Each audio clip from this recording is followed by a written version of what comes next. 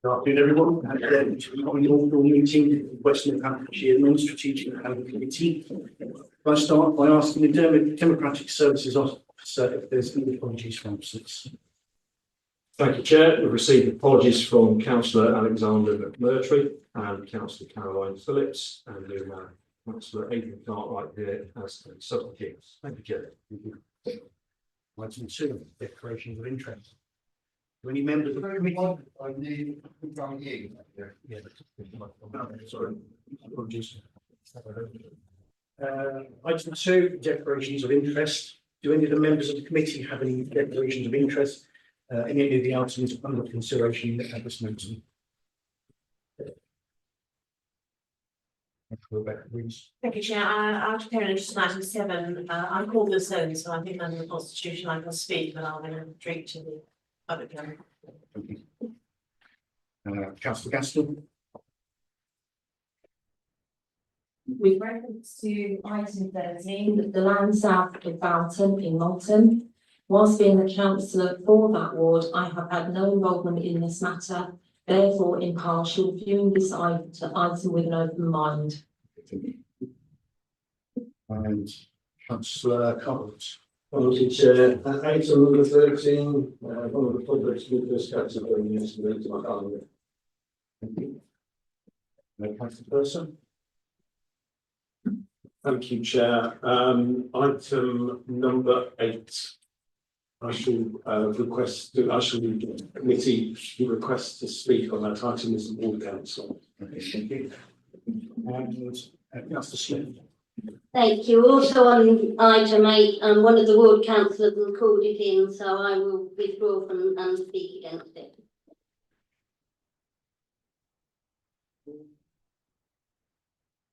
So move on to item 3. Item 3 minutes. Do we confirm the meeting minutes? We don't have the meeting minutes for North Planning Committee, which was held on the 2nd of April, so we're just going to confirm the South Planning Committee, which was held on the 3rd of April. Do we confirm that these are a correct record? Agreed. Any seconders? Thank you.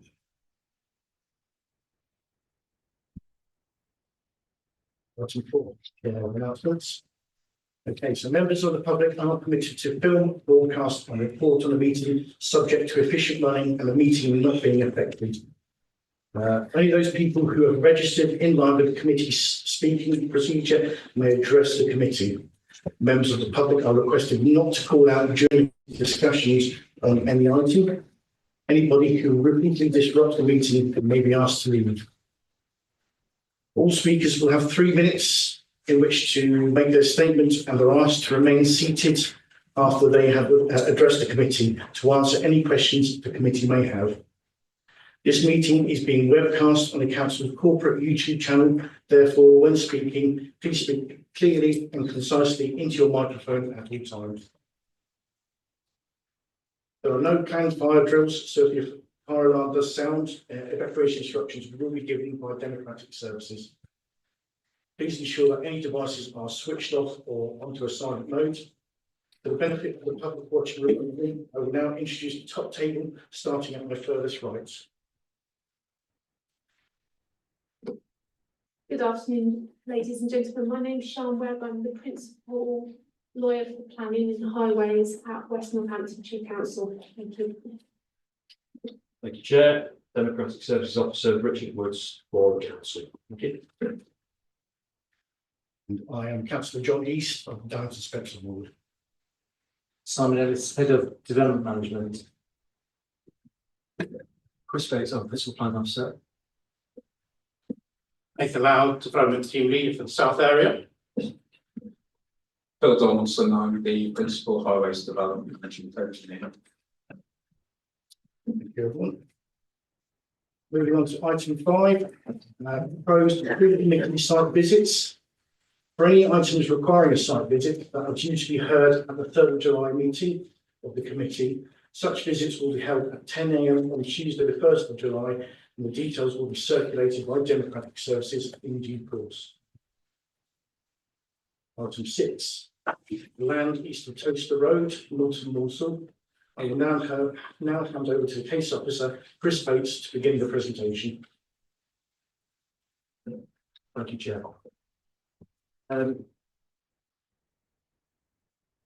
Application on land east of Toaster Road, Mountain Mouser. This is called request of Councillor Brown for the following reasons. Development is contrary to local plan policy LH1 Part 1B, in that the development resulting in loss of open space that contributes positively to character to the village, and also policy of GS2, which refers to local green spaces, in that the application meets none of the criteria of this policy, and also policy HE6, in that the application will not preserve or enhance the conservation area.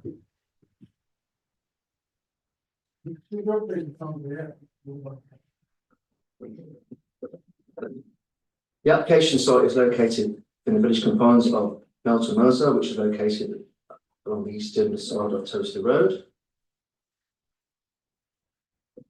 The application site comprises an irregular shaped vacant parcel of pasture land located in the southeastern corner of Melton Mercer and also within the conservation area. It extends to approximately 0.45 hectares. Mature lime trees is located centrally in the site, however, this is not subject to a TPO.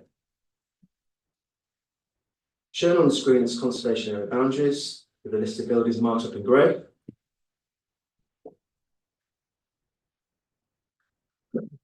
The purpose of this slide is to illustrate that the site is not in a designated local green space, and so therefore, contrary to Councillor Brown's call-in policy GS2, it is not engaged or relevant for the purposes of this planning application and its assessment. The members benefit and to demonstrate the change of the land over time. OS maps from 1885 and 1952 are shown. This shows the undeveloped nature of the land as farmland is in association with the Manor Farm complex directly to its north. Later images demonstrate how the site has once again changed and been fragmented over time from the conversion of agricultural buildings and the erection of numerous residential dwellings to the north, east and south east, collectively providing an infill area of the land. This shows views across Toaster Road in both directions, clearly acknowledging the provision of housing and how this encroached onto the original farmland setting at clear precedence, particularly dwelling the Button site, which was one of two dwellings to be approved in 2010.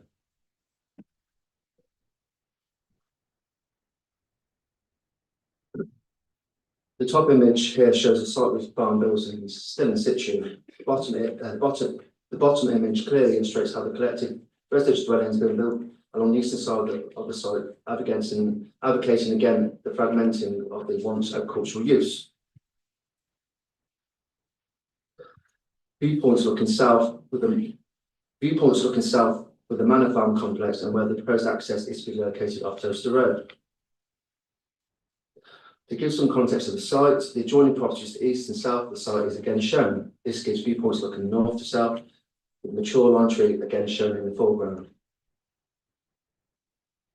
Taken from within the site, the adjoining properties along the east and southeast is shown that properties approved again in the application in 2010, shown on the right hand side image. Images looking north with the Manor Farm barn complex, with the Manor Farm barn complex, which is listed, shown again. Here are images of the site from different sections, the first indicating the retaining wall, which is along the northern stretch, and again with a green frontage stretch towards the south, shown on the right hand side.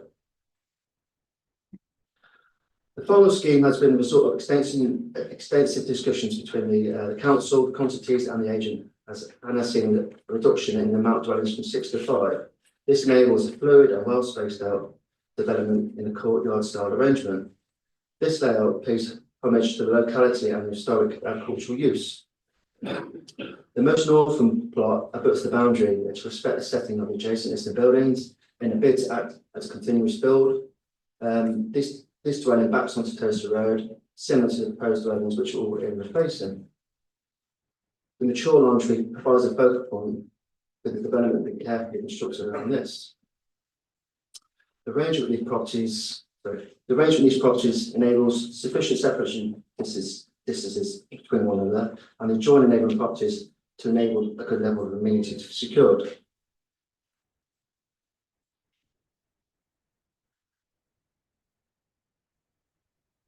So, in discussing the access, this also has been a result of extensive discussions with the local highway authorities, in which it's been demonstrated to provide a good level of visibility in both directions, as well as allowing cars to enter and egress the site and to easily pass one another. Also, the level of intensification, i.e. the coming and goings, is to be on average 15 a day, which would not have a negative impact on the highway network. Moreover, a sufficient parking is provided on the site for each dwelling. Regards to elevations, the dwellings will borrow architectural design cues from the local area. The plans show a high quality design using ironstone and natural slate roofs. Here's some section drawings. Section 2 at the bottom illustrates how the site will come forward when viewed upon from Toaster Road. Further section drawings are shown on the screen, once again illustrating high quality development and how this will stimulate with the locality. A host of technical documents were submitted both upfront to satisfy technical responsibilities, with the majority of these being revised in response to these comments. The extent of these documents further exemplifies the level of consideration given by the applicant to demonstrate compliance and to ensure a high quality development is delivered. As acknowledged in the committee report, extensive list of benefits are to be delivered. The application is considered acceptable in all aspects. Whilst less than substantial harm was identified to both the conservation area and the second of the adjacent buildings, paragraph 215 of the NPPF is engaged, and this harm is aware against the benefits associated with the proposal. As such, the overall benefits outweigh this identified harm. Owing to this, office recommendation is to grant permission subject to the conditions appended to the committee report. Chair. Thank you. And I invite questions from the committee to the officers.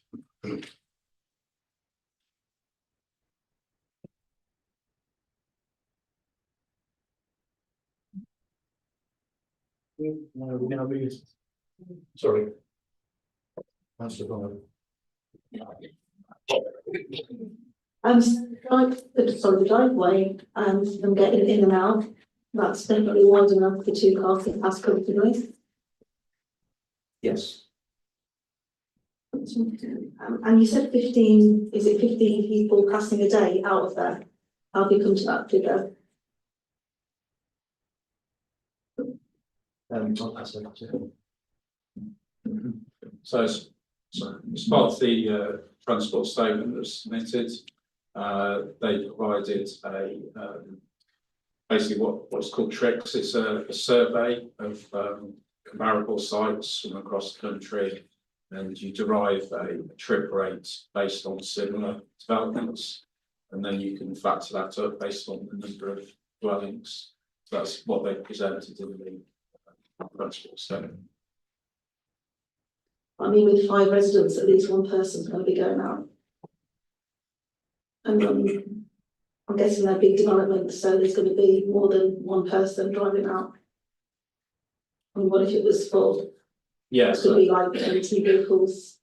so 30 vehicles. it's a per dwelling sort of trip rate. So you obtain a rate for a dwelling based on surveys, and then you multiply it up based on the number of dwellings in the development. Okay, I understand. Thank you.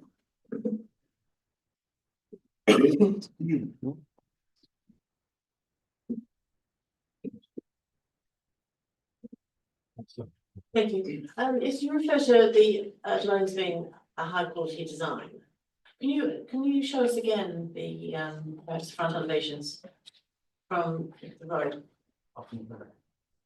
So apart from being ironstone, what about makes them high quality design? They are. Do they follow the local vernacular? Do they fit with the Sunflex design guide? Is that your view, or is that the developer's view that they're high quality design?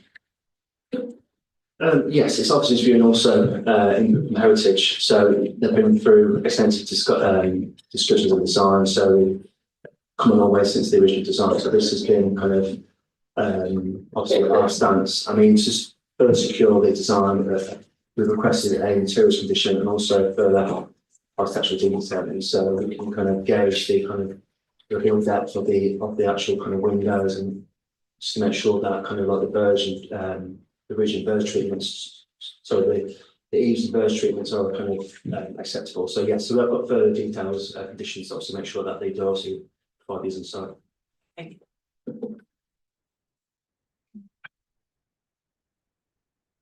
Any more questions? Okay, now we'll move to public speaking, with the first speaker, Joe Forskett, a local resident with no objection.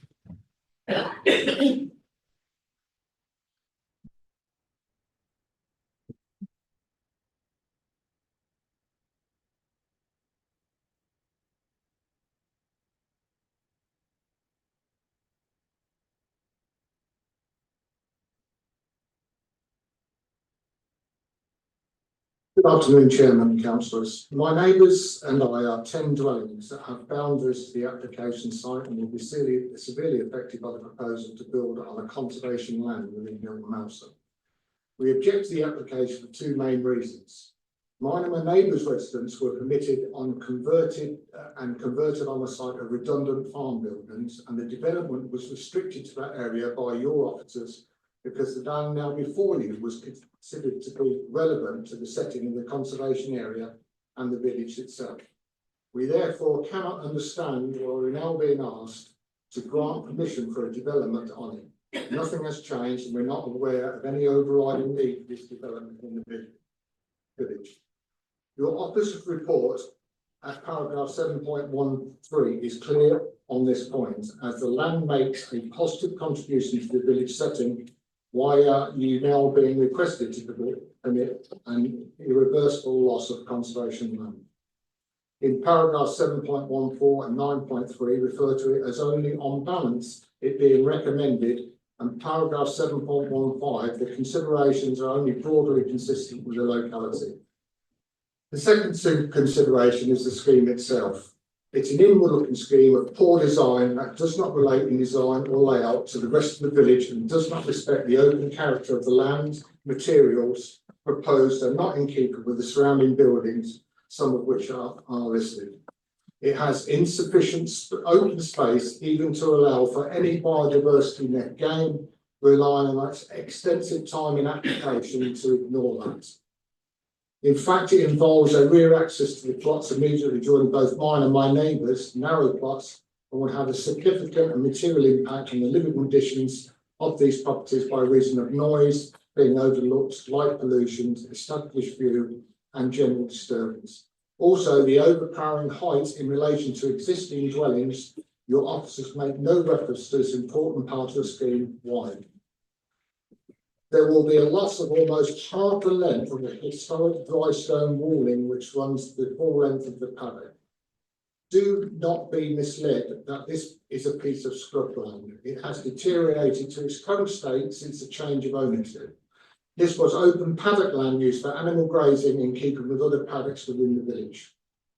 Chairman and councillors, you have 53 letters of rejection from the village and a further detailed rejection from Milton Mouser Parish Council. For reasons that we have set out, we submit that this is contrary to your policy SS2, the General Development and Design Principles. Please respect the policy and we urge the committee to refuse this application and protect this conservation area for generations to come. Thank you. Thank you very much. Any questions from the audience? So you mentioned that it goes against the design principles, is that the case?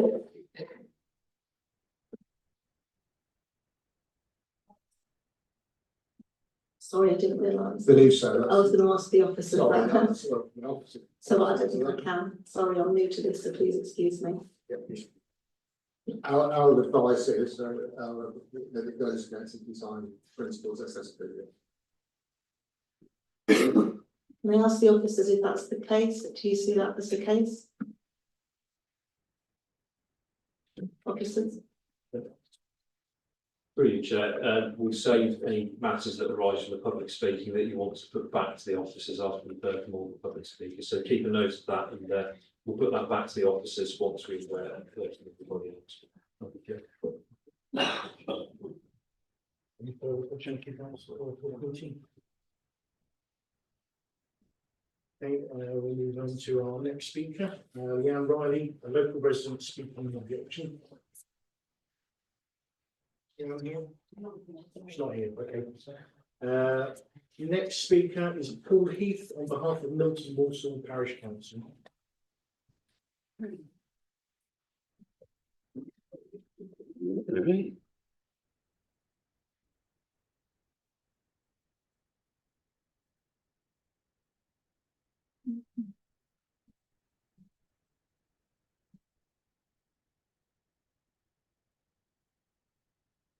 I'm Paul Heath, Parish Councillor for Milton Walsall, and I'm speaking on behalf of the Parish Council.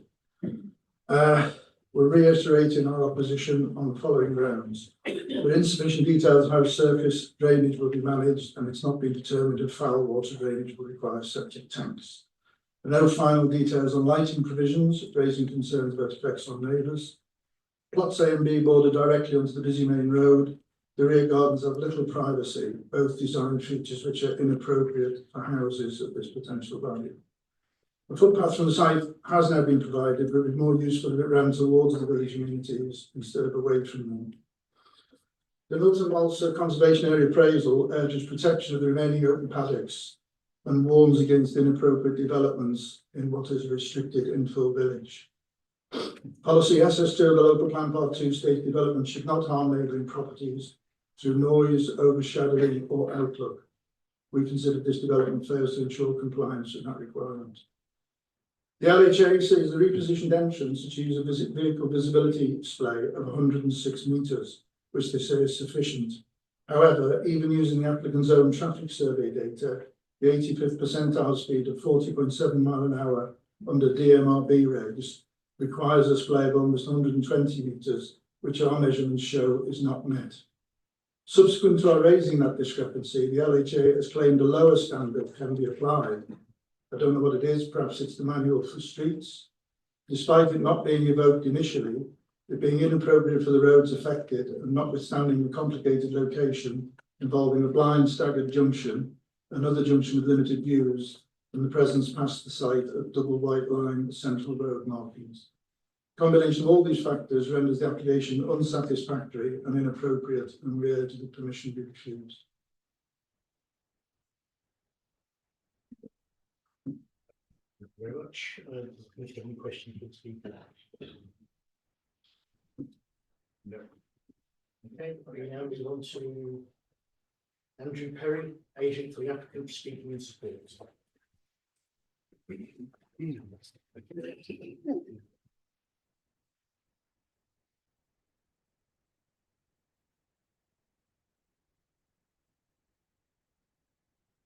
Thank you.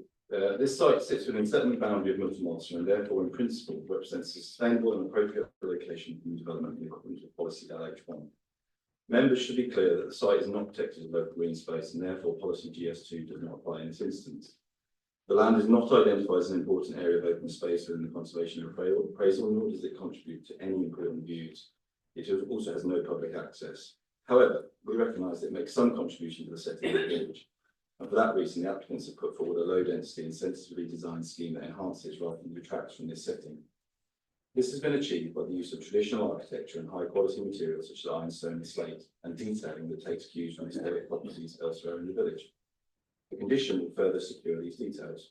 My client is not a volume house builder, and this is not a generic housing design, rather it's a bespoke architecturally designed scheme.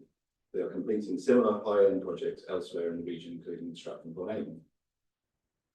Generous spacing and landscaping between plots results in a pattern of development that respects and reflects its surroundings.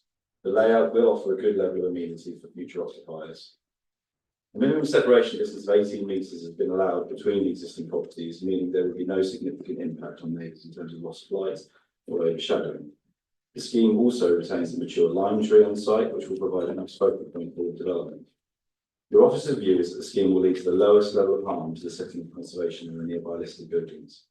We agree that this limited harm is outweighed by the benefits of the proposal, which include provision of new family homes in a sustainable location, creation of jobs through the use of local subcontractors, additional spend in the local area to support local shops and businesses, and a still payment of more than £300,000 towards local services and facilities. The application will also secure a new 120-metre long footway, which will provide existing and future residents with a continuous safe route into the south of the village at Rectory Lane. The footpath connection to the north is not an option here, as Moser Lane is too narrow. Safe and suitable access can be achieved onto the site, and the slightly reduced visibility displays, evidenced by local surveys, have now been accepted by the council's highways officers. Parking provision exceeds the council's standard of 3 spaces per plot, and there's ample spaces provided for parking. In respect of drainage, the LLFA have made no objection to the proposed solution, which is to utilise soakways via permeable paving. This accords with policy BN7A, which encourages the use of SERT on site. Anglian Water has made no objection in principle on foul sewage grounds. Connection points are available nearby, and my client will secure the necessary consent from Anglian Water at the building reg stage, as is normal. I would like to commend your officers on a robust assessment of these proposals. The report extends 39 pages and includes 37 conditions, which underlines the thorough approach that they've taken. We would fully support the conclusions that the application accords with a local and national policy, and that there are no other material considerations that would justify refusal. I would urge members to accept your officer's recommendation here and approve this application. Thank you. At this point, I would like to ask officers if there are any points in which they wish to come back on questions. I'm sorry, yes. Are there any questions from the committee? That's the person. Chair, I don't know to what extent the illustrations are, how detailed they are. Are you planning any solar panels on these houses or other environmentally positive action? I don't believe we are in this case. We haven't shown them on the plans. I believe there's a condition relating to energy, so it may be that in order to demonstrate energy efficiency, that we would need to look at including solar panels, but they're not included in the scheme at this stage.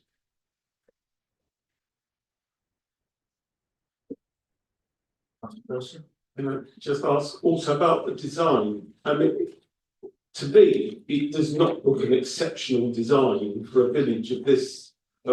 Within this village, which is a conservation area, it looks rather one-dimensional, if you like, and without character.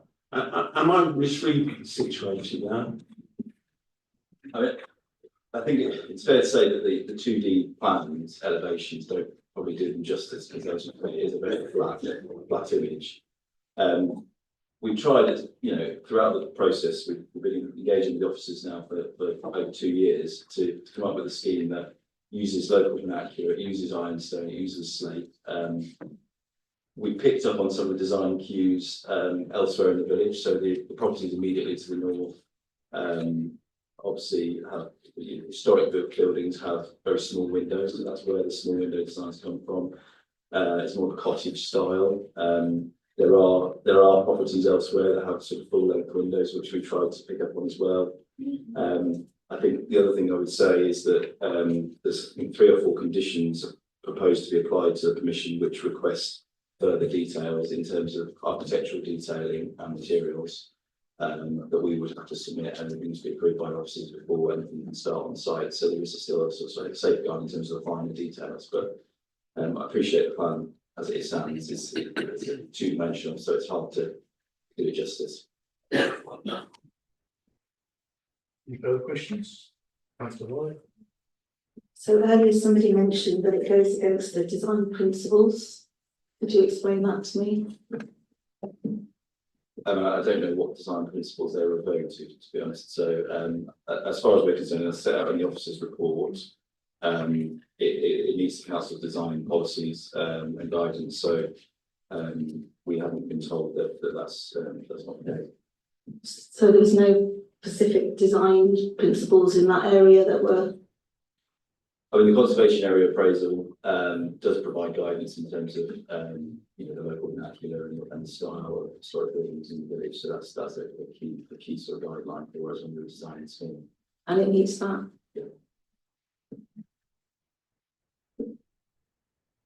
Any further questions, Ronald? No. Okay. And now I move the committee to debate the application.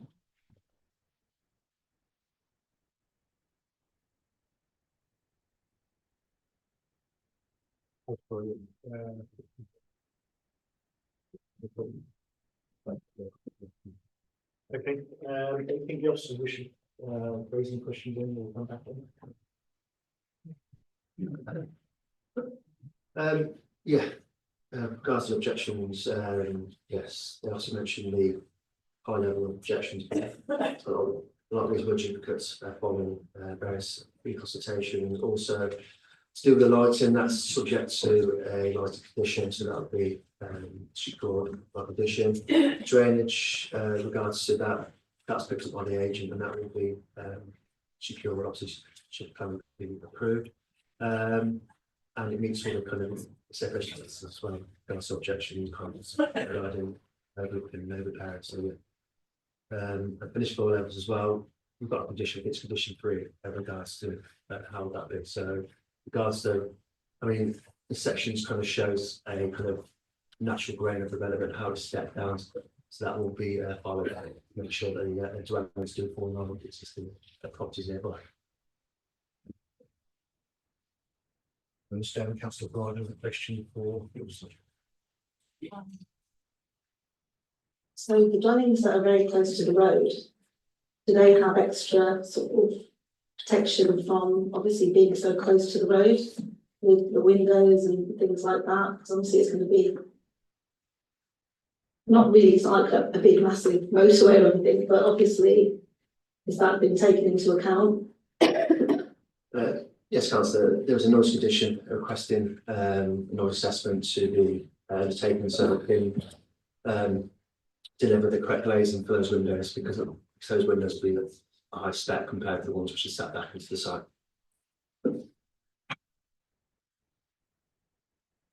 Okay, so now I move the. Sorry, Councillor Smith. Sorry, thanks, Chair.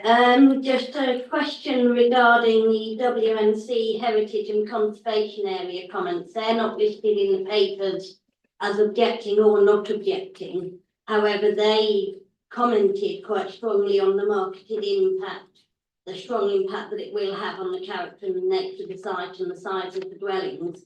And they've said that the harm needs to be weighed up given the strong impact. And I'm just wondering if you could tell us a little bit, just expand a little bit more on why that dramatic impact on the site has been, how it's been weighed up against the benefits of the proposal.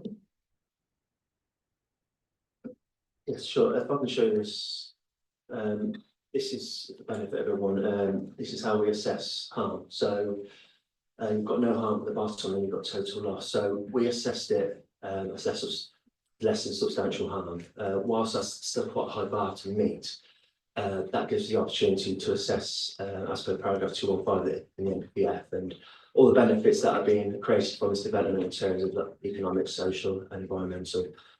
We weigh them up against the harm, and on their balance, we that's how we come to our assessment. Yes, we do. Coaches have commented. I know, obviously, you make reference to the fact that they haven't objected or kind of not really kind of really sat on the fence. So obviously, that's where we come along and really make an informed decision. Really. Councillor Bryan. Previously, one of the speakers mentioned that they'd had some properties built, and that at the time that they were built, because they were from existing buildings, that it was, if I understood it correctly, that it was said that this area wouldn't be built on, or did I understand that incorrectly? If I didn't, what's changed?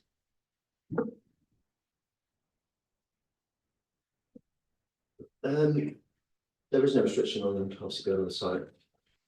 I mean, it's vacant land, and whilst it just contributes to conservation area, it's not designated in the conservation area appraisal as as a positive contribution. So, yeah, with that regard, we obviously have to make an assessment as to whether we feel it meets the criteria to be obviously to be delivered in terms of housing. And in this instance, we feel that housing can be brought forward on the site. So just to clarify, was there anything at the time when these other buildings were built that was said that it wouldn't be built on or not? No, not that I'm aware of.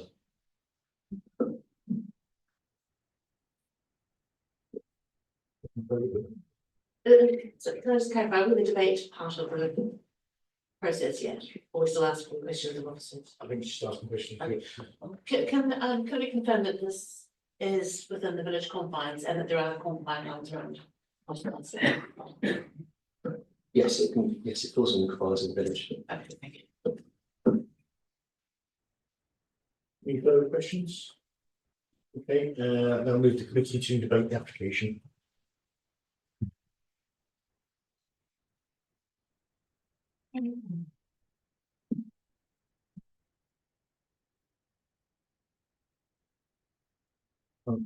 Yeah, I think this is a real in the balance application here and recommendation, and it's just, have we got the balance right?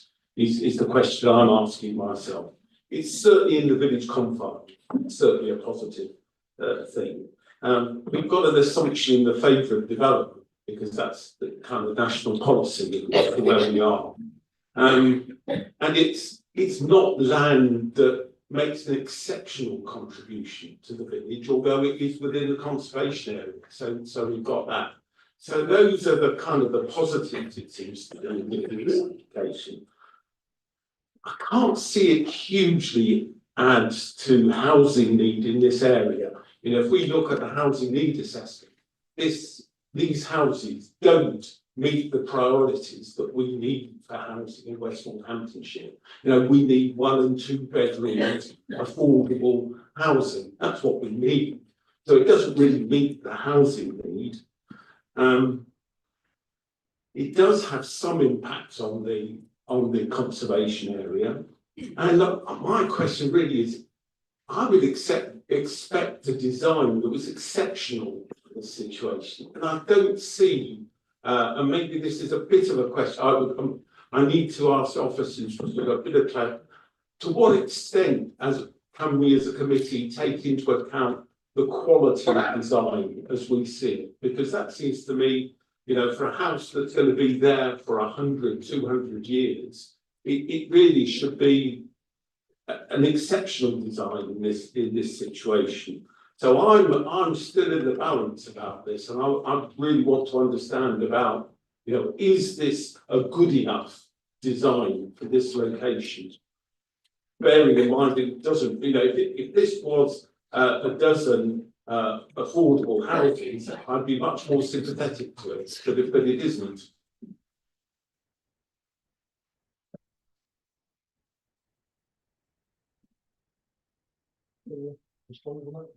Just on a few points there, I'd probably say that these small sites are quite critical really to the meeting the council's housing need, because they're small sites being built by small builders, so they're able to be developed very, very quickly, and therefore they do make a significant need and contribution to the council's housing need, because you've got to bear in mind that large sites which you know do have high number of dwellings do take a long time to be built out, or even to start being developed. So these small sites are really critical to the council's housing need. Great.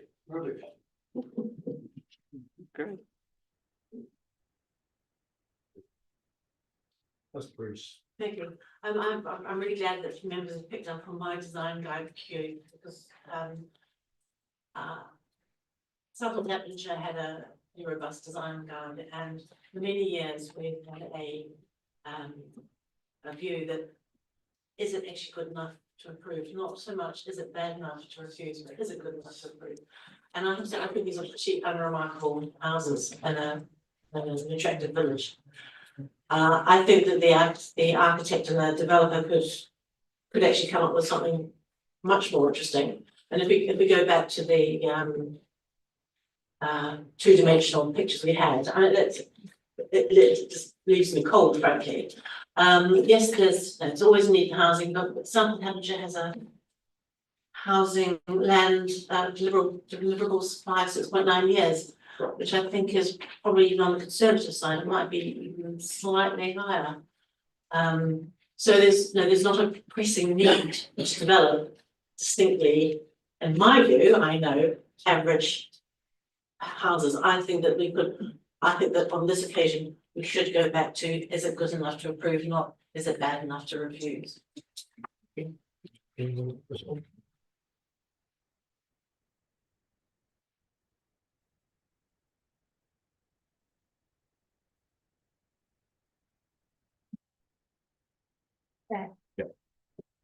everyone hear me? Or I lost my- I didn't think so. Can you hear me now? Right.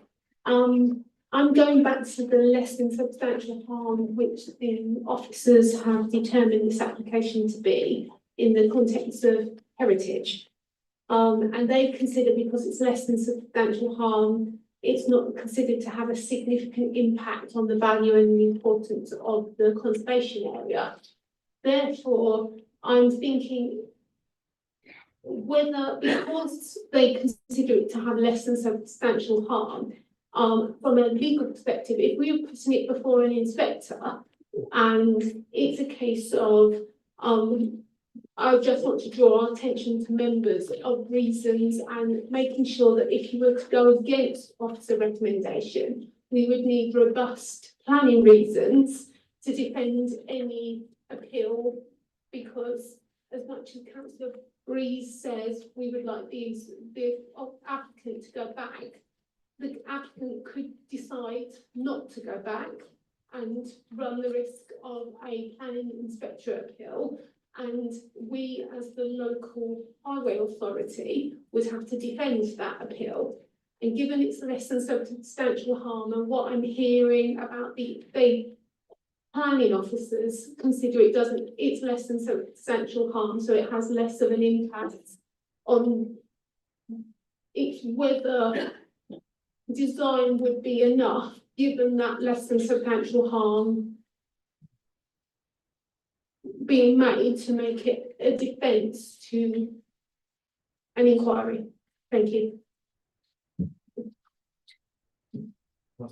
Thank you. Chair, and to that, I've been in this situation a few times in the years I've been in the planning committee, and fairly established course of action is for someone like me to propose a deferral to give the applicant to go back to the officers and frankly come up with a design that's more in keeping and more agreeable for all those involved. So with your permission, I propose deferral.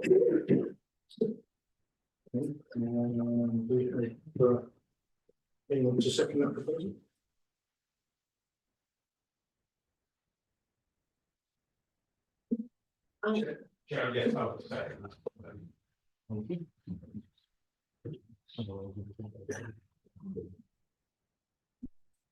Thank you, Chair, through you. So we have a proposal on the table from Councillor Frost. If I can get the wording right before we proceed to a vote, which is that you're looking to defer this application to allow for the applicants to submit a new detailed design to the case officer before this comes back to committee for further consideration. And that's seconded by Councillor Person. If I may advise, Chair, I mean, I think it might be an idea for the proposer and sector to illustrate, are they looking for significant changes to the scheme or minor tweaks to the fenestration and is it the layout? Because if it's something that goes beyond minor changes, it's going to be difficult for us to come back with a scheme that's substantially different from what's in front of you. I mean, just simply looking at the nearby properties and coming up with something similar, because this might be normal in a suburb of Milton Keynes or something like that, but it's not in keeping with the area. Can I gauge, are the committee comfortable with the layout? Are we looking at detailed fenestration and design elements of each individual plot, or is the layout a listed part of the design? Because I think if it's about fenestration and design elements of each individual dwelling, I think the applicant and the officers can come up with some changes to reflect some more of the local distinctive characteristics and things. But if we're talking about changing the layout of the scheme, I think it's probably best if we determine it as it is. I'd settle for the former committees and some of mine. Yes, yeah.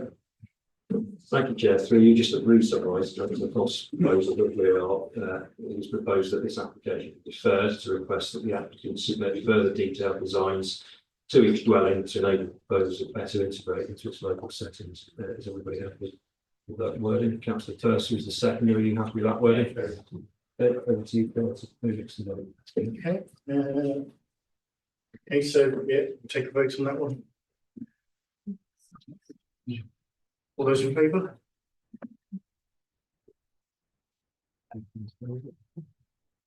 Those against? Motion passed. Any abstentions, sorry? Motion passed, yeah. Item 7, 15 Glover's Lane, Little Cheney. Now hand over to the case officer, Alex Powell, to begin the presentation.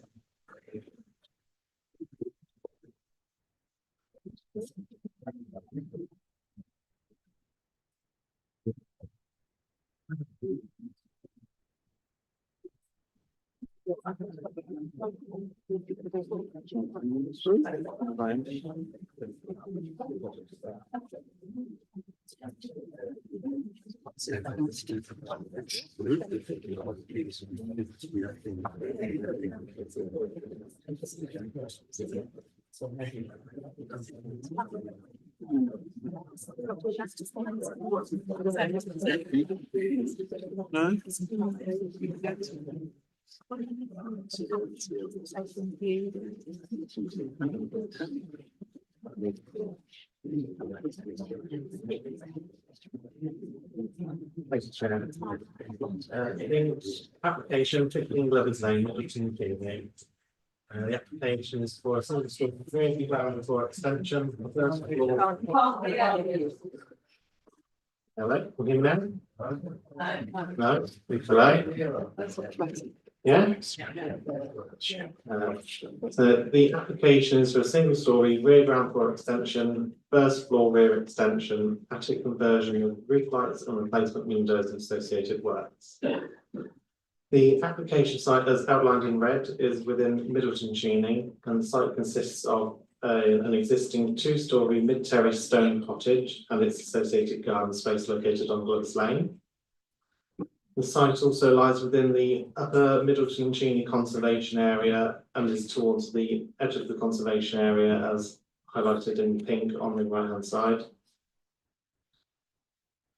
Photos of the property on the left, photo of the front elevation and the existing dwelling, and on the right shows Glover's Lane leading down from the High Street. And photos of the rear elevation. On the left shows the existing rear projection and the garden, and on the right shows the available parking space to the rear, being one space which is occupied by the blue vehicle on the left hand side of that photo.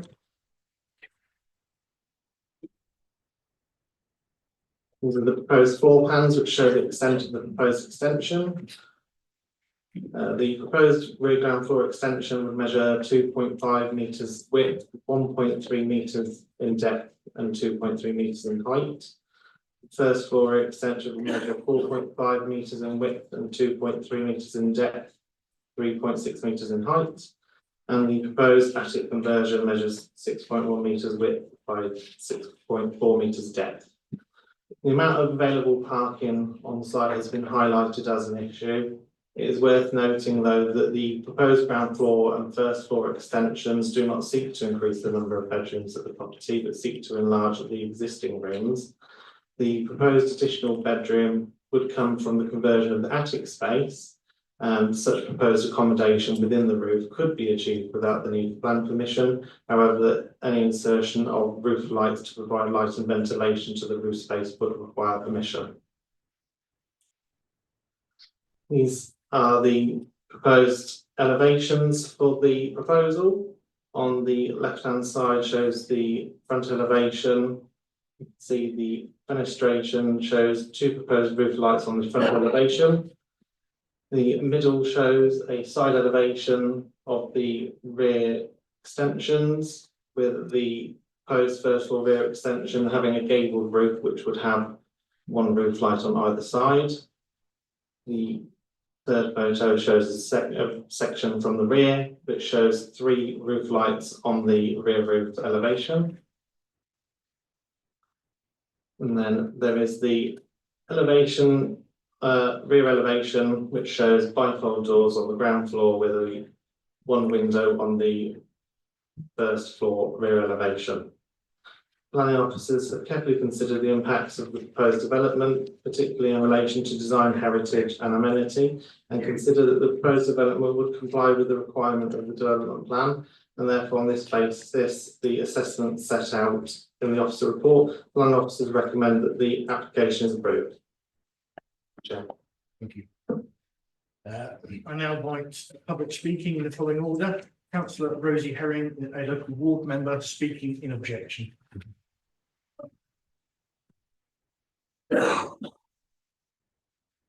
Why are they in civil? Do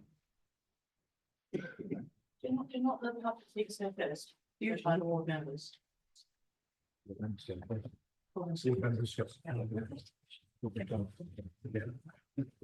you, Chair. The order is ward members first, then local residents objecting, then the parish council, applicable, and then the agent or the applicant for any other supporters.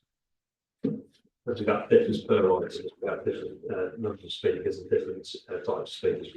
So on today's agenda that varies considerably. Thank you, Chair. Thank you.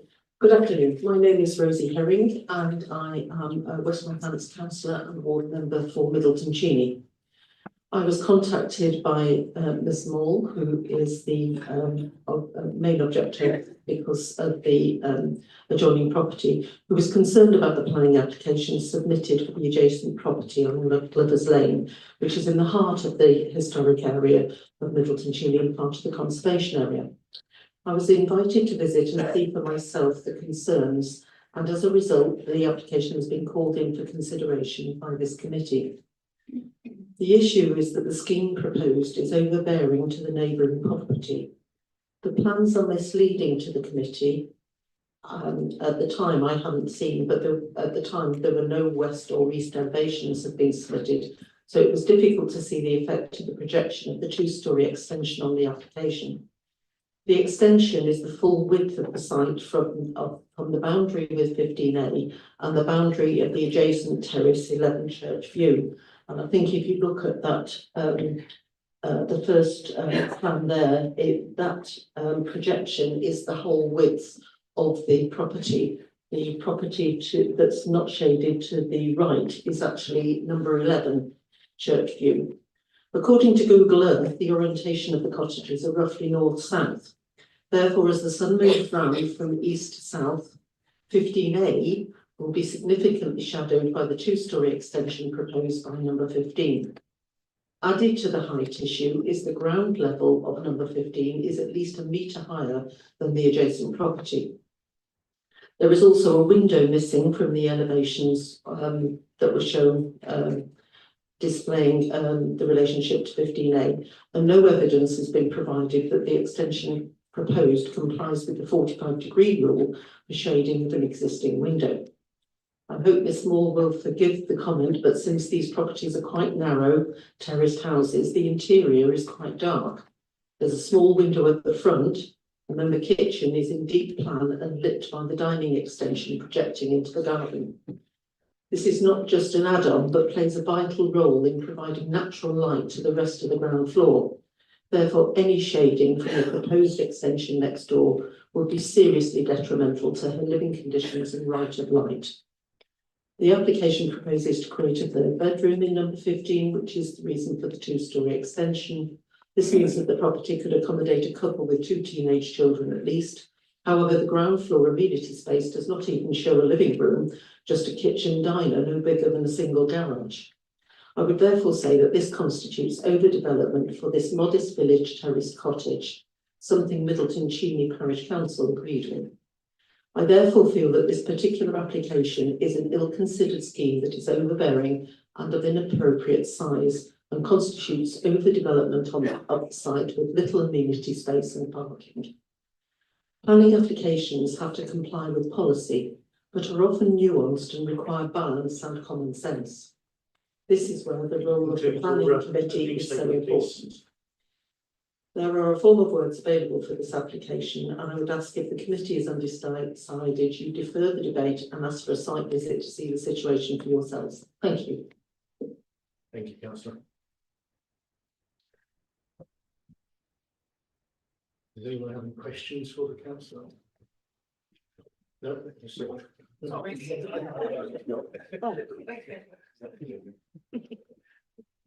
Okay. Moving on to the next speaker, Lindsay Moore, local resident speaking no objection. Oh, I'm sorry. also speaking. I didn't need to register. It's in the constitution. I'm a local ward member. Right. Okay. Okay. Thank you. Thank you. Can I ask that drawing 2024/741/23 is put up on the screen?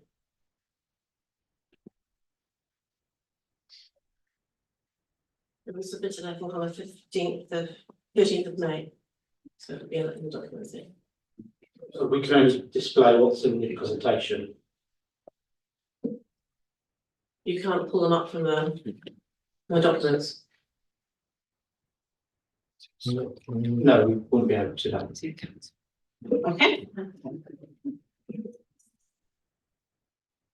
So, thank you, Chair. Committee, first I'd like to address the inaccurate description of the proposal in the report and elevations provided by the applicant. At 2.1 in the report, the description refers to a single-storey extension of 2.5 metres wide, 1.3 metres depth and 2.3 metres high. This is inaccurate. It is 2.5 metres wide, but the depth of 2 metres is actually more accurate, as this description does not include the 640 centimetre deep built canopy over a terrace behind that initial 1.3 metres. The drawing I asked to be shown was submitted by the applicant on the 13th of May, and it shows the relative heights of 15A and 15 Lovers Lane. But this elevation is just plain wrong. It does not show the 1 metre difference in ground level between the two properties, which is key to this application being unacceptable. It shows the back extension of 15A's eaves sitting well above the top of the existing fence line, when in fact they are at least 30 centimetres below the top of the fence line. Although the officer acknowledges that 15A sits 1 metre below, it is ignored in the measurements in the report and is so not taken into account in the impact justification. So back to the report. This refers to the flat roof of the extension being 2.3 metres above ground level. This measurement is taken from the applicant's side. However, to make the flat roof extension acceptable under South Northamptonshire local planning guidance, a 3 metre parapet wall has been inserted between the extension and abutting the boundary with 15A, which takes the height from the applicant's side to 10 metres to the top of the wall, but from 15A's side, it's 4 metres from ground level. This is, as I've said, 1 metre lower. The report at 10.1 says, by virtue of its scale and setback from the neighbour, but it's not set back from 15A. It is from number 11, but from 15A, the gap between the parapet wall and the fence is only 10 centimetres, and the whole length of the extension is 2 metres from 15A's windows. This is one of the most blatant examples of overbearing development I've seen in a long while. This renders the whole basis for the officer's decision as being wrong. The officer's report refers to the existing windows affected by the proposal as serving a non-habitable room. If this is not a habitable room, then what is it? It's a room where the occupant of 15A spends the bulk of her time working and living. Looking for guidance on a habitable room, the planning portal describes one as being a room used for dwelling purposes, which is not solely a kitchen, utility, bathroom or cellar. A 4 metre high wall, and I'll stand up at this point and say, I'm 1.8 metres tall. So this is double my height. Running the length of 15A's back extension, 1.2 metres higher than the existing fence, will have a significant and detrimental impact on the occupant's light and will be oppressively overbearing. Lovers Lane is a very narrow lane in the historic cut of Machine. Original planning. Conclude your statement, please. Original planning for 15A and 50B allowed for 2 parking sites for each. 15 has 1, possibly because the property is so small. So the officer suggests that cars might park on the high street, where it becomes Shaken Road. But this is unsuitable because it's a busy high street and people just don't park there. I know this area well. Residents do not park there. The other suggestion, Archery Road, is on the other side of the high street. You don't park your car on the other side and move across. I'd like to propose that this application is overturned, and I think there is a form of words. Thank you. Okay, does any members of the committee have any questions?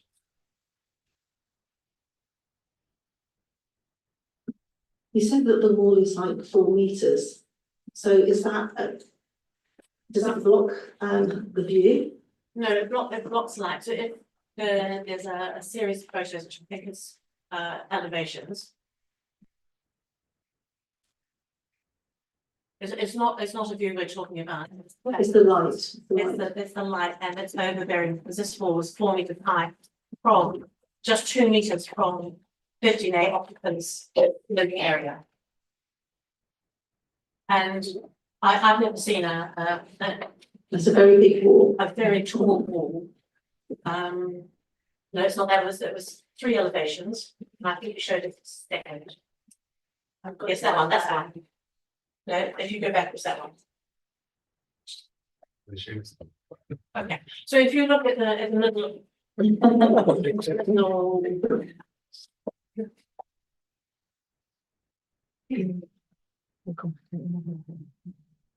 you mind if I just stand up and yeah, okay, so.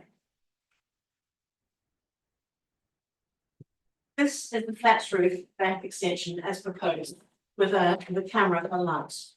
And this is what the elevation refers to, 2.3 metres to that. But in fact, there's a 3 metre parapet wall immediately adjacent. This is to make a flat roof extension acceptable under Southern-Patternshire planning and design guidance. But that 3 metre parapet wall is immediately adjacent. And that's why I asked for this other elevation to be shown, which isn't in the presentation. The next door property is down here. She is going to have, the occupant is going to have a wall 4 metres high within 2 metres of the main elevation of her back extension, which will block light and be intensely overpowering. So that's. Sorry, what room would that actually cause the lack of light to? What? To the 15A also has back extension, which I think is probably 3 metres in length.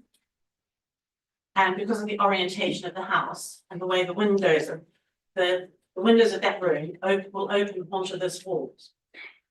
And the doors will open onto this wall, which 2 metres away will be 4 metres in height from this living area.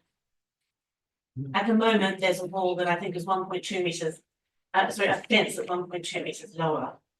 And yes, you can see a lot of daylight above, but for an extra 1.2 metres of brick wall to look at, you're going to lose a lot of light. It will really alter the conditions. Any questions? So just in terms of train of thought, is the protocol that we just do this and listen to the speakers and then officers comment at the end, because for my part, I find it easier to follow proceedings if we the committee and you the chair and the officers were amenable to deal with these points as they're dealt with. Otherwise, they can sort of back up them.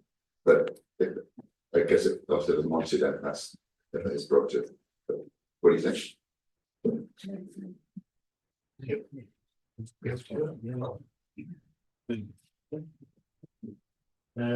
So yeah.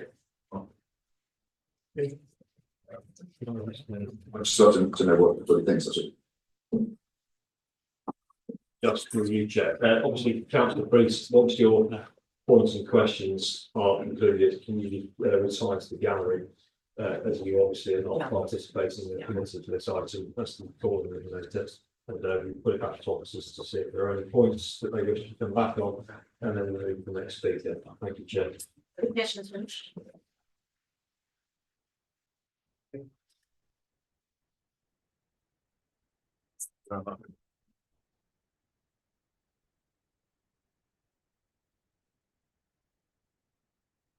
The officers be like, the points that we raised.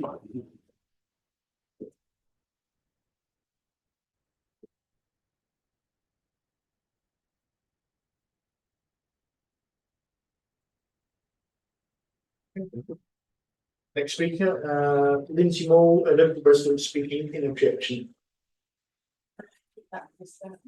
Let's press it, we should stay on the red light again. Okay, hi everyone, I'm Lindsay, I'm the immediate neighbour of 15 Lovers Lane. I live in a small 2-bed cottage which was built in 2011, ironically built with great sympathy to the amenity of number 15. I want to focus on the single-storey extension which threatens to fundamentally change my home due to the addition of a grossly overbearing parapet wall. I moved to Middleton Cheney in 2012, looking for a safe, healthy environment where I could work hard to grow my business. From the minute I walked into my house, I knew it was home. The south-facing back room is filled with natural light, thanks to having glazing on 2 sides. It's like an orangery, but with a solid roof. And it's the only part of my house that receives the morning light. This room is not a dining room, as is described in paragraph 10.1 of the officer's report. It's my office where I spent the majority of my waking hours and have done for the last 13 years. Now, the landlord of the small 19th century cottage next door, who I've never met, wants to turn an already extended cottage into a much bigger house with zero consideration for the current residents of the lane.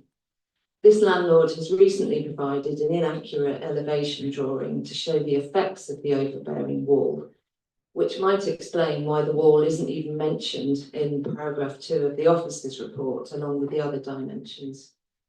My house, as Rebecca explained, sits a metre lower in the ground than number 15. So the 3-metre wall becomes a 4-metre border for me. That's how high the Berlin Wall was, right outside my door. Policy SS2 of the South Northants Plan speaks of the need for residential extensions to not have an unacceptable impact on the amenities of neighbouring occupiers. This wall, which would block the best part of the day's natural light, would absolutely cause unacceptable harm. Natural light isn't a luxury. It's vital for health and productivity, and this is where I run my business. And it's why I chose to live where I do. The officer's report says the single-storey extension, which will improve the dining area of number 15, will not be overbearing for me. But again, the parapet wall's been missed out. Your own design guides state the value of daylight and also note the greater impact of development where there are ground level differences. This has been ignored.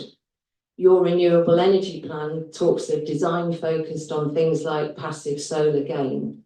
On a sunny winter's day, my heating barely needs to come on. I will lose much of that energy efficiency. Approving this application allows the landlord next door to build a dream home for somebody, but in that process ruin mine. Can I ask you to conclude your statement, please?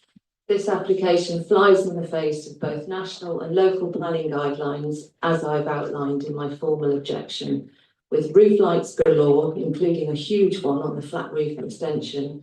The applicant will enjoy continuous light throughout the day, but take half of mine away. This makes no sense, and I urge you to refuse this application. Thank you. Any questions from the committee members? Okay, thank you. We now move on to The next speaker, Elizabeth Briggs, the local resident speaking in objection.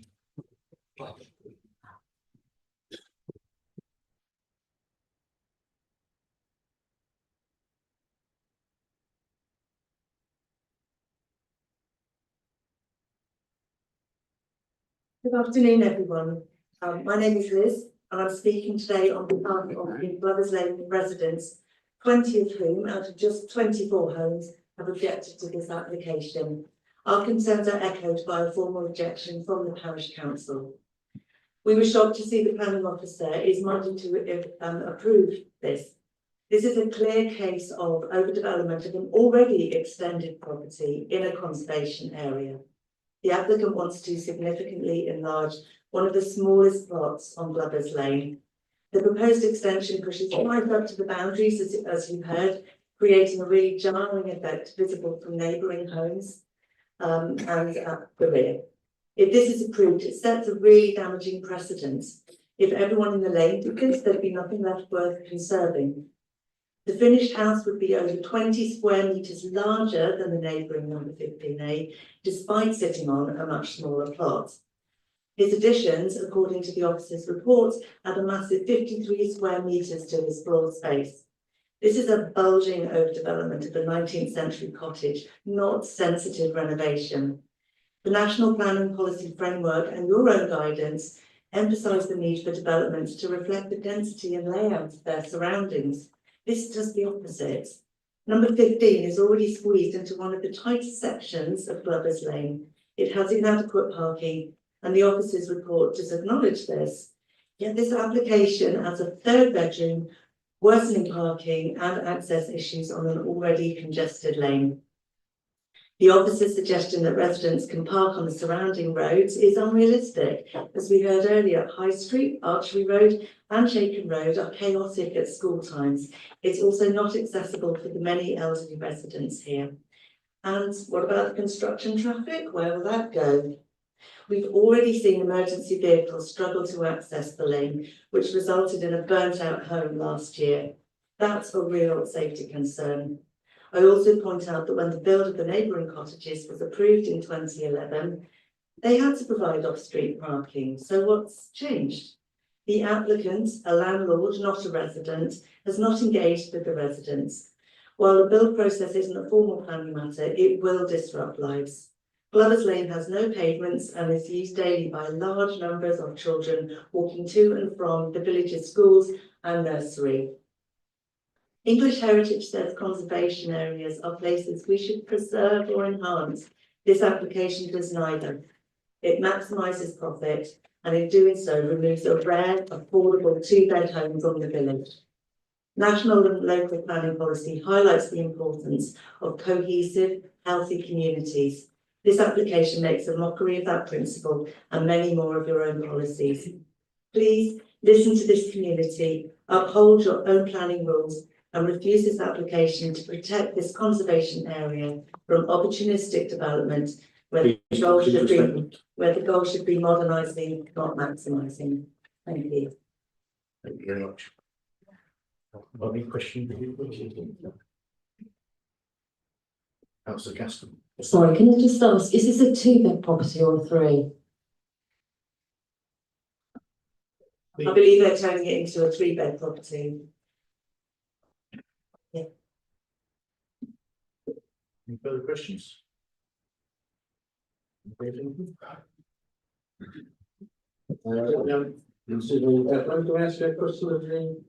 I'll come back to that afterwards, so I'll miss that. Come around afterwards. Bill to the next speaker, Jonathan King, the applicant speaking in support.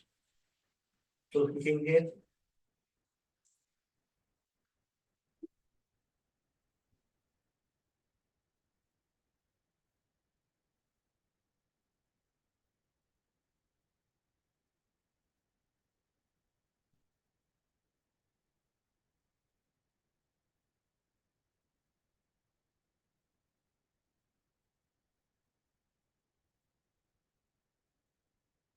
The our devices on silent, please. Thank you. Proceed. Good afternoon, I'm Jonathan King, the applicant for 15 Glovers Lane. I would like to thank the chair and councillors on the committee for my opportunity to speak today. I would also like to thank the officer for his report, which I have read in great detail. I acknowledge the concerns by neighbours, which I, however, concur with and welcome the observations and recommendations of the officer. I have submitted this application in order to improve the property and make it suitable for my partner and I to settle in. I propose to modestly increase the accommodation in order for us to live and work in. I would first like to address comments raised in respect of the design and impact on the conservation area. I acknowledge the Conservation Officer's comments, who I know raise no objection in respect of overall design, scale and massing. I concur with the Planning Officer's observations that the roof lights to the front would not be visible due to the elevated position and narrowness of Glovers Lane. This limits lines of sight and the observer's eye is drawn along the facades below roof height.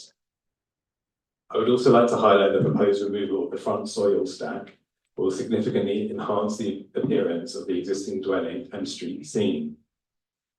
The proposal also includes the removal of the existing single glazed critter windows, replacing these with traditional timber joinery, which would enhance the front elevation. My architect and I have designed a modest and proportionate extension which is subordinate to the existing dwelling. This, together with standard conservation alterations, are in keeping with the existing dwelling and locality, including matching facing materials which safeguard the character of the conservation area. The proposals in these respects comply with the objectives of policy SS2 of the local plan and associated local guidance. The proposals also comply with the council's policies designed to safeguard the historic environment. I would now like to address concerns related to impact on neighbours. In the report, the office has carefully considered and analysed the relationship to adjoining residential properties, and I concur with his findings that the proposal would not result in an adverse impact on the occupiers of number 11 and 15A Glovers Lane. The proposal would not be overbearing loss of light, be compliant with the council's 45-degree standard, and would result in no additional overlooking. Lastly, I would like to address comments in respect of parking. I purchased this property with the knowledge it has one allocated parking space, which is sufficient for our needs. My partner and I have only one car for the household. We fully intend for this to remain, with us both preferring cycling for local commuting. I should also confirm that our intention is to use the loft space as a study, as we both work from home frequently, having set up our own businesses. I also note no objection has been raised by the Highway Authority, and I concur with the Planning Officer's considered observations in respect of parking. I would like to conclude by thanking you all for listening to me today. I hope the councillors are able to support the proposal and follow the officer's recommendation to approve. I look forward to calling Middleton Cheney my home and contributing to the active and caring community regardless of the outcome of this application. Speaker. Thank you very much. Okay, so I would like to ask the officer, oh, sorry, yeah, questions from the speaker from the committee. Any questions? Firstly, is this a 2-bed property or a 3-bed property? Just to clarify. It's currently a 2-bed property. It's consisting of one double bedroom and one small single bedroom. And if I may add, the proposal is for the first one still to have a double bedroom and a single bedroom, and then just conversion of the attic space, which was previously a usable room, I understand. Councillor Blythe. Sorry, I'm not really good at looking at drawings. So is this extension on the front or the back? The extension's on the rear. But does it says this passageway, where is that? If I'm allowed to show you some drawings, if you go back perhaps towards the plans, it might be more self-explanatory. Okay, actually, we could start with the photos that you just at. So the next one. The property in question is the one in the middle. You can see the existing ground floor extension referred to earlier is that ground floor extension you see with the UPVC windows on the bay. That is aligned with 15A's not extension that was built as one house. The first floor extension would go on top of that existing ground floor and align with the back of 15A. And then the ground floor extension extends slightly beyond that bay window by about 1.2 metres and would actually not extend much further than the height of that fence, as you see there at the moment, because it's only ground floor. So just so I'm correct, what's there now is going to come further than that Only on the ground, and up. only on the ground floor by 1.2 meters. The first floor would go just on top of that existing ground floor, so it would mirror what is next door at 15A. And the property that's mainly affected by the light is on the other side? It is in the mornings, but all of these houses are luckily south facing, so daylight would only be affected, if at all, in the morning. But according to the officer's report, there is no effect of daylight. I'm concerned about the wall. So it was mentioned that because you're higher, what the lady next door has to look at is 4 meters, which is considerably really high. So I'm not sure I agree with that. We perhaps look at the elevations. If we go through the drawings, please. Perhaps if we go back to the plan. So I appreciate the drawings perhaps might not be too clear, and I apologise for that. So you can see on the left-hand side, that is the ground floor plan. The ground floor extension is that little kind of L shape you see with the bifold doors at the top of the drawing, which extends 1.2 meters and has a canopy above. The first floor extension extends just on top of the existing, so it does not extend any further out on the first floor. And then on the right-hand side is a plan for the loft space, which is staying within the existing eaves of the roof. So it'd be no higher than the other one. If we go to elevations, I can address that comment, please. Okay, here, yeah. So the first floor extension, as you can see, the eaves of that do not go as high as the building, as the existing building. If you look on the right-hand side, that section through, the eaves of that are considerably lower than the top of the existing building, hence we refer to it as subordinate. And the middle one shows the first floor extension extending on existing, but then also that ground floor 1.2 meter extension with canopy above.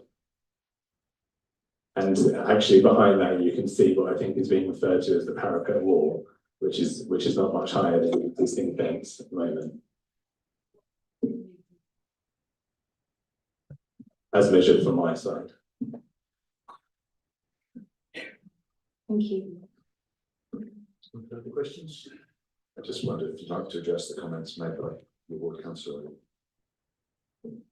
I thank the councillor for the comments.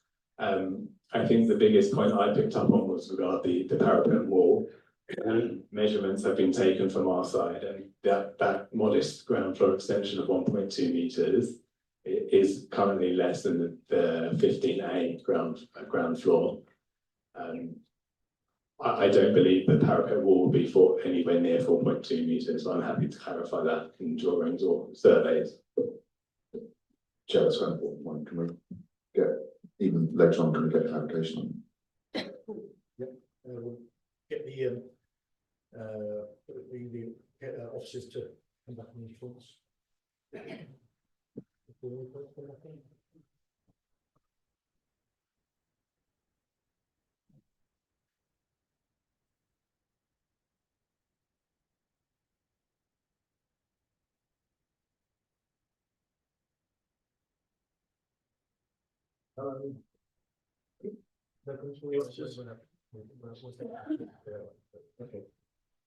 Just at this point, are there any further questions for the speaker at this stage?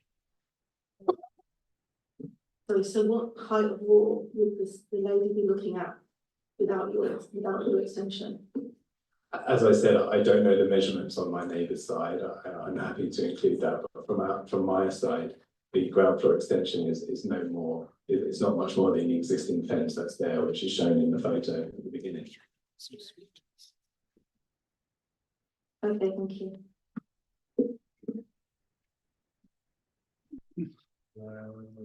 Okay, so at this point, invite the committee members to ask questions of the officers, which obviously I missed that earlier on. So if any members of the committee would like to ask any questions for the officers.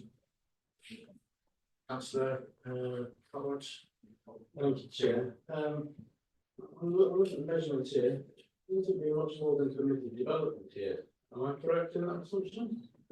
Sorry, just It's not for services. Other than, writing after that.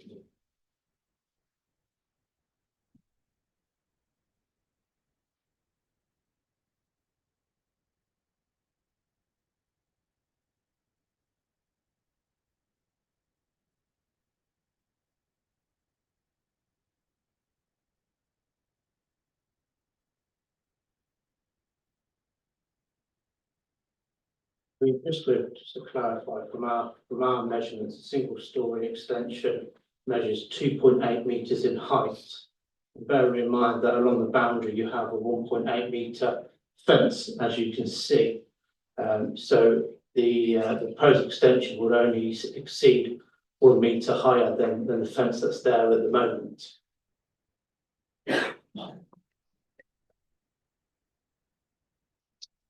Oh, sorry. Yeah, sorry. Yeah, I asked, is there much more in here than permitted development anyway? Other than the lights and the laws? Yeah, we wouldn't know with regards to PD rights in terms of whether the extension that you see, the single story extension is original or if it's already been extended, which obviously impacts in terms of what they could do under permitted development rights. Councillor Rice. I just wanted to ask, what's on the other side of the affected property? Is it more light being actually taken away on the other side as well? Or is it just open? Because I'm really concerned about the height of the wall impacting on the residents' right to enjoy their life, you know what I mean? It's I mean, if it is 4 metres, that's an exceptionally hard thing to be able to have to look at every day. The extension itself is only 2.8 metres in height, and the existing fence that you can see along the boundary is 1.8 metres. So the extension is only exceeding higher than the fence that's there at the moment by 1 metre. Excuse me, private wall. Private wall, content. I'm calling out, please. Could I ask, are those measurements taken from the side where it's being built, like the gentleman suggested earlier, or is it taken from the lady who is living next door? Because there seems to be some kind of issue on how big this wall is. So we've measured the plans and scaled them, and it comes out that parapet wall at 2.8 metres high. Has anybody measured it literally? We've just measured it. But literally? Well, no, obviously we've measured it previously, but we've now put it here. I mean, I'm also concerned about how much it's coming out as well, because it's actually coming out further than the original one. And like I said, it does seem quite overdeveloped, doesn't it? But does that fall within the legal things? That size of development? I mean, when you have a look at the plot of land itself, which you can see on the plan, we don't consider it's overdevelopment, because there's still a large amount of amenity space and in development space. So we wouldn't say that it constitutes an overdevelopment of that property.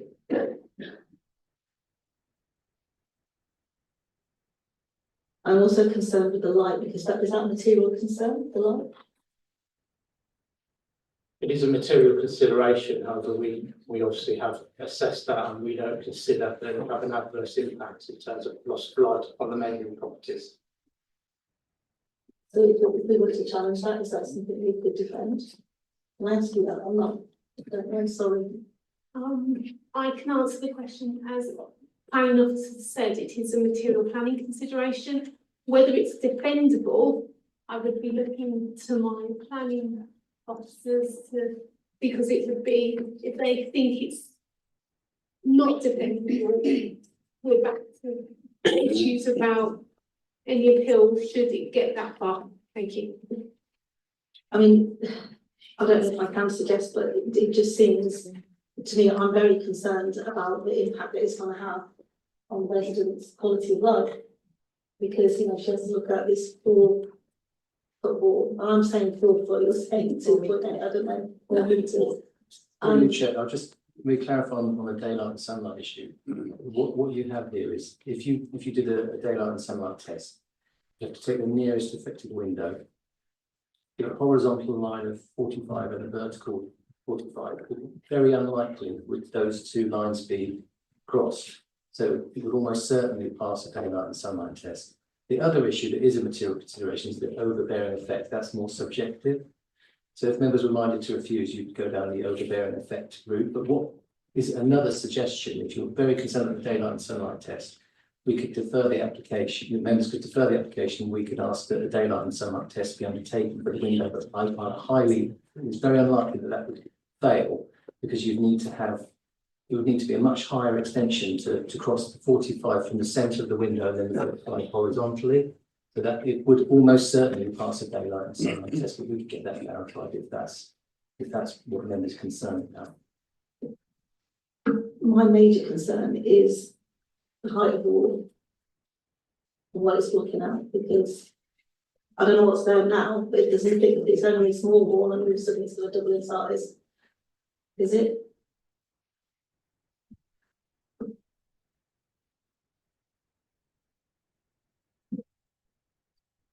And yeah, I think you've got to bear in mind that there is at the moment, as you can see, a fence along that boundary, which is 1.8 metres in height. And this extension is only going to exceed that fence height by only 1 metre. From that side. Other person. Yes, Chair, I think to me there are two issues. Is this extension within a conservation area and out of scale with other properties that are there? So that seems to be one issue. And I think I'd be very interested to hear officers' advice, because it is in a conservation area, it is in a village, so be interested in that. I'm kind of thinking that we do need this sunlight test, because, and I'm assuming this is a north-south garden, more or less, and so I'm working, the sun in the morning will start to the right-hand side, and then work its way round so that in the middle of the day, it's about where we're seeing it now. But then for the rest of the day, the sunlight the neighbour's house would be in shadow. And I do think the height is a significant issue. You know, an extra metre on top of 1.8 metres, that's an extra third. So that is quite a chunk of additional height. So I think I would support a deferment so that we can have a proper sunlight test. Given that the sun doesn't shine every day, but it does seem to be it's a material factor in houses that are as small as this, with a limited amount of sunlight. But unless my colleagues kind of persuade me that that isn't something we should be thinking about.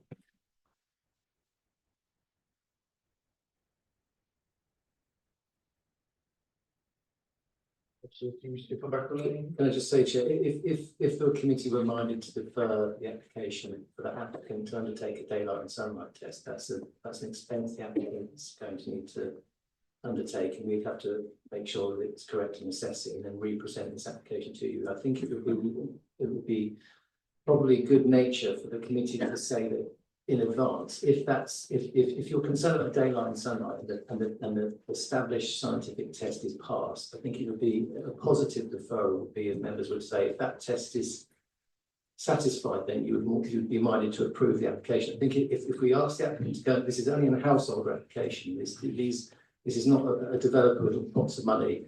I think if you're going to do a positive deferral on the basis that the applicant undertakes commissions a daylight and sunlight test, so that nearest effective window, which has to be the one right down in the corner, it's only that one. It wouldn't affect the one on the back of the extension, which I think is the main one that where the dining room and the office is.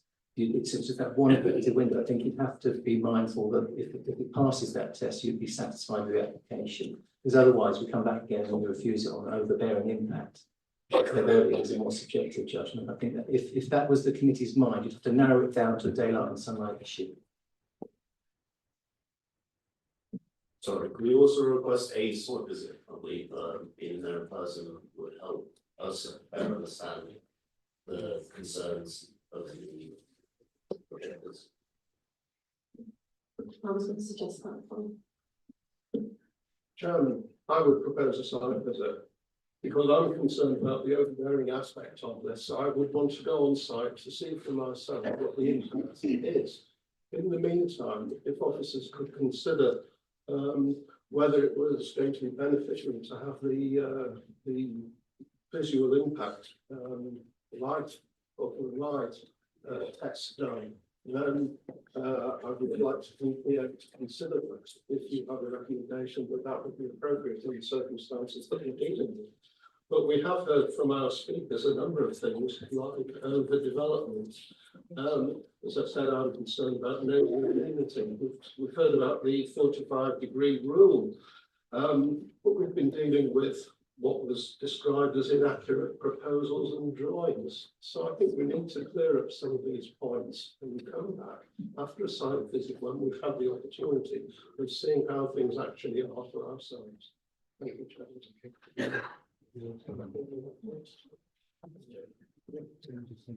Yes, please, yeah. Thank you, Chair. So, Councillor Clark, just to summarise then, points raised that we've heard during the course of this debate, and also your proposal. You are proposing to defer the application to allow formal completion of a daylight and sunlight test, and also for a community site visit with this site in order for the committee to assess all the aforementioned points in regard to this application. And that's proposed by yourself, and obviously that would require a second day, and then over to you, Chair, to propose what's been seconded. Yes, sorry, I'd like to say to you. At this stage now, we'll move to a vote on the proposal. So all those in favour? Unanimous, yeah. Motion passed. Next item is item 8, 68 The Drive, Northampton. And over to Kate of Dorothy in order to begin the presentation.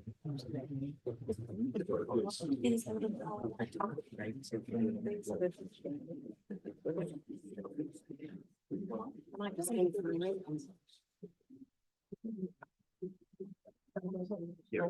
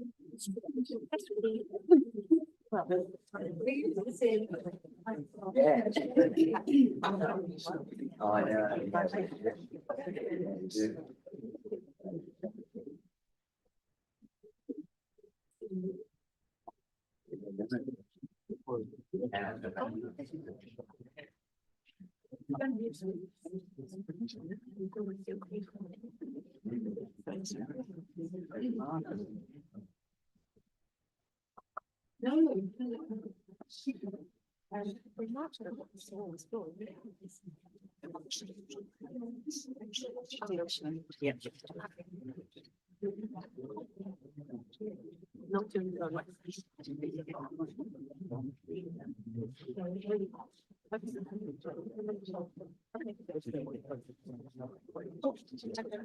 So we just ask the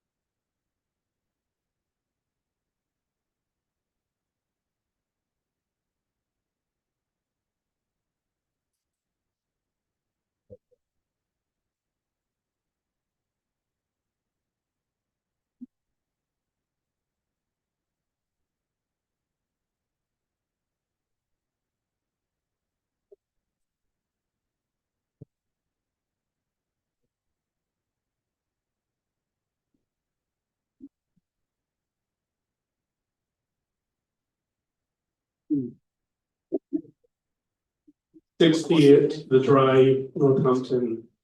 Planning application for conversion of existing family dwelling into a 7-person house in multi-location, rear dormer window, single-story side and rear extensions, and associated alterations.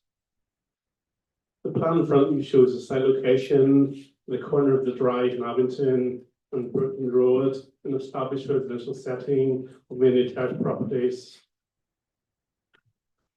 This is an aerial plan of the site. On-street parking is prevalent in the area with regard to the back of the property, which can accommodate one parking space. This shows the HMO density map. Although there are some other HMOs on the street, there are no other HMOs within the 50-metre radius of the site. The radius, the density is less than 10%. This shows the existing floor plans of the site. All bedrooms will be served with en suites, providing obviously communal areas as well within the property. The previous submission, or the original submission, was for 10-person HIMO. The full negotiations have been reduced down to 7 persons with negotiations with the applicant. This shows the elevation of the property, rear dormer window at the back, single-story flat extension coming out 3 meters at the back, and single-story side extension of the pitch roof as well. 2 roof lights in the front elevation. This shows the front of the property as a photograph taken from the drive, end of terrace property. This shows parking in the area. Parking in the area can get busy at times throughout the day, although I have visited the site on 3 separate occasions and there is spare capacity on most occasions. The applicant has to get the parking survey with the application, which demonstrates there's 83% parking stress in the area. And that was taken on a weekday and a weekend between 1 o'clock and 5 o'clock in the morning. So there is some spare capacity for parking in the area, although it does get busy at times. Highways are not objecting, Environment Health are not objecting, police are not objecting. There has been 190 objections to the application from local residents. Applicants to recommend for approval of settling officer report. Thank you. Down by some questions from the committee to the officers. Questions first, yeah. You skipped over, I might have asked the internal plans. I'd like to see how it's going from a five bedroom, so 3 bedroom, the 7-person house of occupation in more detail. Yeah, unfortunately, there's no existing plans in the presentation. I do apologise for that today. As you said, the existing property is 3 bedrooms. As part of the proposal, there are incorporated extensions, including a box dormer window to provide 2 bedrooms in the loft. We're also providing a single-story side and rear extension to provide additional rooms as well. So they are going from a total of 3 bedrooms to a total of 7 bedrooms. I do apologise, there's no existing plans on the presentation. Thank you. I note on the all bedrooms are indicating double beds, so could that mean that if something comes couples? No, the applicant is clearly applying for a 7-person house occupation. One of the conditions of the plan permission is should be granted is with restrict to a maximum 7 occupiers. While this may be difficult to enforce, we do have a proactive enforcement team. If somebody does complain that it's been used for more than 7 people, then we can investigate and try and enforce that.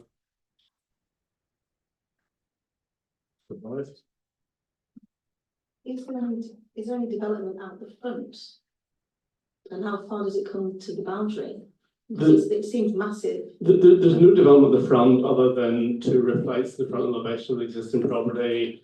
They're proposing a single-story side extension, which would come onto the side boundary. if I can just illustrate that on the elevation plan, if you look at the left-hand slide, does show a side extension coming up to the boundary with the boundary wall, and then obviously a rear extension at the back, it should be set back from the side boundary.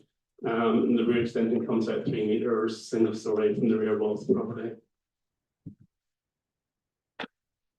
Really hard without the original plans to see how much it's grown, isn't it? Yeah, I do apologise, that's my mistake. I should have incorporated that in part of the presentation, yeah.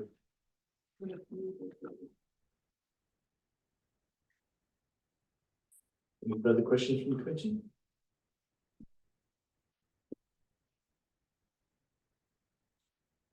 Okay, so we'll now move on to public speaking, following order, councillor Bob Purser, local ward member speaking in objection.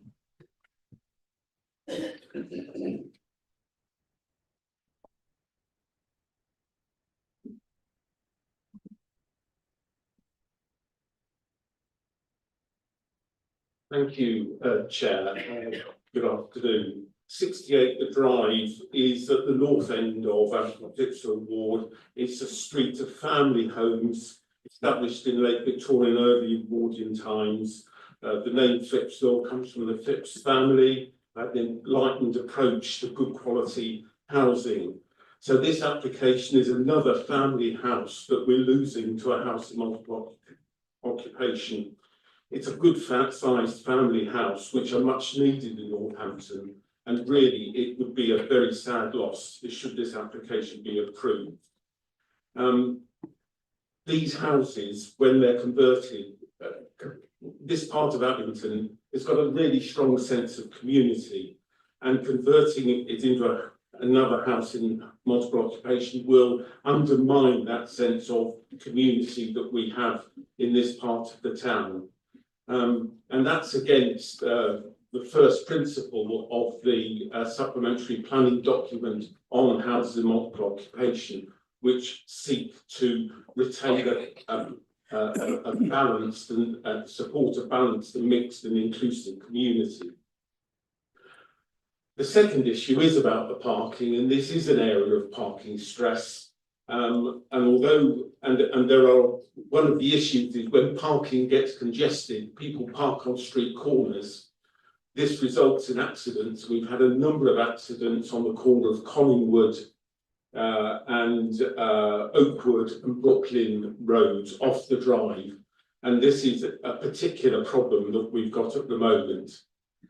And whilst each application is taken on its merits, this wasn't originally an application for 11 person HIMO, which was negotiated down to 7.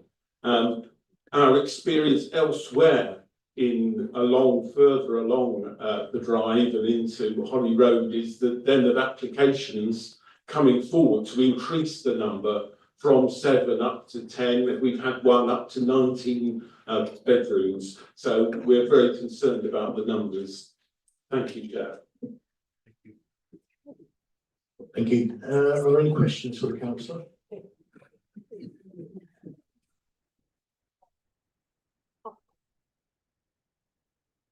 No, I think you're free to go. Oh, sorry, councillor Breeze. Thank you. I note from the report that there are no other highways within 50 metres. But perhaps if we were to, 50 metres isn't terribly big, it's maybe 10 house fronts. Are you aware of other HMOs in the immediate vicinity? Well, we've got a whole number of houses. I don't. One of our residents suggested that HIMO should actually put a plaque on them so we know where they are. But yes, there are other HIMOs in the drive, and particularly on the corner of Holly Road, which is the road over the other side of the next junction, and at the end there. And Zoe will remember the particular location. So there are. I mean, one of the problems is that every month we have another application for a house in multiple occupation, and at what point is enough enough?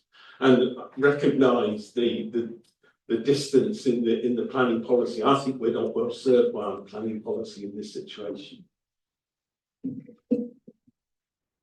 Any further questions? Okay, thank you. Councillor Grosser. Now we move on to councillor Zoe Smith, a local ward member, speaking in objection.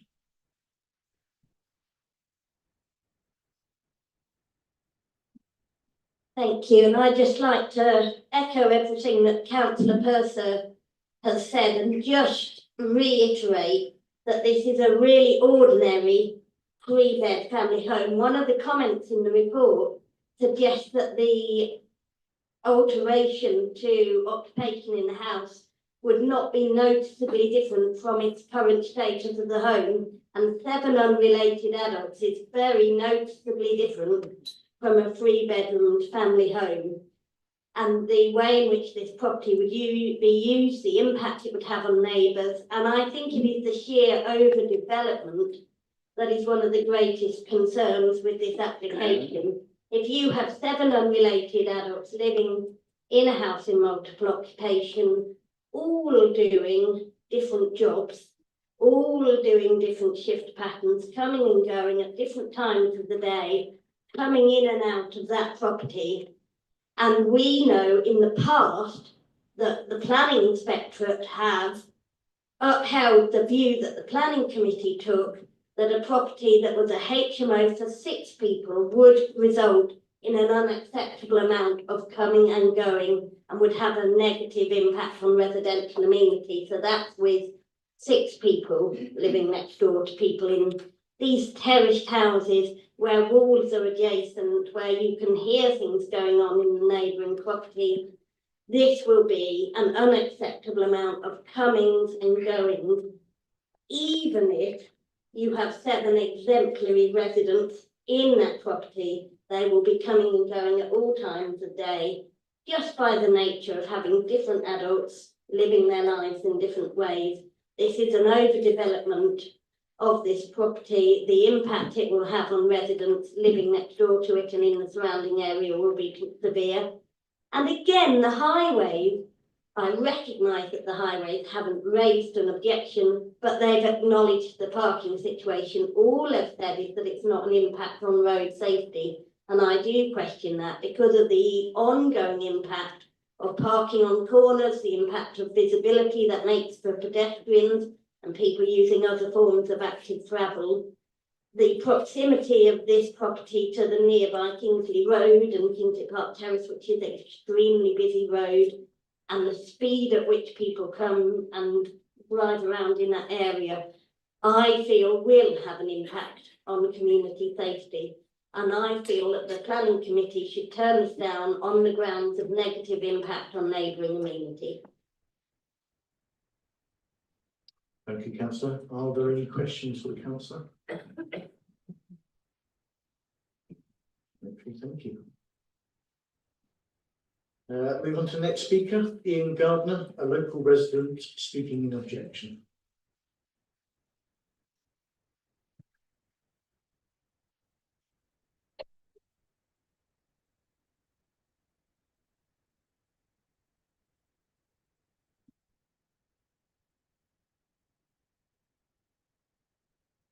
Thank you for the opportunity to speak today. This objection is based on the evidence of the bitter experience of local residents. The community impact of lift conversions are clear to be seen in the nearby streets of Holly Road and Abington Avenue. I'm sure that the planning authority is aware that these streets have been held up on a regional television programme as examples of what happens when planning authorities fail their local communities. My main points are as follows. Firstly, and probably most importantly, the drive is predominantly a settled, family-orientated neighbourhood. The introduction of a HMO would change the balance of our community, bringing in a greater population and an associated higher level of residential turnover. Secondly, there are serious issues around parking and infrastructure. This proposal does not come with any increased provision for parking. The Highways Department survey suggests that there are 24 available parking spaces, a result that seems absurd to anyone who actually lives in the street. We currently have to carefully plan arrival and departure times just to have a chance of being able to park. Next, I would like to take this opportunity to correct previous statements made by the Highways Authority and the Council to vindicate their approval of HMOs. And I quote, "There is no evidence to support that all proposed residents would own cars. This is not what we are saying, nor do I believe it is what the previous objectors were saying. In fact, it is very simple. More residents result in more cars." In regard to infrastructure, the council has stated there is no evidence to suggest tenants would create any more impact than any other residential occupiers. Again, the point seems to have got lost. The problem is not individual tenants, but the concentration of tenants and the associated unstable nature of their tenancy. Without a robust waste management system and investment by the council, you end up with overflowing bins, fly tipping, and a general decline in the appearance of the area. In addition, noise and antisocial behaviour should be considered. HMO statistics across many councils show that they are disproportionately associated with complaints that relate to late night disturbance, noise, pollution, and an increase in calls to emergency services. In conclusion, I urge you on behalf of my fellow residents to reject this application. The proposal would undermine the character of the neighbourhood in which I've lived for 50 years, strain local infrastructure and risk a decline in community standards. We ask that you prioritise the long-term interests of this area and the families that call it home. Thank you. Thank you. Are there any questions from the committee? No, okay, thank you very much. I now call on Andrew Morrison, a local resident speaking of the action.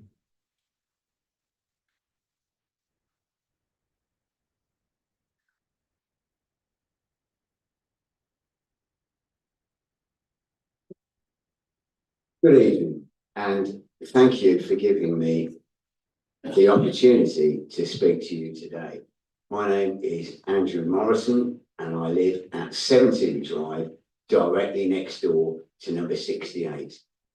I speak here not just for myself, but for all of us who live in the area. My heart dropped when a neighbour came round to my house and informed me of the intention to turn the 3-bedroom terraced house next door into a 10-bed HMO. The developers were underhand. They initially applied for a simple domestic extension, so naturally we didn't object. As soon as they got permission for this, however, they applied for a 10-bed, then 7 HMO. It was planned professionally with the help of solicitors, purposely to keep us as a community in the dark. Not only this, but not once have we had as a family ever been approached by a single one of these property developers to discuss the plan or even inform us of it, despite them of course knowing just how severely the plan changes to the property may affect me and my family. They are not interested in providing quality housing, but just how many people they can get into a house and how much rent it will deliver. When these houses were built, they were intended for family use. The walls are thin and noise carries easily. Bedrooms were built next to bedrooms, kitchens next to kitchens, and bathrooms next to bathrooms. This proposal puts toilets and showers within feet of our beds. 7 individuals and possibly as many partners, friends, etc. will be coming and going at different times of the day, living in one room, watching TV, gaming, making phone calls and showering, etc. And our bedrooms and living rooms are all connected directly to this property with nowhere for us to go to get away from the constant sounds. Noise and sleep disturbance are a very real concern of ours, as you can hear everything through the walls. In short, this is an area highly suitable for families with great access to many primary schools, secondary schools, and 4 parks. To permanently remove a much Conclude needed, your statement. to permanently remove a much needed family home from here would be a travesty and could signal the decline of the whole area as more HMOs are built and local families to move away. How would you feel if you and your family were in our situation? Thank you. Remain seated in case there's any questions. Are there any questions for Mr. Yes. Morrison? Okay, Councillor Rees. thank you. I'm interested in your experience of noise intrusion and also noise transmission. Mm. So what do you have, what's it like at the moment? Right, well, the house has been empty for probably this year, but it used to be a family house. It's, if you can imagine where you're sitting now and where I am standing is where somebody would be living.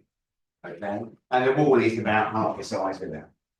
So we knew everything that the family next door to us did, you know, but they did it at normal times as a family. So we knew, you know, and obviously they went to bed at the time, we could hear the television, they could hear ours.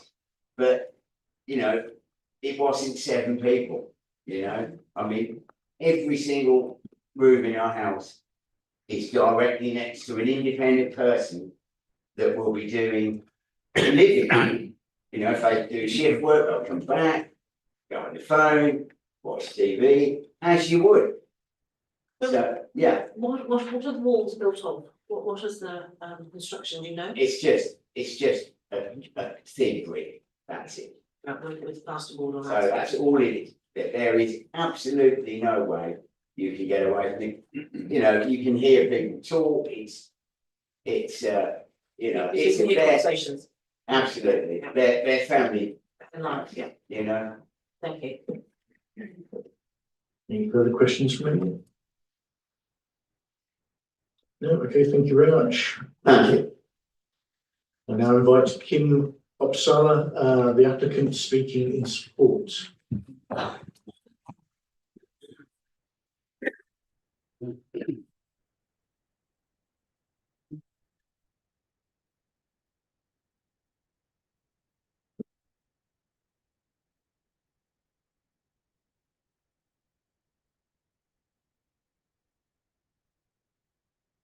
Thank you, Chair. Good evening, members. I'm Kim Opshawer, the applicant and owner of 60 Acre Drive.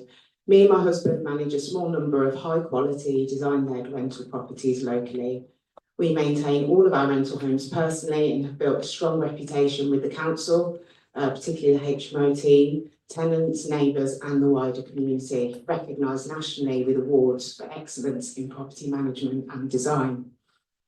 We believe this puts us in a strong position to deliver a well-managed, high-quality HMO at the Drive, providing much-needed shared housing for young professionals who also need housing, including key workers such as nurses and junior doctors, as well as students. We fully appreciate the sensitivities around HMOs and the strong views that they can evoke, but I want to begin by confirming that this proposal is fully compliant with both national and local policy. It's been recommended for approval by officers and has been stated before, no objections from statutory consultees. We're aware of the number of objections, but we respectfully point out that this does not represent the full picture. I have seen and got evidence of a post in a local Facebook group where people actively rallied objections with the words, let's get this over 100 by the deadline, meaning there was a coordinated effort, and also the council who has spoken earlier spoke to the local newspapers, and that has significantly increased the response rate. We believe decisions should be based on planning merit and policy compliance, not on the volume of orchestrated responses, many of which object to HMOs in general, not to this specific proposal. To reassure members, as many of the public comments contain completely incorrect information, I'd like to make the following points. We're not actually making any external changes that in this planning application that haven't already been approved. The footprint of the building that you're seeing in the after plan has already been approved. It's internal changes only. Also, it is an end terrace and corner plot, so we would affect only one adjoining neighbour. There are no other HMOs within a 50-metre radius, as has already been said, and the occupancy would not only be controlled by the planning application, but it would also be controlled by the HMO licensing team. There was a proposal for a garage conversion to have 10 people, but after liaising with the planning team, we reduced that. The property is in a sustainable location, just 150 metres from shops and a bus stop, and we've provided a comprehensive HMO management plan which deals with waste and some of the other issues that have been highlighted. In summary, this is a well-considered, policy-compliant HMO application that meets local housing needs, particularly for young professionals and students, where shared housing is their only option. And it won't cause any adverse effects to neighbouring properties. We respectfully ask you to support your officer's recommendation, and I welcome any questions that you have. Thank you. Thank you. Are there any questions?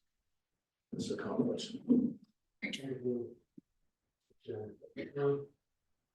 Who's your target tenant?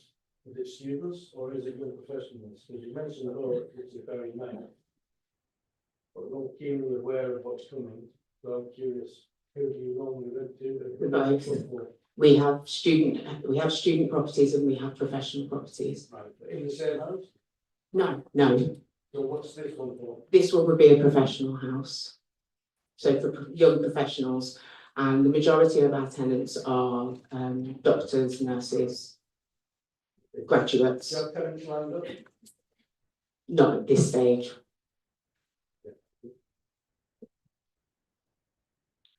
Any further questions from the committee? Councillor Frost. Thank you. I was just going to ask the, you explained that you and your husband are in the HMO business. There was a point that was made earlier that I realise it strictly isn't a planning point, but I just wanted to invite to see if you wanted to comment on the previous planning history. I just had a refresher where you wanted to turn it into a granny annex and a garden or whatever. Was it an afterthought to then create the HMO, or what can you do to deliver that? Yeah, I'm sure many of you are aware the build costs involved in doing the development. It just didn't work from an investor perspective, and so we then went in for the HMO application. We originally kept all of the changes that had already been approved, so the garage conversion has actually been approved, and you could convert that into a granny annex. But we understood the sort of objections, and we liaised closely with the planning team, and we reduced that, not just the removal of the garage, but also because of the sizes of the rooms are actually really large and they exceed all of the council's requirements. We're allowed to put 2 people in some of the rooms. We took that away and said we will keep it to single occupancy. And if you speak to the HMO licensing team, we have a 5-star rating with them in terms of complying with the HMO licence requirements and our management. We don't get any complaints from neighbours. Councillor Breeze. Thank you.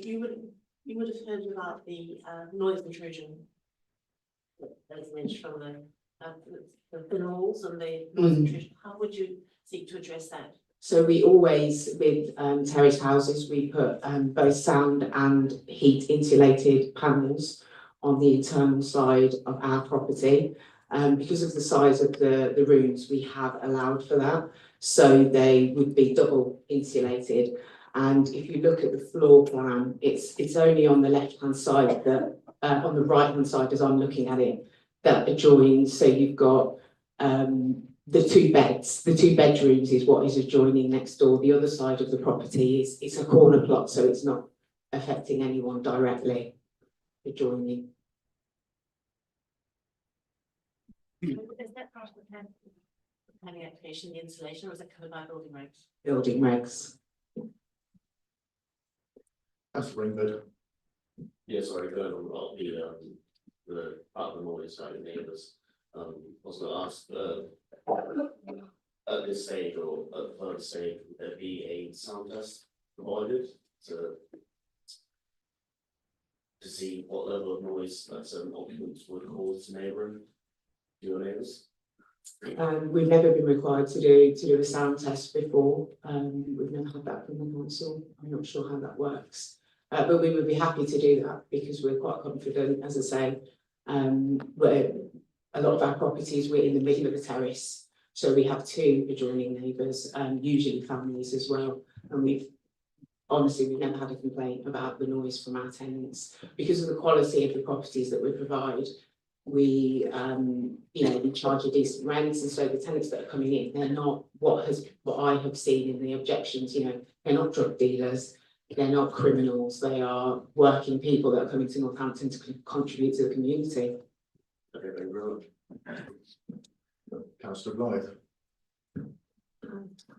So you have a business that deals in property.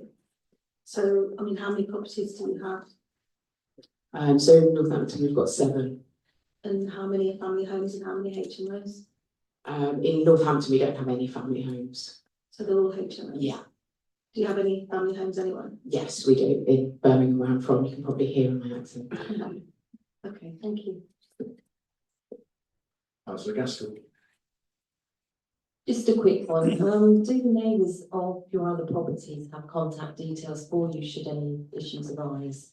Yes, they do. So we actually have boards outside the front of our house with the main office number, but we always give the neighbours our personal phone numbers because if there are any issues, we need to be able to deal with it out of hours. And again, if you spoke to any of our neighbours, they would say they haven't had to do that, but the opportunity is definitely there.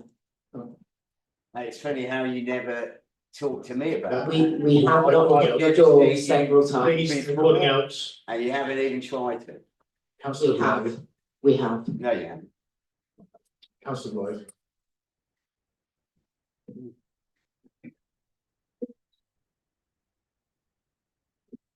You said that you had a 5-star rating with the council compliance on what your other 7 properties. So can the officers confirm that? Would you be able to confirm that? Is that sort of good? I'm not able to confirm that, no, that would probably come down to HMO licensing perhaps. Yeah, I mean, so we recently had a visit from the HMO officer, and he said it was one of the best properties he'd seen, the way it's run, the amenities that we provide, the sizes, and there's been comments about the sizes, but this is far bigger than we are required to do. The bedrooms are bigger, the communal space is bigger, 2 ovens, we're going over and above to make it a nice living environment for the tenants. I think probably a worry as well for the local residents is that you've got double rooms. And would you ever revert to having 2 people in one room? And you're 100% compliant that you will not do that? Yes, well, we originally asked for that. We're not allowed to do that. I'm in the legal profession. I'm not going to go against what's in the council documents. We always comply. And also, we wouldn't do that. We wouldn't do that. The licensing team they inspect. Yeah, I mean, there's enforcement anyway, isn't there? Yeah. Any questions from the committee? Okay, now we move to officers, if you'd like to come back and all the points raised. I've nothing further to add. Yeah, there's nothing more to say. Thank you. Thank you. Okay, so at this stage now we move the committee to debate the application.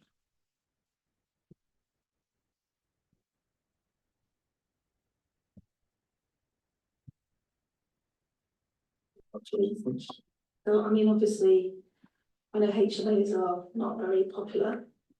And I understand why, but on the other side of that, you also have to consider that people need somewhere to live.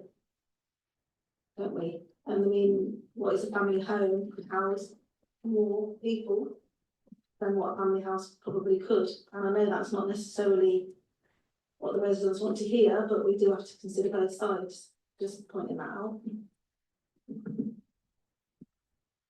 Does anyone have anything further to add? Looks like it's my show. So if there's any issues, there's no issues whatsoever on the plumbing side of things. So does anybody have any objections? Material objections? Councillor Bruce? I think councillor Lyne actually speaks a lot of sense, and that there is, as difficult as it is, and I really do have concerns, particularly about the noise, and I'm wondering how that can be mitigated.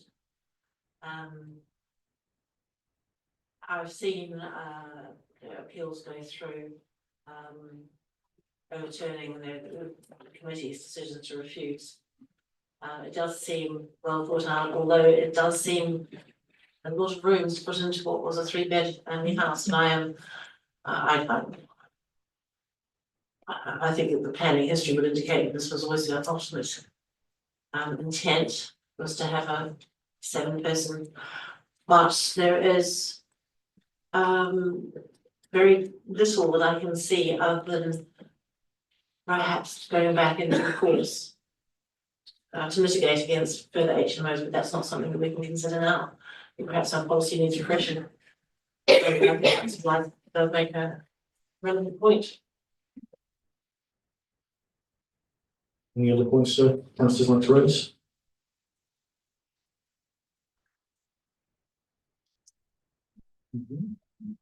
Well, did anybody see any material things that we could defend not passing this HMO off?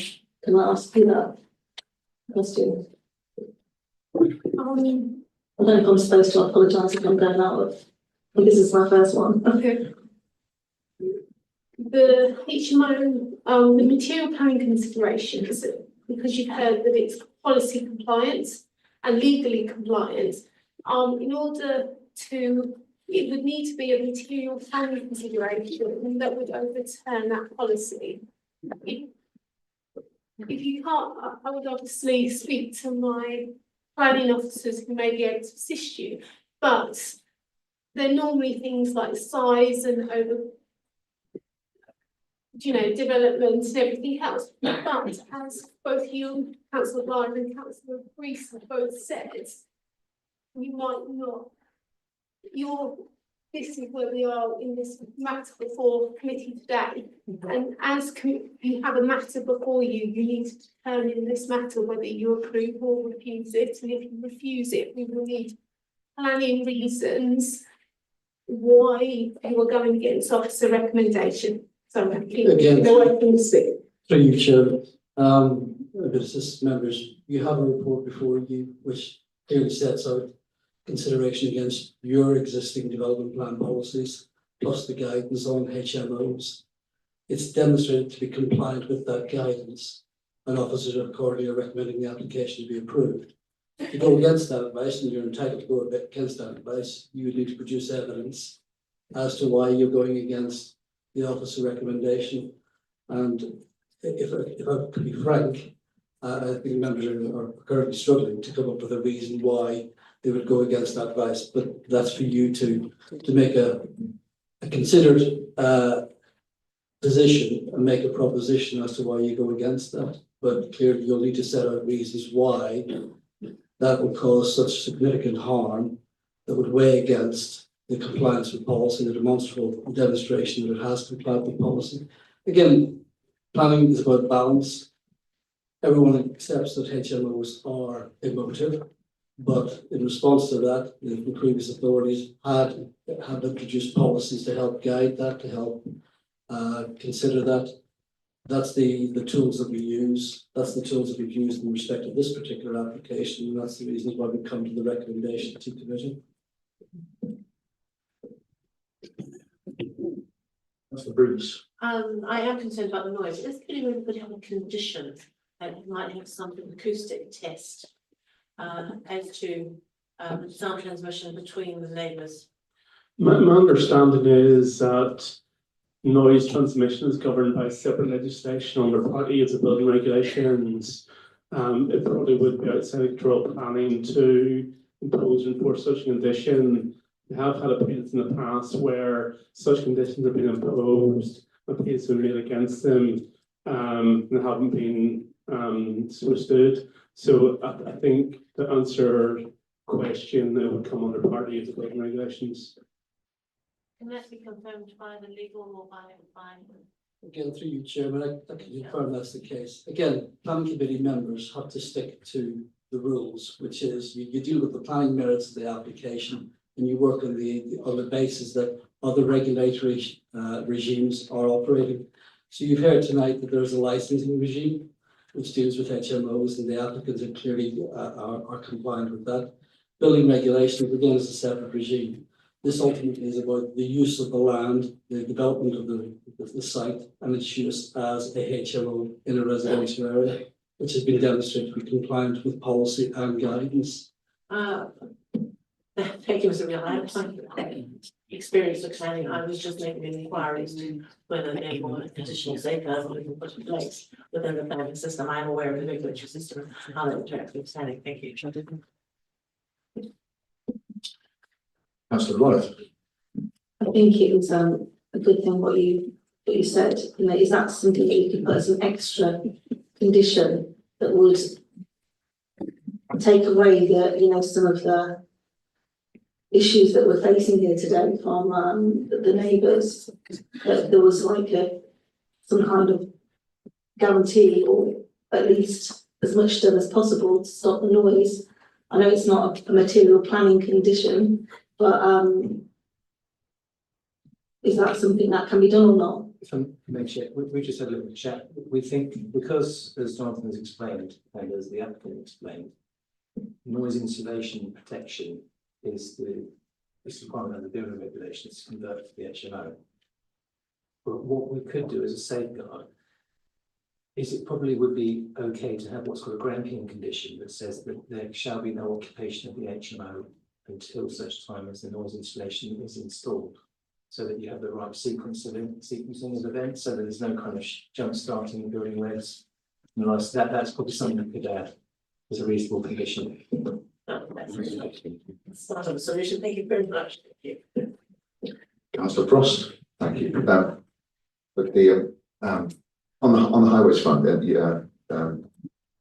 people here will know that in the past we've had a problem where highways officers were commenting on the highways department was commenting on applications without having visited, and we've gone to steps to address that. Now I'm aware of the reference to the parking beat survey, but I think what I'm trying to ask is, do you know that a highways officer has scrutinised this, has made a site visit to deal with the understandable sort of parking concerns of residents?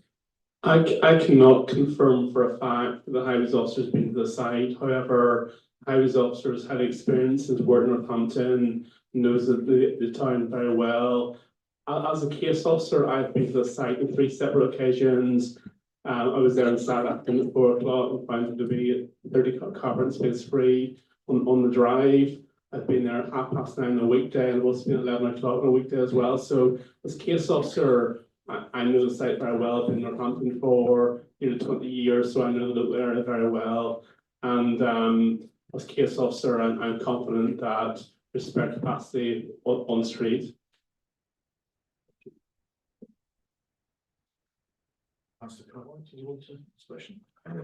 Yes, on the question of installation, the applicants offered to put, sorry, on the question of installation, the applicants offered to put up installation, can that be put as a term? And she's offered it. Again, through you, Chairman, you've heard from the DM manager Simon offering suggestions members of granting this condition. What that means is basically it puts it's negatively worded. In other words, it requires something to be done under other regulations before they can occupy the property. Again, my only caution to that is that any conditions imposed need to be demonstrated to meet the tests. Members need to satisfy with the test of enforceability, reasonableness, relevant to the permission, etc., etc.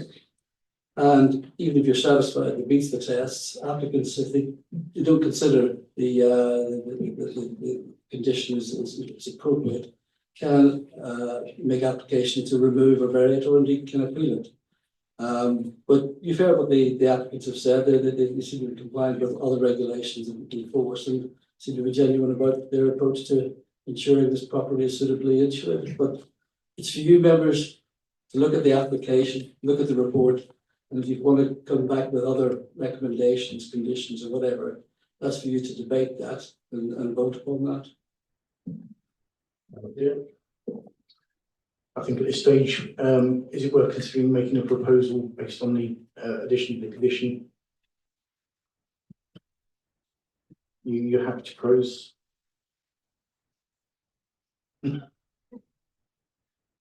I was just going to say that I think that with the plans, and I know that there's a lot of objections, I understand why, but you know, it seems that the person has experience in dealing in HMOs and has a good track record. If that's the case, then I don't see any material reason as to why we could actually oppose this and actually defend it if it was taken to An inspection. yeah, an inspector, because that's what we've got to be mindful of, isn't it? And it's not necessarily pockets, but we do have to think of it as a whole. That's all it is. So I need to make a proposal.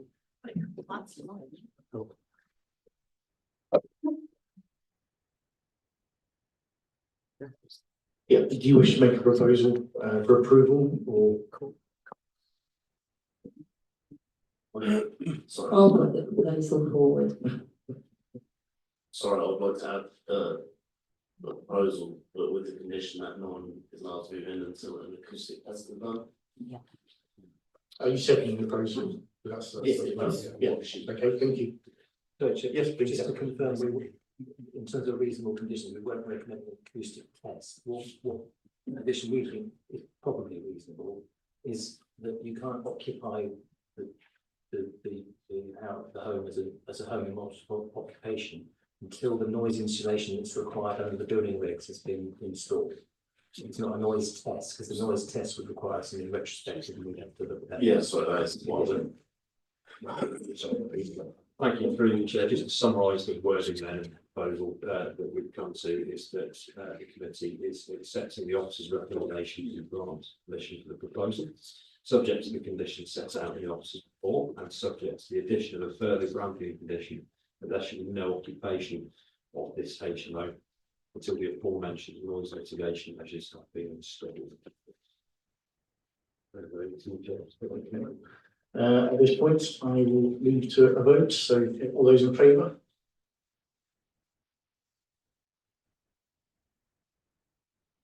All those against? Any abstentions? Motion passed. At this point, I don't know if anyone would like to take a quick 5-10 minute break. Stretch your legs. Yeah, Judge, I'm trying to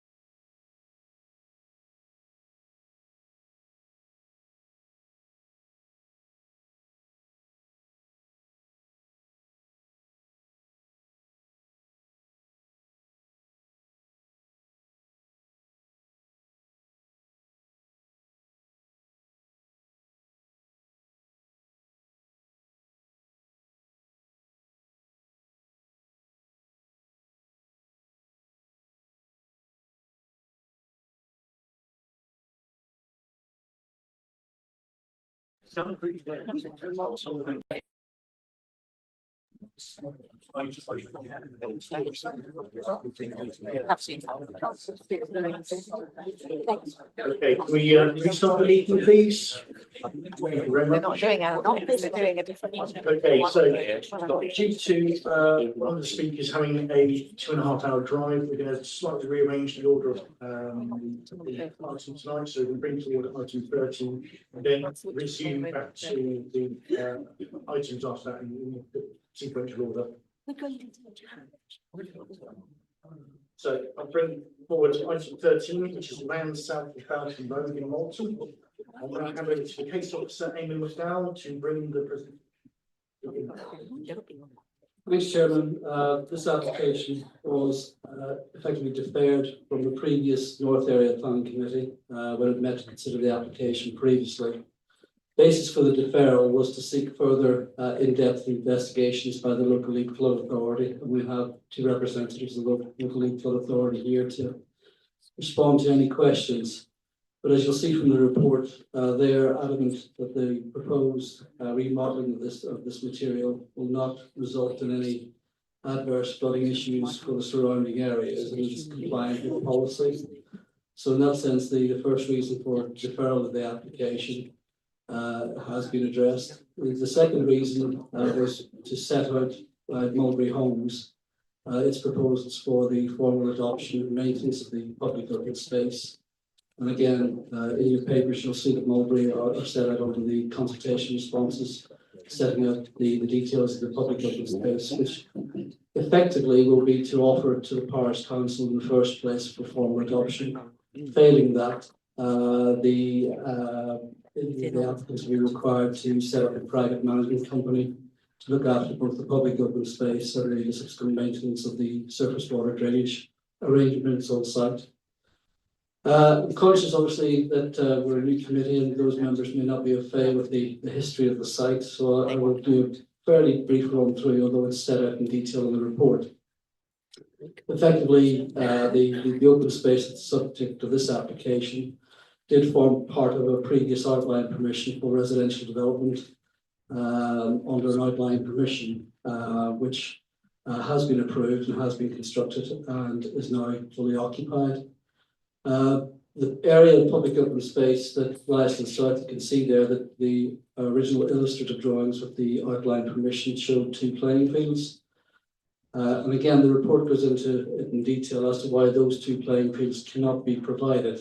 A, there's no planning justification for it, and B, there's no mechanisms tied into either the unilateral agreement that was entered into by or submitted by the original applicants to secure that.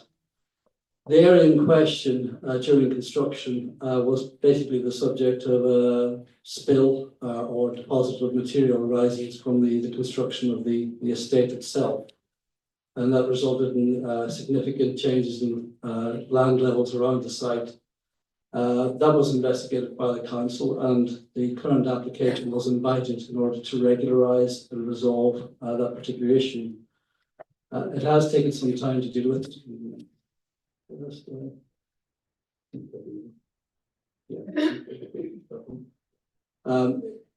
That has resulted in sort of quite significant consultations back and forth with applicants, and the application before you tonight creates 2 effectively triangular plateau areas, effectively to remodel the existing unauthorised spoil heaps on site in order to create a manageable and informal area of open space that both the local residents and the wider community can enjoy.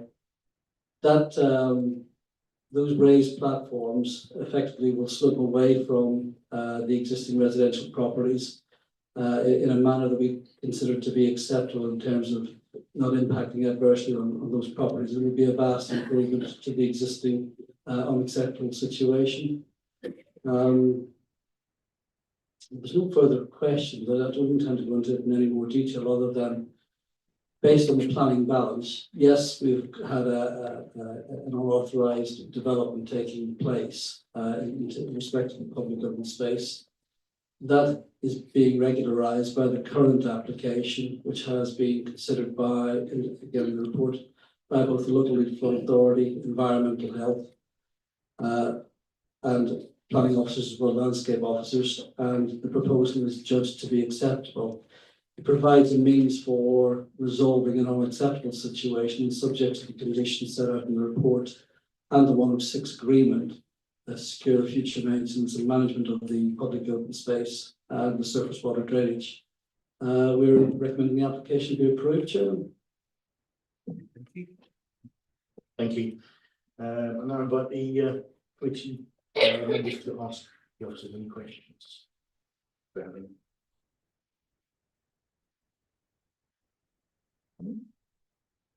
Okay.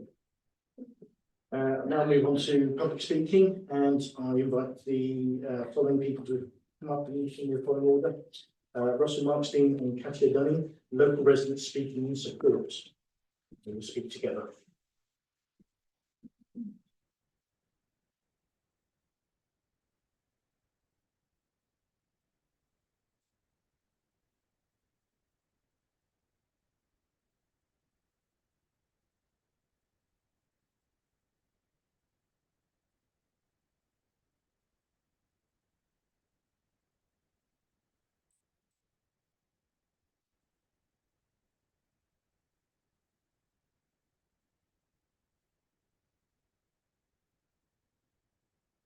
Just press the button on the record.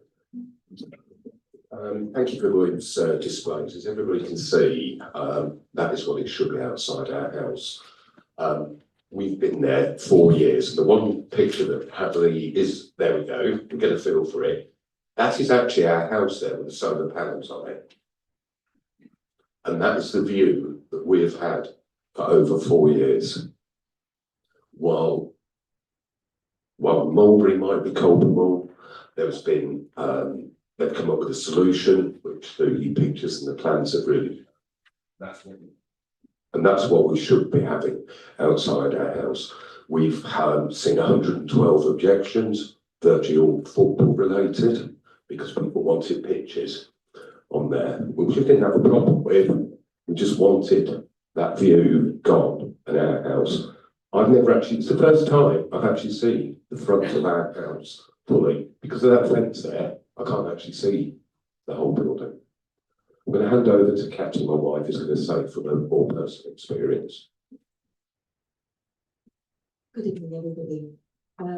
Thank you. I didn't realise there was going to be such a public performance, but anyway, so this is my personal statement about how it affects me, because I was told that that's the only thing what I can be talking about. So I understand that it's first world problem completely. However, when we were purchasing that property for over 4 years ago, it was called Meadow View Fields. You can see the view, none meadows and no fields. So for 4 years, it's, you know, you would think, what's a big deal? And I will explain why. What's a big deal? In the past 4 years, we had 4 prime ministers. We became grandparents. My children finished school, finished A-levels, finished university and finished college. And every day, and I work from home. I got a new job with West Northamptonshire Council, by the way. And I work from home most of the time. And that is what I see day in and day out. We tried to raise it kindly, this issue with our councillor, parish councillor, and we got stuck. Day in and day out, there's nothing is moving at all. It doesn't matter what we say or do. That's what I see the morning I wake up. I see this. When I go to bed, I see this. That is, I understand it's not something incredibly major. However, nothing is happening at all.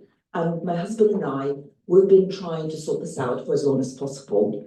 So basically, my home is no longer sanctuary.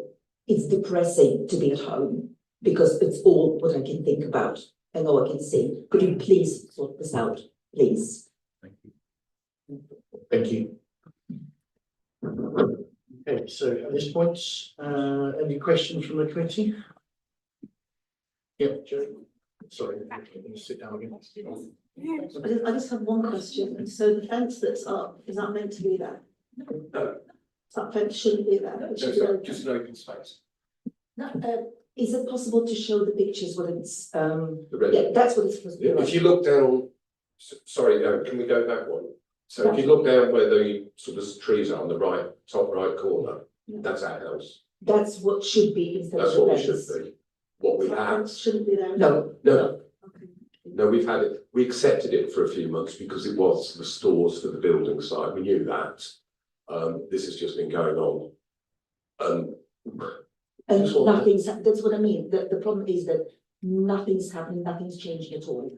The building side, that's exactly what it looks like for 4 years, and nothing's changing. We don't want, we're not after a big extension, we're not after an industrial shed outside, we're not after one of those big warehouses. We want that instead of that wasteland, that's all we're asking for. Thank you. Any more questions from the committee? No. Now move to, you're free to go, you may sit back down. Now ask the officers if there are any points you would wish to come back. Again, through you, Chairman, the purpose of the fence was basically to safeguard the area to avoid, basically, more people going in there because it's, unauthorized deposit of material.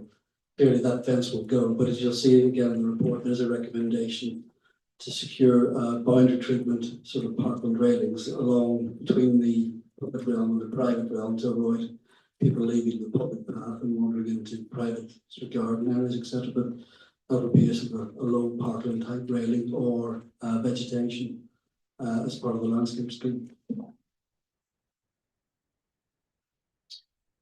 Okay, at this stage, I will now move to committee to debate the application. Are there any points you want to raise? Councillor Blythe? Sorry, I'm just, because I'm also quite new, but so is this to approve this? Is that what we're doing? So from taking it from what it is now to approve plans for it? Okay, thank you. Councillor Brewster. Chair, I was going to propose that we accept officer's recommendation on this application. I do wonder whether it's probably not the matter for this committee, but somebody needs to learn some lessons from this experience, because it seems to me that something very unsatisfactory has gone on, and that really this is not very good at all. But we need to sort it out. Residents deserve a decent aspect to the house. I'm sure we wouldn't have approved an application with something as is currently going on. So I propose we accept officer's recommendation on this. I'll second that, please. Okay, thank you. This is summarised. Thank you through you, Chair. Straightforward summary. The committee is proposing to accept the case officer's recommendation, subject to the conditions in section 106 legal set out in the report. Thank you, Chair. At this stage, I'll move to a vote. So all those in favour? Any of those against? You're in favour? Against? So any abstentions? Okay, motion approved.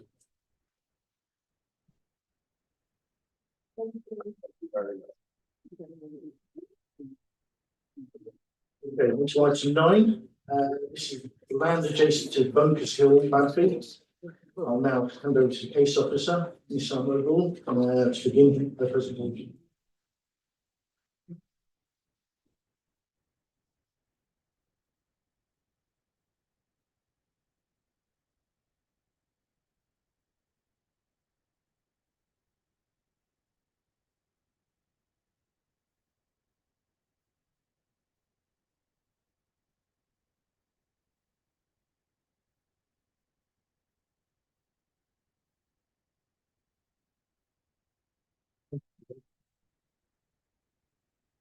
This application relates to land at Bunkers Hill, Banby.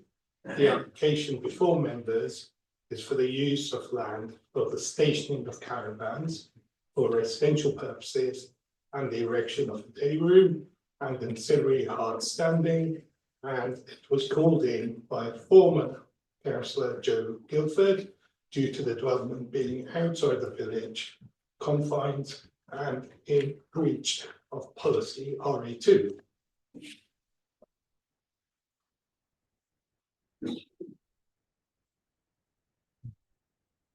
So what we can see there is the site location plan. The red edge is the actual site where the development will take place with the access from Bunkers Hill. The application site is located on the edge of the settlement confines of the village of Badby, and it is within the open countryside and within a special landscape area. The village has amenities including a primary school and a pub. The nearest settlement is the town of Daventry, that has a full range of facilities and services such as shops, medical services and educational facilities. The site is accessed off the A361 and the front boundary of the site along Bunkers Hill is accessed from Bunkers Hill. It is all well screened with tall trees and hedges. Adjacent to the access gate into the site lies Weatherday Farm, which is an established nursery business. The nearest residential property is that lies some 64 metres to the east of the application site. It's known as Tall Trees. To the south, southern boundary of the application site lies the various different plots of agricultural land. This slide just basically shows the red edge as a block plan where the development is going to go.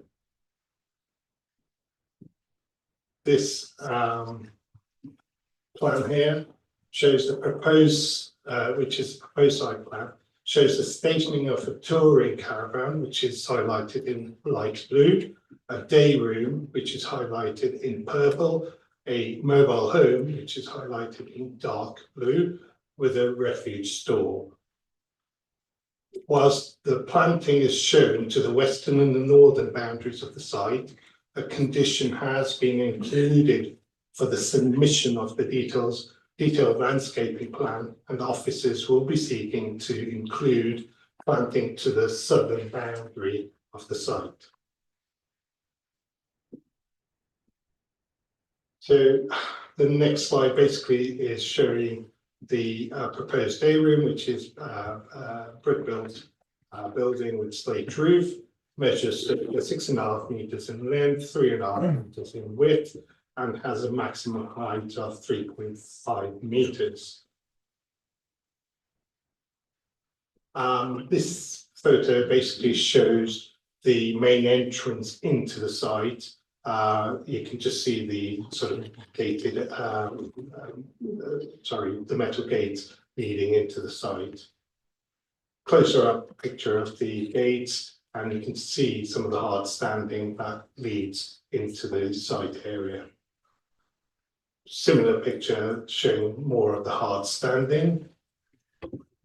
And again, to the left of this hard standing is the first field is the application site, one of the views. This is the better view of the actual site area where the existing wooden sort of fencing is. Beyond that is the adjacent field. This shows it more clearly, I guess. Where the car is parked there, just to show you, that's where the track road comes all the way down to the application site. This is from within the site to the western boundary. It's the screening, so it's quite well screened. So you can't even see the adjacent site, which is Weatherday Farm. This is Weatherday Farm, which is the adjacent site. Like I said, again, from looking at this, it's got high fencing, gates, etc. so nothing can be sort of looked through from the street into this site, and it also hides most of the adjacent the application site. This is aerial view, so sorry, my aerial view, street view picture. This is Bunkers Hill, where the main entrance is. It's just to highlight the actual existing screening that is there with tall trees and hedging. And from the main A361, again to the right hand side, you can see the application site is well screened and very limited views into the site from the main road. So it should be noted that there have been no objections for the proposal from any consultees, whilst there has been an objection from the parish council, and there have been 51 letters of objection received from local residents. Many more. If there was an addendum that actually clarifies that out of the 73 or 4 that is shown on the portal, 20 odd are from multiple responses from the same household. You don't count them 20 times, you count them once. So, but you know, whether it's 51 or 74 is quite significant. No one supports it in the village. 700. No calling out, thank you. Screening is not like that all year. The hard standing is illegal. The hard standing is unlawful in breach of planning. Please, no calling outs, and this should be removed. Through Chair, if I can continue. The adopted development plan policies take a permissive approach to development to gypsy and traveller sites outside the settlement boundaries. Unlike general residential development, there is not a presumption against gypsy and travel development. Policy HO9, which relates to gypsy travellers and travelling insured people of the Daventry Local Plan Part 2. This policy has a positive approach to gypsy travellers and travelling insured people accommodation and requires permissions to be granted to meet the identified need in the most recent gypsy and traveller needs assessment known as GTNA. The most up-to-date GTNA was conducted in November 2022 by the council. And this sets out the gypsy and traveller need for West North Hampshire Council for the period between 2022 and 2037. The GTNA sets out the existing provision in the West Northampton area to up to October 2022, and it identifies that there are 74 gypsy and traveller pitches currently existing. The report also identifies that there is a need for 38 additional pitches in the West Northants area. There would be a degree of harm to the landscape character and visual amenity. However, given the context of the natural screening around the site and the proposed landscaping, it is considered that this harm only attracts moderate weight in the planning balance. It is not considered that the special landscape area is unduly affected. The proposal would make a small but appropriate contribution towards meeting the district's overall required provision for gypsies and travellers, as stipulated within the policies, especially including policy 86 of the adopted West Northants Joint Core Strategy, and this is also underpinned by policies SA, S1, R1 and R2 of the strategy. It is considered that the proposal accords with the criteria A1 to A3 of policy HO9 of the Settlements and Countryside Local Plan. It is recommended to members that the application be approved, subject to the conditions in the officer's report. Thank you, Chair. Thank you. I now invite the committee to ask any questions to the officers. Councillor Frost. Thank you, Chair. Thank you. Also, as per the end of page 87, your related to the Coventry district settlements, your assessment, your report, and what you've just spoken. You just mentioned it's in the rules, not only with you think it's within the rules of the travellers policies, but also within policy RA1 primary service villages. My question is, if Badby was a secondary service village and therefore subject to policy RA2, what would be your view? Through Chair. Well, basically, because the application site is outside the village confines, the real policies that sort of determine this would be sort of RA6 relating to the countryside, and also policy HO9 specifically relating to the site of application we have in front of us. Chair, there's been I don't think I've ever seen this before actually, a rather substantial mistake I would venture to suggest. The Badby is not a primary service village, it's a secondary service village. The policies that we've judged this on are not the correct ones. When you look at, I'm not sure the procedure is here. Like I said, this is my 8th year of doing this. I've never ever seen this. So I'm looking to the legal officer, the guidance here. I mean, quite simply, the assumptions and the if you like the rules that this application has been judged against aren't the correct rules.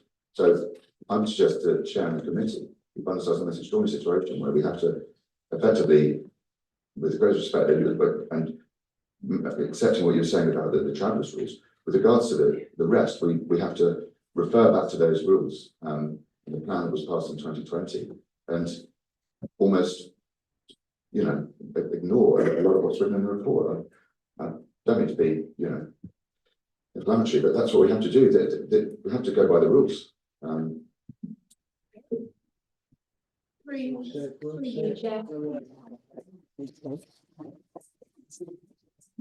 Please. I will take my leave from my planning colleagues because they're whether it's a primary or a secondary service area would be a planning matter rather than a legal matter.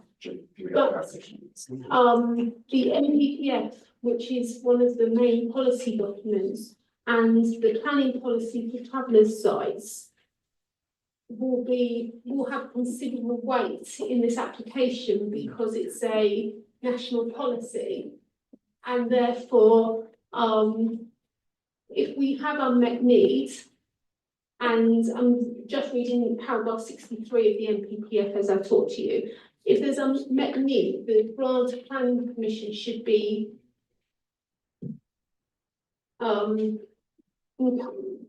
encouraged is the wrong word, and I'm now but it's a case of subject to the planners confirming that whether Boundary or Barbary is a secondary or primary, it also, we have to give consideration not only to the national planning policy guidance, but also the NPPF when determining this application, which may mean that as much as it isn't what you consider and the application is incorrect, but if it's under the NPPF, it's requiring us to consider it because we have an unmet need in the local area, that may affect the weight given to this planning commission. Thank you.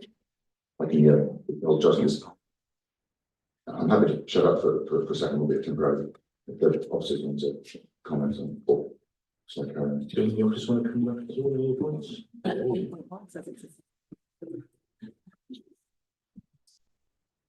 Again, because you've clearly brought to attempt to leave a policy that's incorrect, but that's against a raft of policies that are listed in the document itself. Your judgment as to whether or not you've got sufficient information to determine the application before you tonight. Your decision whether or not you want to propose to go ahead or not, and obviously listen to your colleagues as to whether or not they wish to continue with the determination of the application. That said, I would say to you that even if we have, as officers, incorrectly identified it under the primary service village, the policy that you give weight to in respect of this particular application is the HL9, which is the Gypsy and Traveller site, because that's quite specific to the proposals before to members this evening. So really the decision is still with yourselves. You've clearly pointed out an error in our report. We would need to take that away and investigate it, but I think we still got that policy before you that deals specifically with this type of application and allow the other speakers to speak on it before we're making a decision on the application. Thanks, Chairman. That's a front, you finished? Yeah. Okay, any further questions from the committee? Councillor Mercer.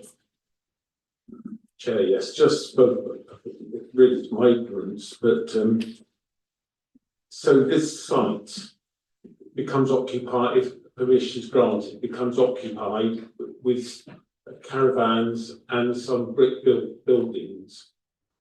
But it's outside the village confines at the moment, so it is kind of separate from a traditional village application in that sense.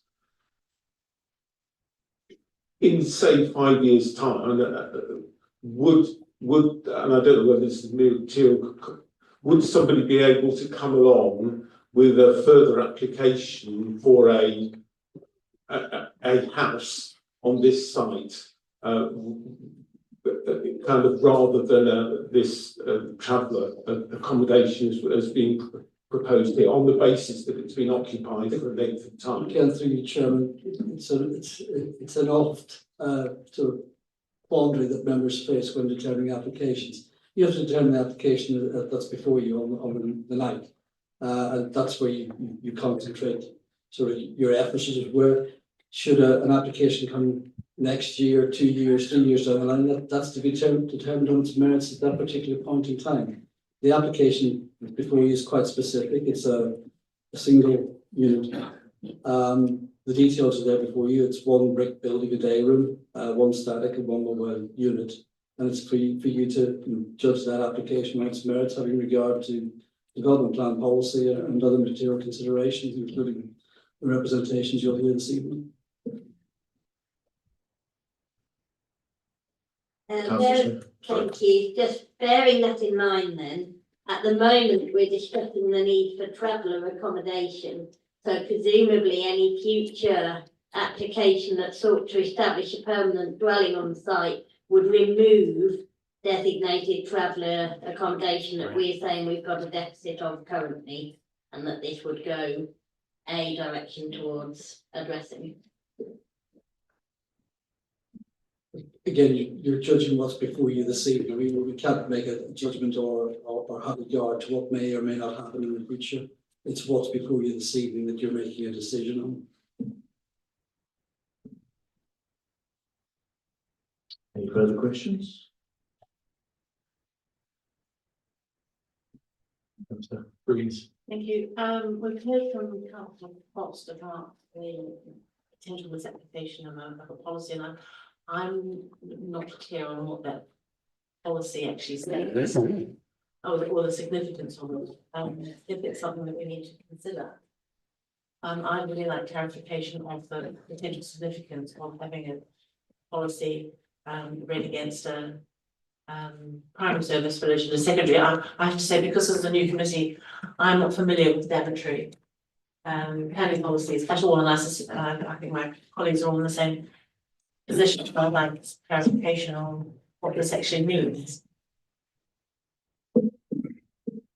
Yeah, so I've in the report, it's identified the village of Abbey as a primary village rather than secondary. However, the application site is not within the village confines anyway. It is in the open countryside. So therefore, policy RA6, which is quoting, is more relevant as such. But due to the nature of the sort of application, there is a specific policy, H09, which we need to, which is addressing the issues and the recommendation relies quite heavily on that policy, whether it is satisfied or not. And that's H09 is in the Daventry. Yes. Right, and you just said that it depends quite heavily on that, on whether it fulfills it. So my impression would be that this actually needs to be reconsidered if it has this weight.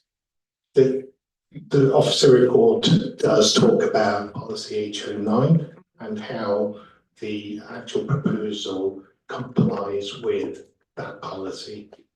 But it being a primary service village, not a secondary service village. Again, through Chair, H09 is not dependent on whether it's a primary village or a service village. It's about the type of development, which is gypsy travel and show people. So that makes no reference to whether or not the site relates to a primary service village or a secondary service village or any other type of village. It relates to that type of development. So the officer's report goes into the detail of that application and with our policy and applies weight to that policy. Clearly members are entitled to consider that assessment of that policy and just proposal against that policy itself and come to a different view. But I'm almost sort of led to believe that the RA2 policy, which is secondary service village. So it's RA2. RA2, yeah. That's where Bad B is defined as a secondary service village.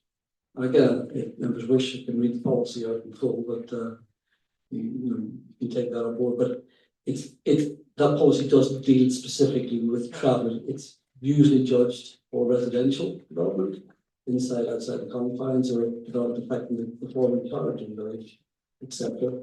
Whereas H09 specifically deals with that type of development. So yeah, I think the officers we would accept we've listed a policy that's incorrect, but in terms of the overall balance and the overall thrust of the report considers the merits of the proposal against the relevant policy that we consider should be afforded greater weight. So you considered against a suite of policies, which I see. I'm just trying to drill down into which policy has been considered that is wrong, and that's RA2, not H09. So the part 2 local plan sets a hierarchy of villages. Yes. So primary service villages is RA1, so that's your big villages, whether you schools or that sort of thing. RA2 is the next down in the hierarchy. That's where Badby sits along with other villages. And again, it sets criteria. Basically, the thrust is development, normally in this case residential development within the confines of the village. It does allow for development outside the confines of the village, subject to certain limitations. And then, irrespective of whether it's within the confines of the village or outside of the confines of the village, the policy then requires you to give consideration to the impact of that development on the form, character of the village, open spaces, residential amenity, accessibility, etc., etc. And that's a similar sort of approach taken in RA1 as well. Confines, outside confines, impacting the form, character of the village, open spaces, etc. What we would say to you as officers is the most relevant policy, the one to give the greater weight to, is H09. In this particular circumstance. In your That's the comment. Thank you, Chair. I'm looking at it, item J says to enable provision of suitable accommodation from which travellers can access health, education, welfare and employment infrastructure. I'm not sure this little village encompasses that. Also, it says to reduce tensions between settled and traveller communities in planning making and planning decisions. And there clearly seems to be escalation in tension. But I don't think this location seems to be the right place according to HO9. Am I looking at that correctly? I and J on the introduction to the planning policy. Yeah, it's in question stage at the moment, so we're not in debates. Thank you, Chair. That was the question. It says here, you know, these are the points that should be taken into account. Have those been taken into account in this? Can you clarify the question for Yeah. the officers? Yeah, certainly. So, on the introduction to the policy, the two points I and J, says to enable provision of suitable accommodation in which travellers can access education, health, welfare, and employment infrastructure. I don't see that in this particular case, and I wonder how you've come to that conclusion. Because it's set out in the report, Chairman, through you. We have assessed it against the policy. We're not here to, you're asking a question about what our thoughts are. Our thoughts are set out in the policy, notwithstanding the error as regards the definition of the village settlement. We've set out clearly in the policy our assessment of the proposal against that. Again, the debate hasn't taken place. You're entitled to take it once you've heard all the representations for and against the proposal. So that's how I would leave it, Chairman. Thank you. Councillor Blythe. I've got a couple of questions. So it's going to be a combination of static caravans and also ones that park and go. Is that correct? Chair. Yeah, there is one mobile home, Just one? one touring caravan Right, okay. and amenity building. So it's just basically two caravans? Yeah, but for living in, it's one static caravan. The other one is a touring caravan where people, the applicants may want to travel in that with their cars. So it's one applicant then for the site? It's for one pitch, which means one family, if you like. So it's just for one family? And so, okay, I thought it was for multiple. I was just wondering how that constitutes to the sites that they need to have. If it's just one family.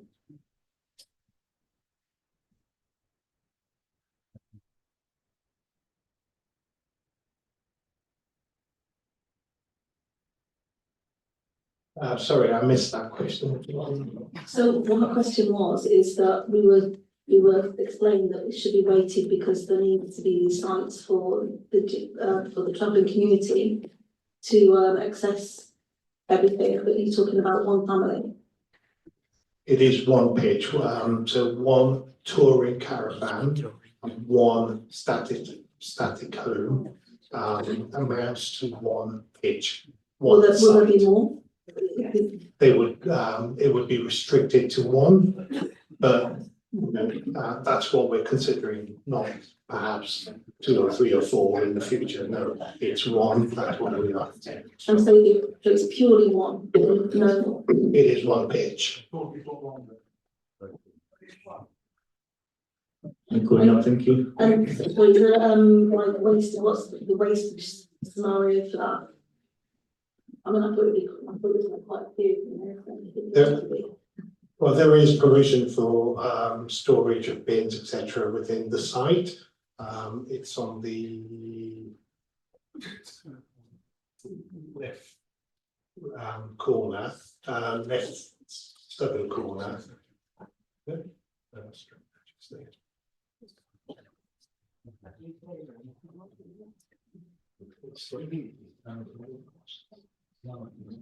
Yeah, but there has been storage there for collection.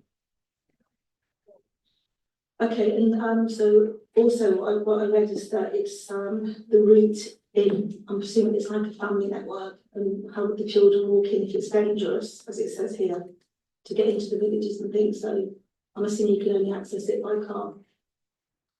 Because it says it's unsafe to walk. So is it a site that allows children to access things if there's nowhere to walk? Again, Chairman, I think it's giving the we're having some debates on the merits or otherwise of the application. Well, that was a question. Well, Debate was a question.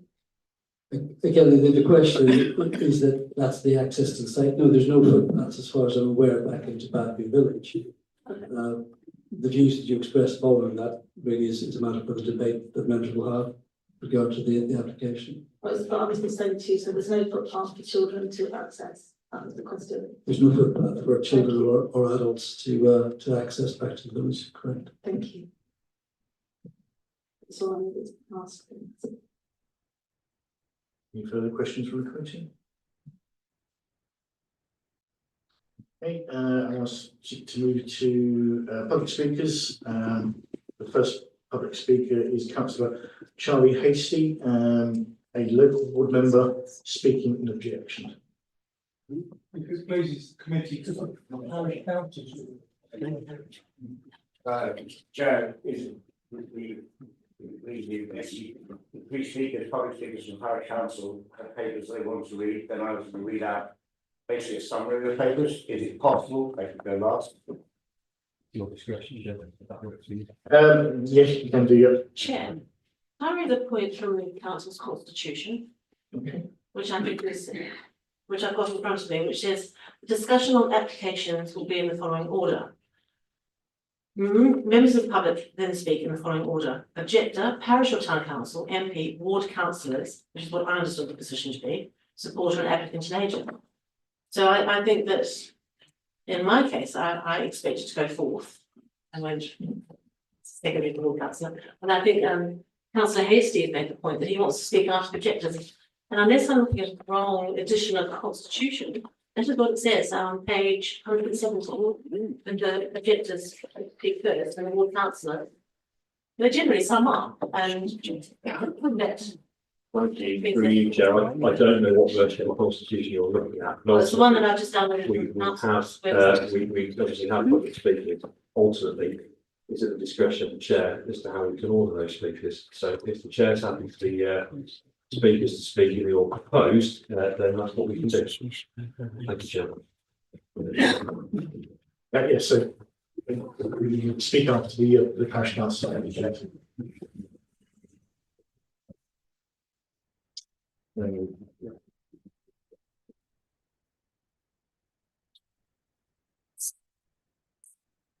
So just for the clarity, you want your name, please? Never smell. Okay, speaking on behalf of that, parish council, speaking in objection.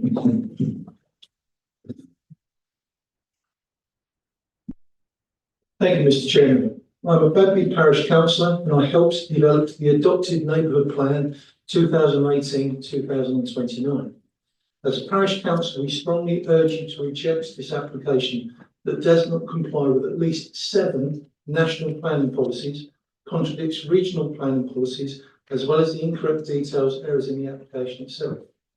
Furthermore, this application directly contradicts the assurances provided by WNC Planning Department concerning this land in a letter dated 7th March 2023.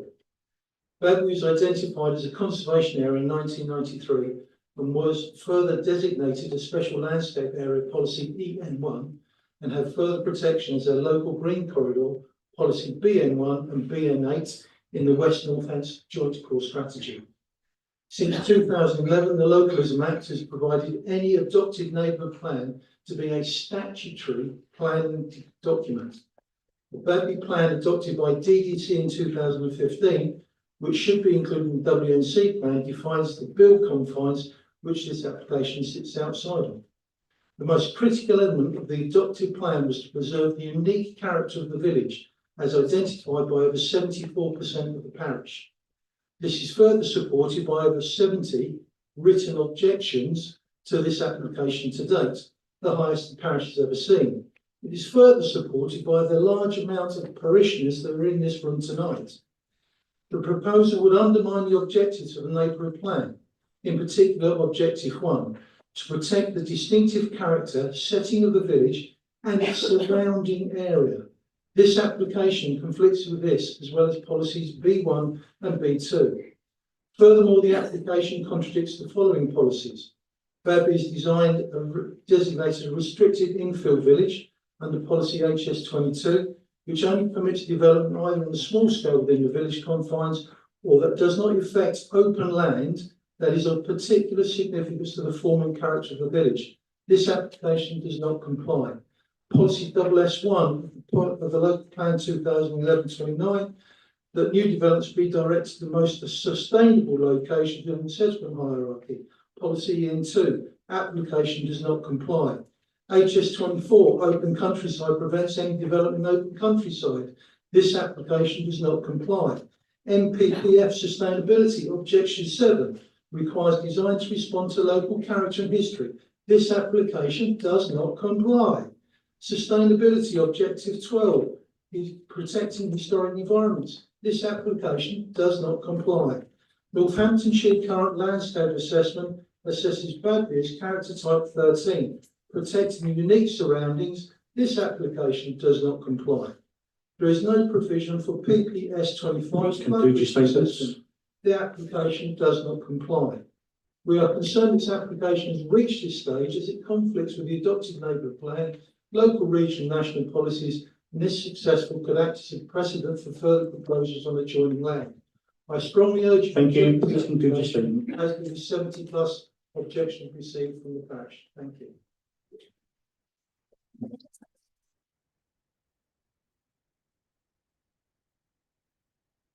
So was there any further questions from the committee to the speaker? No, okay, we'll move on to the next speaker.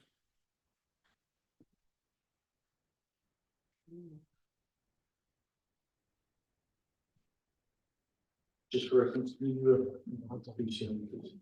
Okay, read the resident student in objection. I'm Kate Pennell. I've been a resident of Badby for 31 years and raised my family there. I'd like to flag 3 points which illustrate this site is unsuitable for residential use and in particular unsafe and inappropriate for children. Firstly, I want to address the totally confusing description of the road layout in 8.3 bullet 5 of WNC's report and for the benefit of the committee.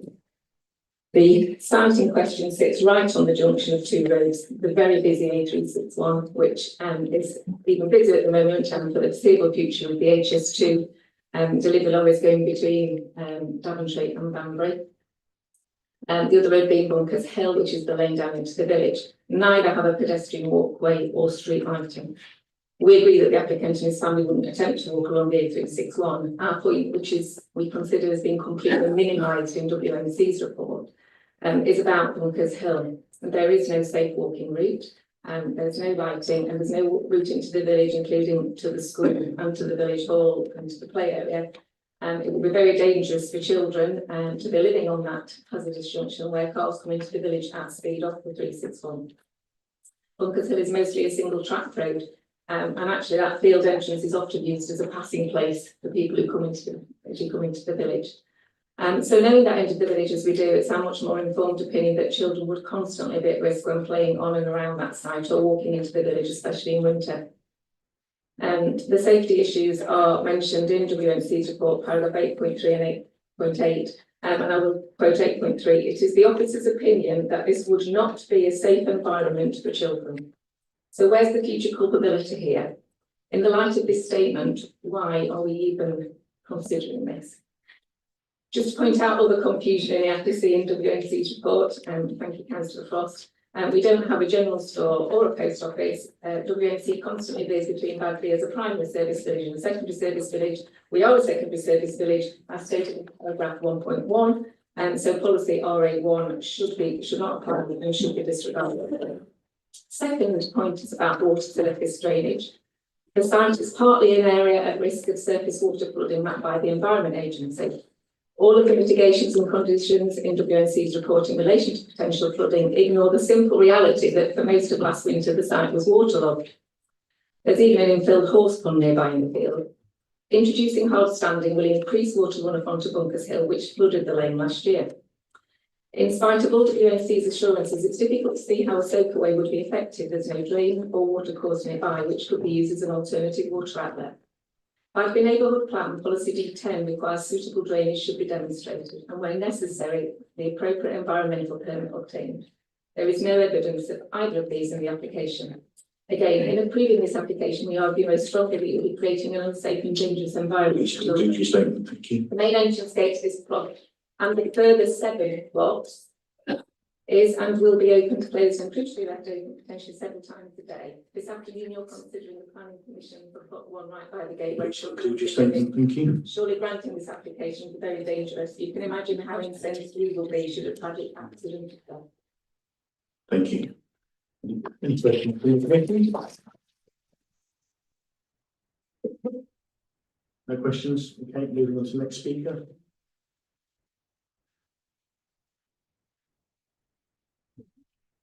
So, sorry. The local resident speaking objection.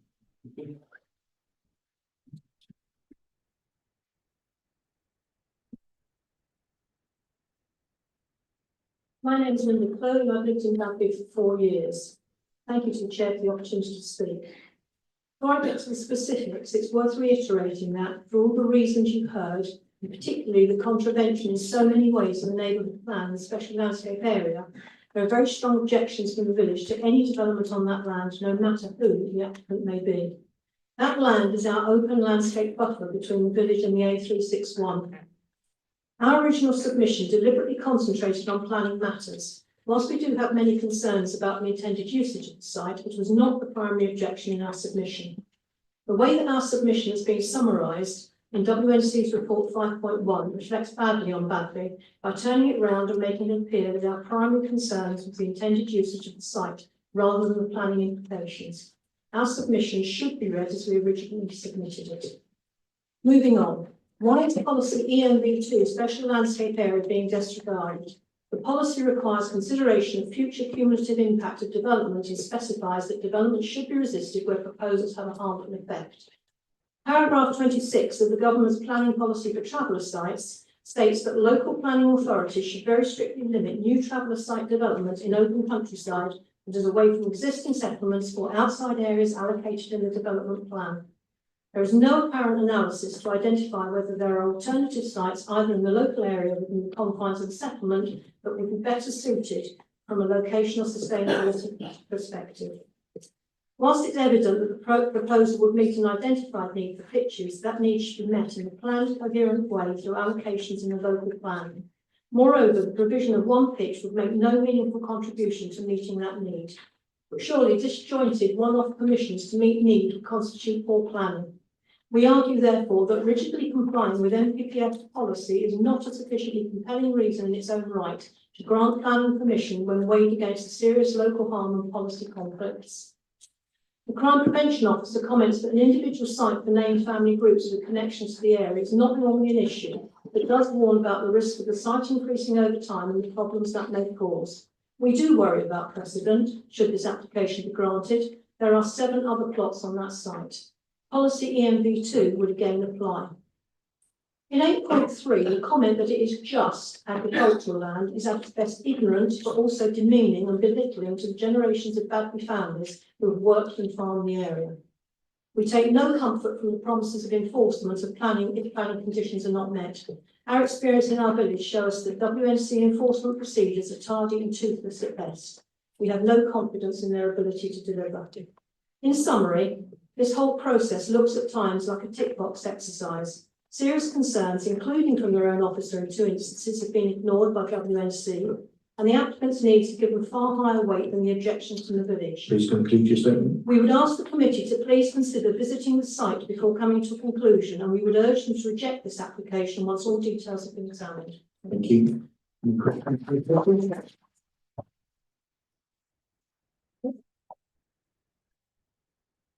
That's right. And so we said that there were 7 plots. Is that the case? It's 7 plots? Yeah. Not just one. No, sorry, there are 8 plots on the piece of land that are all individually owned by other people. So you've got one. This one deals with 1 plot. Where we have the major concern is that you set the precedent. It says those 7 other plots people may be looking. Now I know what the planners have said about looking at on the day. But as a village, we have those concerns and it's right to state them. Okay, so 7 of the plots are on in that area, but they're not in this planning thing. Okay, thank you. Further questions? Yeah, you'll show us on the map where those next 7 plots are. If you look on the map here, they're directly coming in towards the bottom of so where you've got the long line. Let me point it out, see it's better. On the picture, it goes all the way up the hill. Yeah, so you've got this line here, they all come this way. All come this way, away from one side. Thank you. Any further questions from the committee? Yeah, okay, Thank you, yes. thank you very much. Sorry. Oh, sorry, councillor Bruce. On that point, was it originally sold as one plot and then divided up? I believe it was. So rather like there's been an issue in Southampton over the years of developers buying a plot without, no hope of planning permission and then subdividing it. Definitely not been the case. I mean, I've only been here 4 years. I do know that it was originally one field that was sold, and then 8 plots were then put up for sale. And they're all on different ownership. If it pleases. They're all different ownership. No calling out, please. No, thank you. No calling out. Some clarification.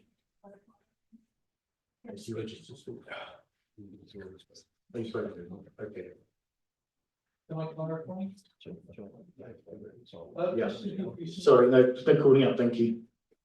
You've had your chance and it's now delivered on to next speakers. Right, thank you very much. I'd like to call up councillor Charlie Hasty, a local board member, speaking in objection.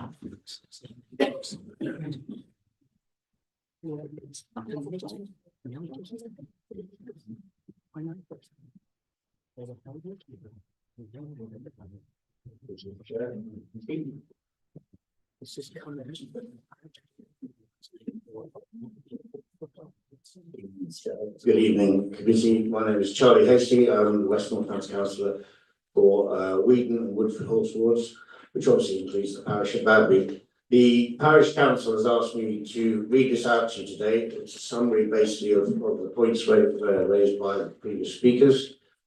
So, any development on this land is not on the Badby neighbourhood plan. What is the point of asking Badby Parish Council to do the huge task of formulating a neighbourhood plan if West Northampton Council planners are just going to ignore it when it gets to the matter of a hole? That hole being not having a proper local plan for identifying gypsy traveller sites. WNC's own policy states that there should be a cohesive plan for identifying local sites, and there isn't one. The minutes of West Northamptonshire Council Planning Policy Committee 14th of March 2024, paragraphs 3.1 and 5.2 outline the intention of identifying sites by public consultation as part of a West Northamptonshire Council Gypsy and traveller accommodation needs assessment. But this is still ongoing.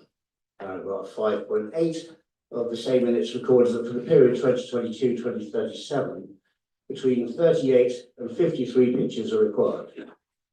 Piecemeal approval of one pitch here, one pitch there, which is what we are debating here, is not a proper strategy for meeting that need.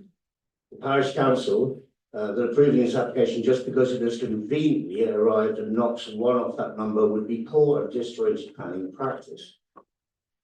West Northamptonshire Council's report states that there have been 51 formal objections from the village, and some. I'm going to make a point of note that you had addressed this earlier on about the objections being the right number. So I'm actually going to withdraw if that's okay from that comment. But the parish council would like me to reflect that those additional 19 objections, are still someone's voice.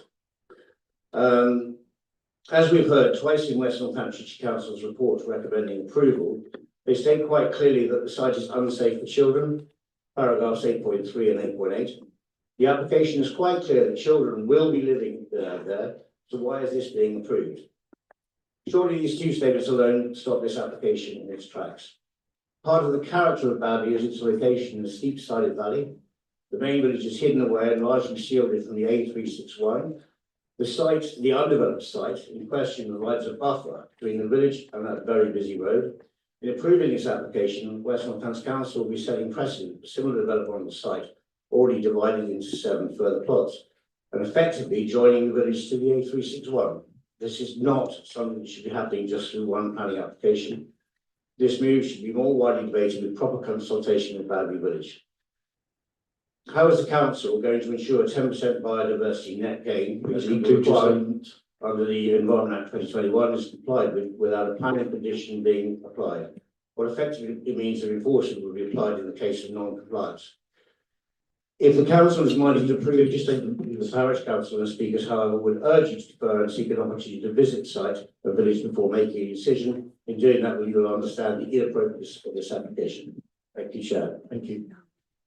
I believe you're not answering any question because you were speaking on someone's behalf. Is that correct? Yeah, That's correct. thank you. Okay, so you can return to your seats. I'd now like to invite Nat Green, the agent, for the applicant, speaking in support.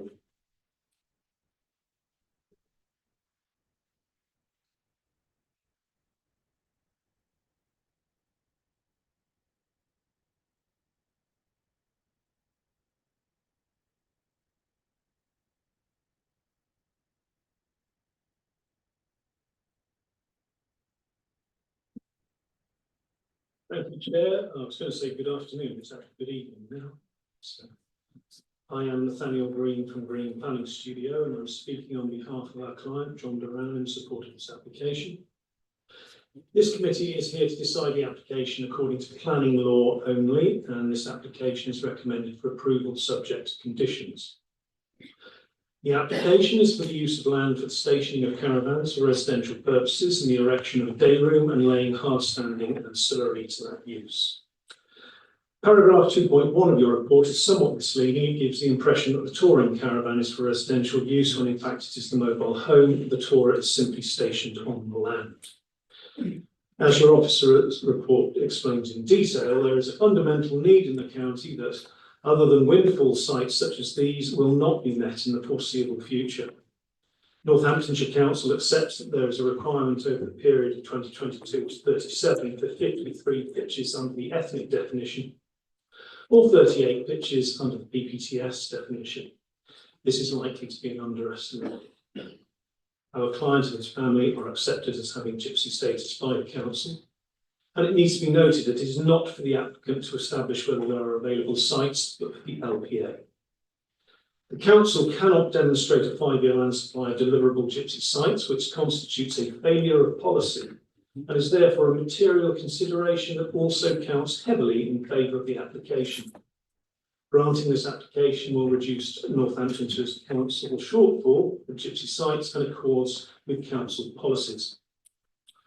Allowing this application will allow the families to have a stable base for their 2 children, will allow them to have an education at the excellent level of school. The site is screened to the north of the road, although additional soft landscaping can be worked into the hedge and the tree line. And as your report states, the small scale of the development and the recognised need for gypsy sites outweighs any impact on the landscape. Highways have stated they have no objection to the application as clarified. The site is reasonably sustainable in terms of access to facilities at Badby, such as they are, and is no more unsustainable than any other property in Badby.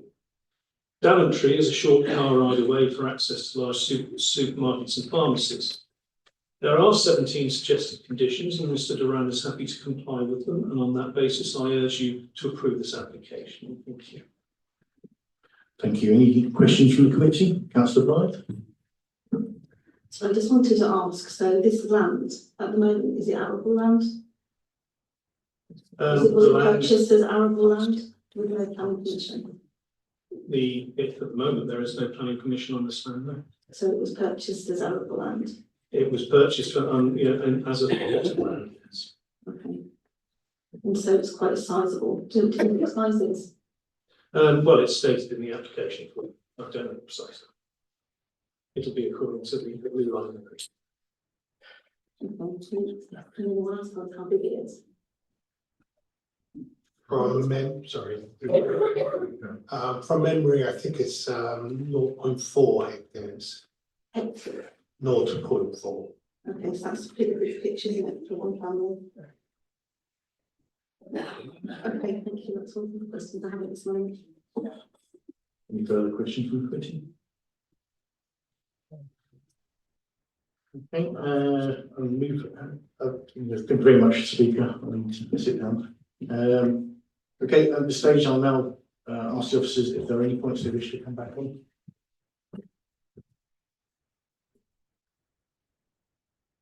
Got nothing further to add. Yeah. Okay, thank you. Okay, at this stage, then we'll ask the committee to debate the application. Sorry, Can I ask a question to the officer? is that okay? Sure. Are there in fact shops, is there a shop or shops in Badby? Because there was a discrepancy, the report states that there is, but there was a suggestion from a resident that there aren't shops in Badby. It'd be useful to know for sure if there are shops in Badby, because that links to the HNI. No, there are no shops. Just calling out, thank you. I think there was a typo where it said there was a Yeah, thank you, no calling out. in Badby, the report says that there is a primary school, general store and a post office. The post office is not No, there isn't. Thank you, no calling out. However, Daventry is, within sort of travelling distance and all the main facilities are there. Three more. Thank you. Any further questions from the committee? Councillor Bruce? It says in the school, a general store and a post office, but there isn't a general store or a post office. Correct. It's a school. Thank you. So there's no general store and there's no post office. Through you, Chair, could we have silence from the gallery, please? We have questions, important questions regarding matters at hand that are being asked by councillors. We need to ensure that the councillors get the correct information from the officers, and that is courteously and with respect. Thank you very much. Again, through you, Chairman, members, you're hearing, you've seen what's in the report, you've heard the representations tonight. You have to make a judgment whether or not the village has sufficient facilities to support the project. I can't provide you with a definitive list of what's in the village or not. There's a school, there used to be 2 pubs. One of those pubs was allowed on appeal to be converted to a dwelling. I think it's still Windmill is still there, but I can't give you a definitive answer on a store is my honest answer. So if the report says there's a school, a general store and a post office, and there isn't, then that's there is quite a major discrepancy in the provision of services, and I think we need an accurate officer's report. Any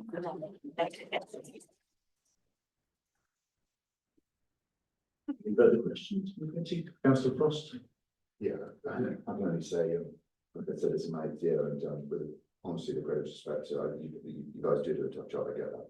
But I don't know, I've ever seen quite this many errors. I lived in this area for 19 years. In that time, I've never been more than a 25-minute walk from Badby, and I can assure you there is definitely no store or post office. But let me cut to the point. Yeah, RA2 secondary service villages is what we should be looking at. It's only a sentence. Can read it out. So it's the development of the secondary service villages will be located within the confines of the village as defined on the asset map. Committee and officers, I mean that in alone is a very clever planning reason. It's inconceivable that we go to appeal because as you learned from the parish council, it's in breach of at least 7 other rules. I've got to say, I'd like to think that we're not going to approve this, because if we did, it would certainly go to judicial review, and the council would, in my opinion, lose and would more than that because of these errors would suffer reputational damage. Eamon, you're the commission, you're the expert. Let's see what the room thinks, but if the committee was minded to refuse, would those reasons that the parish council be enough, or are there any others that you think we should be aware of? Yes, it's all for you members to make the judgment. What I can say is you've got the report which sets out policies. Clearly, you have got concerns about conflict with those policies. In terms of any planning application, you'll have a raft of policies. Some will pull in the same direction, some maybe will be conflict. But what I would say to you is that the RA2 policy on secondary service villages, I would probably attach less weight to that as regards HO9, because you've got HO9 and you've heard the speaker in favour in support of the application, setting out national policy. So you've got to balance that against the HO9 policy against sort of RA2. But you're going to have to sort of weigh those things up. HO9 sets out a list of criteria in terms of to be met, including accessibility to services and that sort of thing. You're perfectly entitled to disagree with the officer's assessment of that policy and clearly set out which parts of that policy you feel it conflicts with. And then in terms of the balance, planning balance, because there is a benefit in delivering a site that would serve the travelling community, whether or not that balance or that benefit is outweighed by conflicts within HO9 that you're identifying. I can't lead you as the members. You've got to debate the application. You've got to demonstrate that you consider it against the relevant development plan policy and come to a conclusion and a benefit. But clearly, you are listening to the representations. You've heard concerns expressed. You've also heard arguments for. You need to sort of weigh that in the balance and come to a view in terms of saying, right, okay, we recognise there's benefits, but there is a harm. A conflict with policy that isn't outweighed by those benefits. That's really for you to take up in terms of this debate.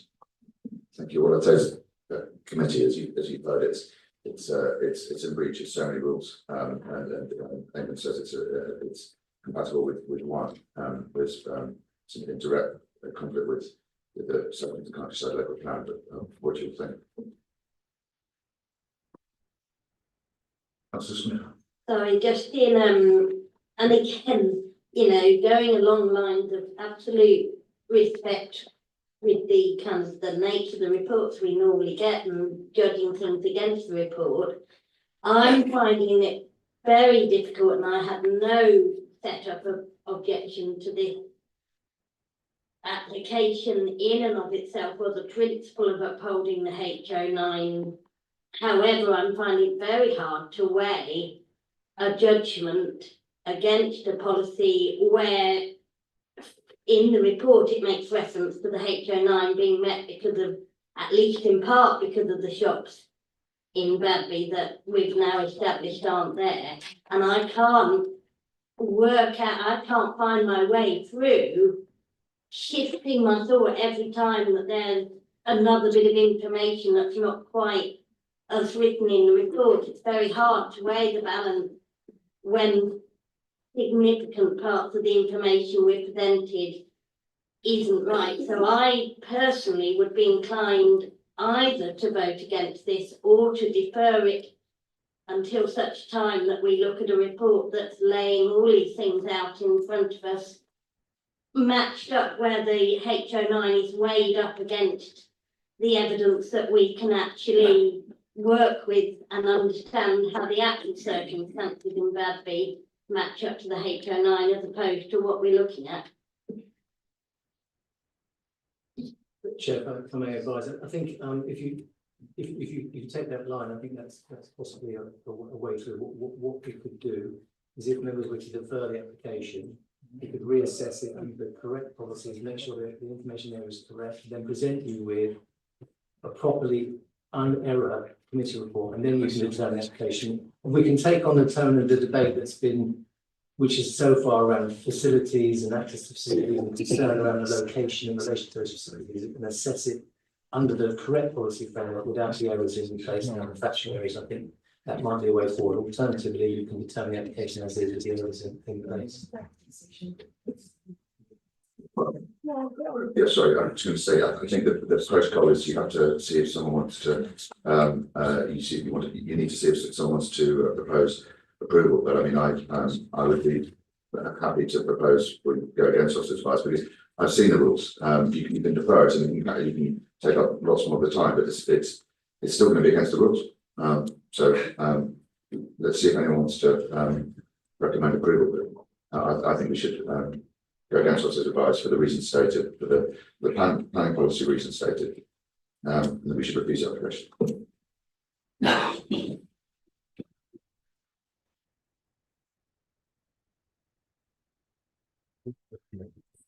Okay, if anybody wishes to recommend approval, otherwise, like you say, no. Just please, Jack. Thank you, Chair. And obviously, if no one is prepared to propose the officer recommendation, then it can't be approved. There's no support in the room for it. So then we have a situation where we require an alternative proposal, which obviously the options there are refusal for the reasons set out by Councillor Frost, or to refer the application for the reasons set out by Mr. Ellis, which would involve a rewriting of the officer's report in reference to the correct policies. And so those would be the options open to the committee if there's no support for the officer's recommendation in its current form. So, Councillor Pursley. Yeah, I'm happy to propose the deferral of the officer rewriting the report. I want to have one additional item considered, which is the issue of pedestrian safety in terms of the site. I think that is a material consideration. Please. Thank you, Chair. It was mentioned earlier on in the debate and during the public speaking session regarding a site visit. Does that form part of your proposal as well, Councillor? I'm happy to include that as part of the proposal. Do we have any seconders for the? I suppose what the chair, I think quite finished up some questions. Okay. On the planning policy of travellers, 13, planning authorities should ensure that travel sites are sustainable economically, socially and environmentally. Local planning authorities should therefore ensure that their policies promote peaceful and integrated coexistence between the site and local community. I don't think we have that here, and I don't see how that's set out in the proposal. Promote collaboration with commissioners of health services, access to public health services. I don't believe there are any in the village. Provide a set of basic decency needs for long distance travelling and enabling possible environmental damage, but there's no shops there. Everybody's got to travel, they've got to go somewhere, they've got to do something else away from this location. I don't see how this is the right location for this site. That's something we can comment on. Again, through the chairman, yes, you can comment on it. You're the members of the planning committee, so your job is to look at that policy. Again, I'll refer you to probably the policy that should be applied the greatest weight in this respect, which is HO9. So you can go through that and identify those parts of the policy that you think it doesn't comply with, and weigh those in the balance, and come to a view. That's perfectly, that's your job this evening, is to say, we've got a report here, we think there's errors in the report, we think there's issues in the report in terms of how it's identified compliance with policy. We don't agree with that. Well, yeah, that's fine. You're entitled to go with that as long as you sort of articulate that in a manner that comes up with a reason that can then be defended at appeal should the applicant decide to pursue an appeal. Thank you, that was fun. I just wanted to say, more directed at the members. I mean, I don't know, I'm looking at this and I'm seeing one family with nearly 0.94 hectares for one person. And I see people that have purchased land at very cheap prices, arable land, which is, you get planning permission. It really makes it much more valuable, and then it can be built on in the future. And then I also see several plots, which once you set precedents, it's like dominoes, is it not?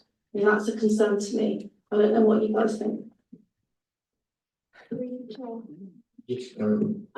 I just want to remind members that you've got to determine the planning application that is before you, not what may or may not. So I just want to remind members when determining this application, it is the application before you, not what might happen in 6 months' time. Thank you very much. Thank you.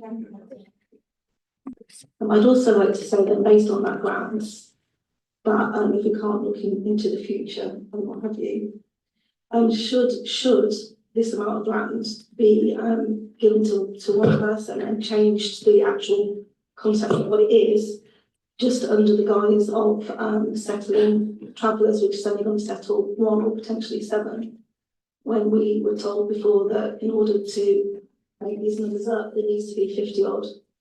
And you know, you could potentially get a lot in even that one section, so why only 1? I don't know if that even matters, but it is a concern to me.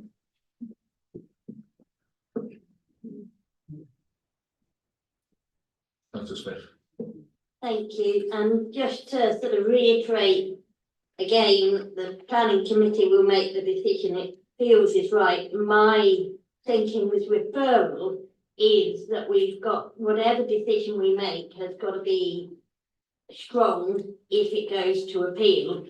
At the moment, the main problem we're facing, either way you look at the decision, is that we're working with a report that doesn't appear to be accurate.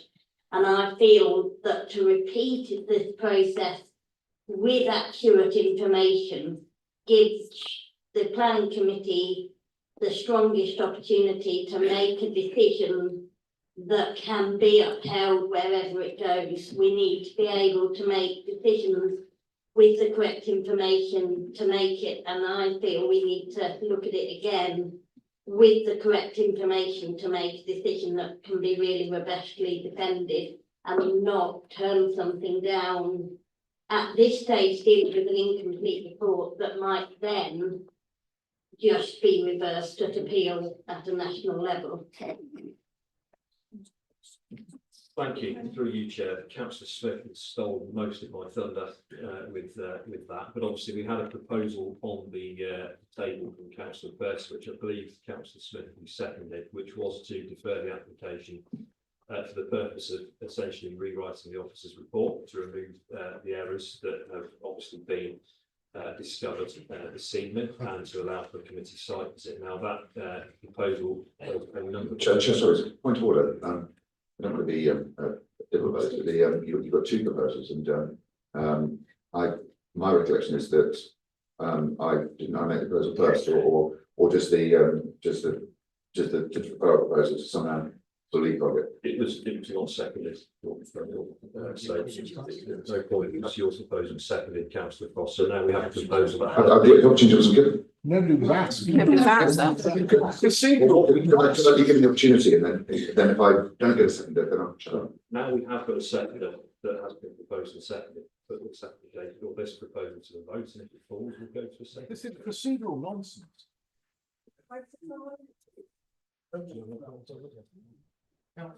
It's on law. How you do it? Thank you. Now move to a vote in the committee. So all those in favour of the proposal, raise your hands. I'll vote in favour of that as well. Deferral. 5. Okay, and those against? 5.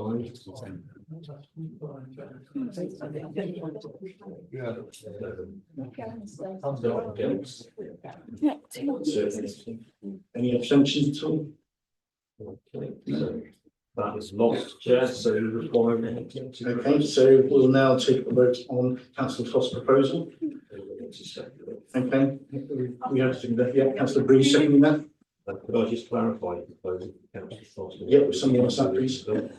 Councillor Frost, can you advise the refusal reasons? Yes, of course, yes, absolutely.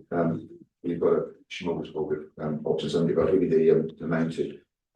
In a local plan, RA2, paragraph A, Development secondary sales village, those are the comments. It's a map, and I won't bore you with a B, but let's say RA2, A and B to start with, and then it's up to officers if they want to dip into any of the other options that we made available.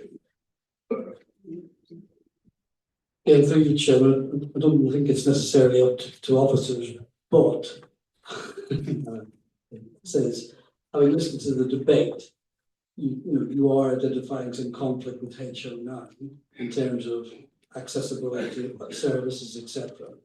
You may wish to consider that conflict with identify the criteria within that policy, not RA2, but HO9, which deals specifically with this type of development.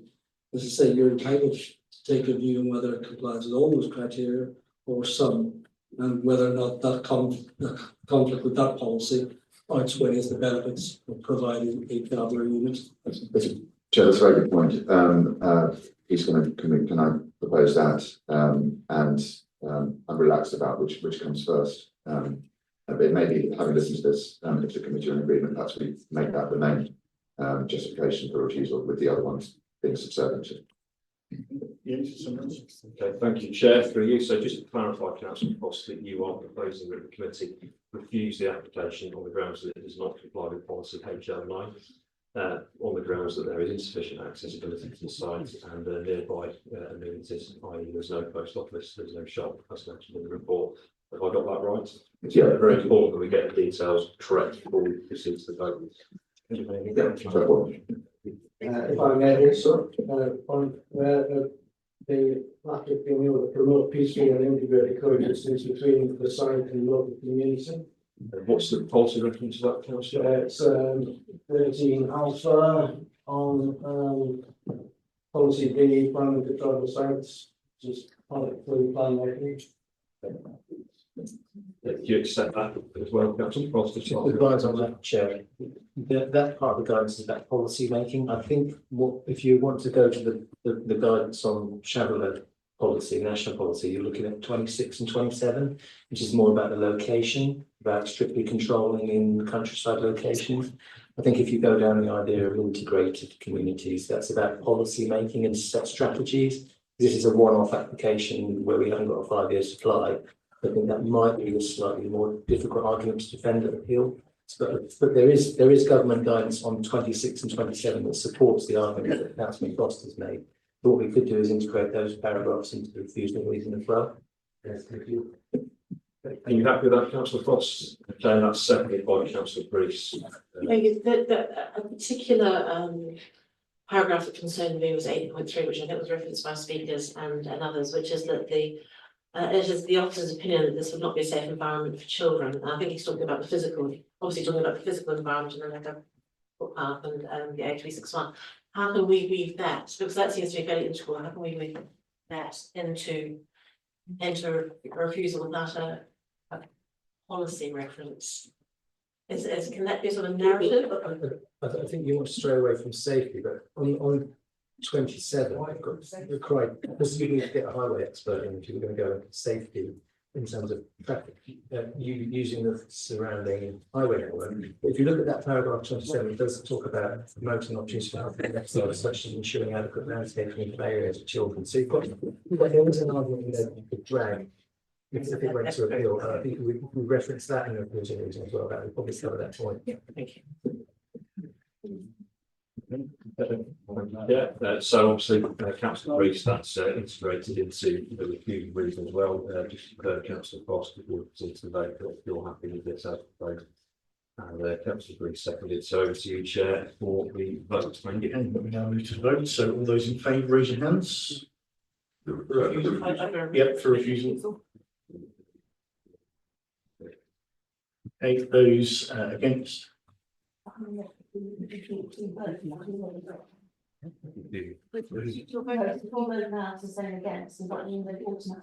against the proposal, Councillor Frost. Yes, please. So just to clarify then, we'll hold the vote again, but we are voting on the refusal. So we're asking for those in favour of the refusal and those against the refusal and any abstentions. to the chair. So we're now voting in favour of the council's proposal for refusal. Raise your hands, those in favour, please. Those against? Any abstain?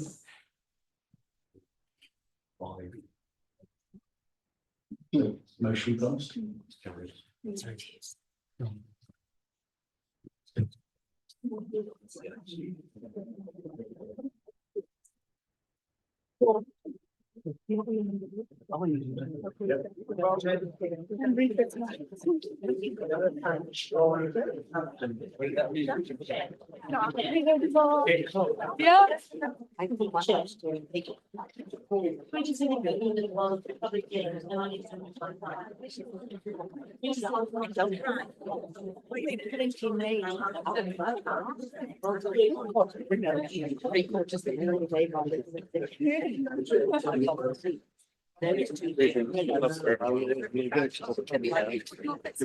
Oh, I'm gonna sit down with my chair. I'm gonna go.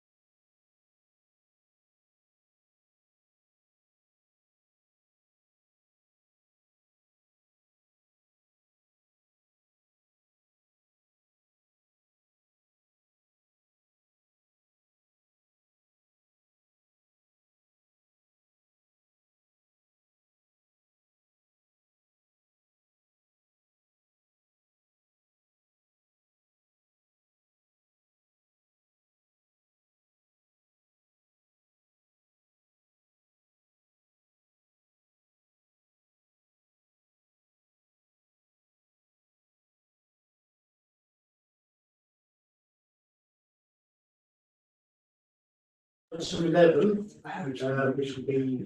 This is a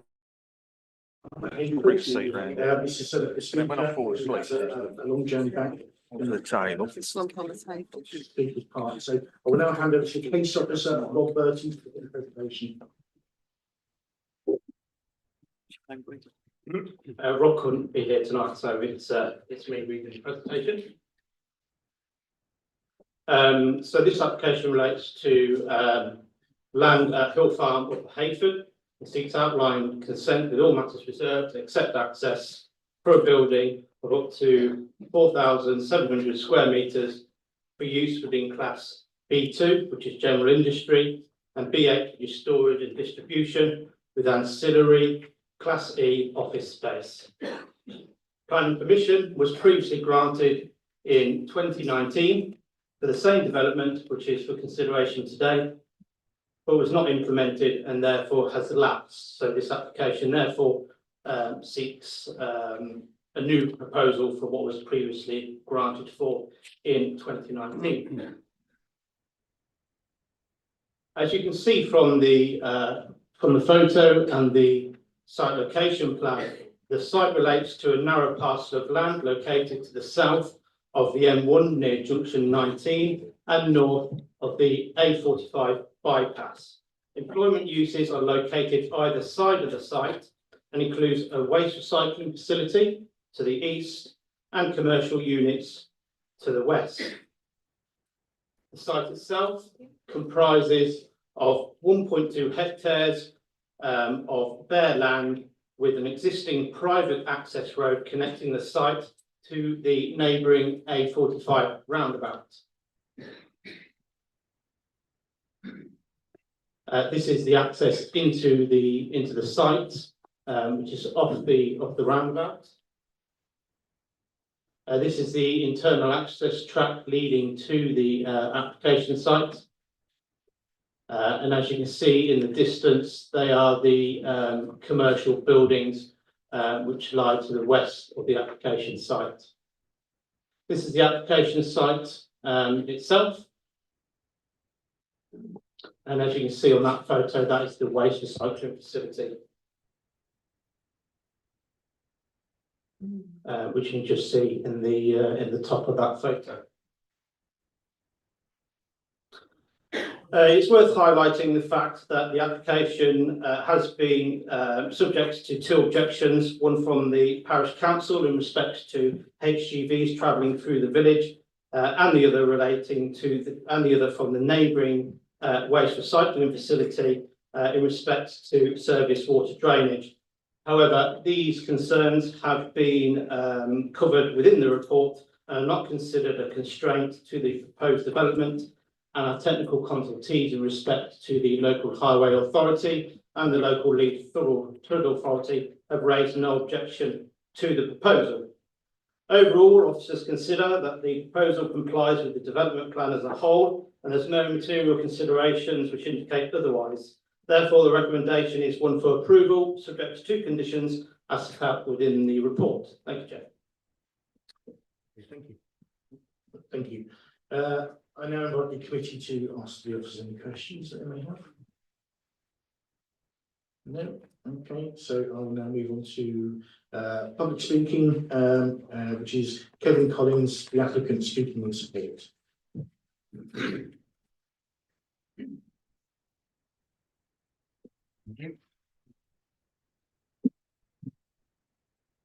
Good evening and thank you for the opportunity to speak to you here today. My name is Kevin Collins, the Managing Director and owner of CB Transport Refrigeration Limited.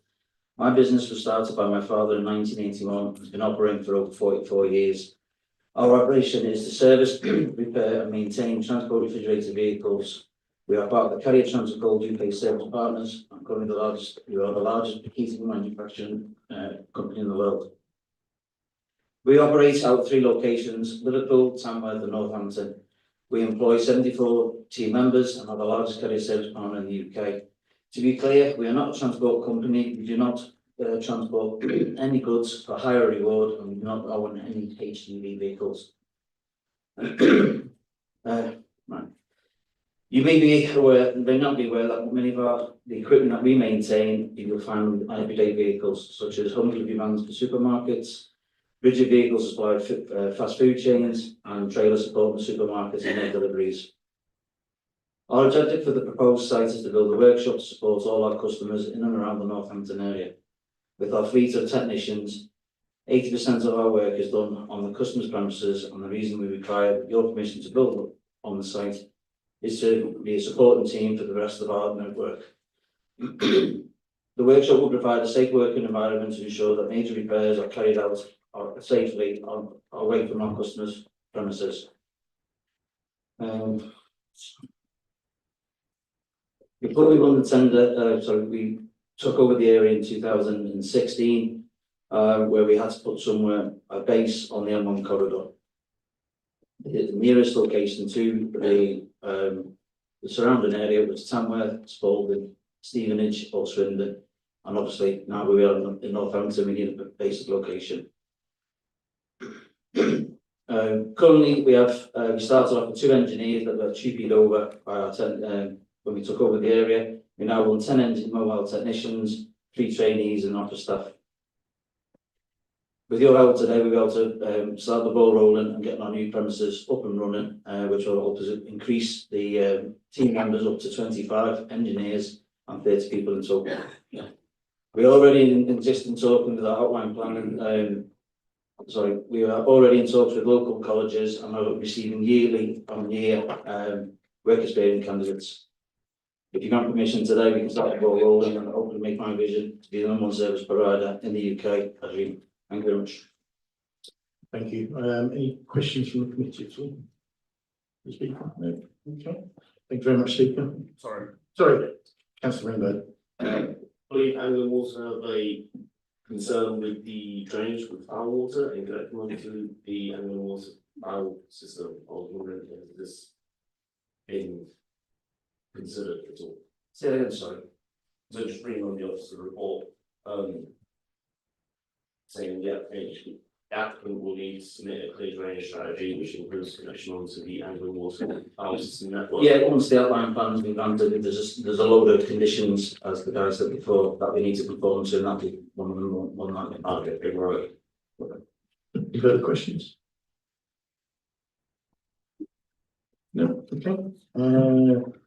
Cheers. Thank you very much, Speaker. At this point, so obviously I'm going to ask the officers if there are any points that you want to come back on there. No, Chair. Thank you.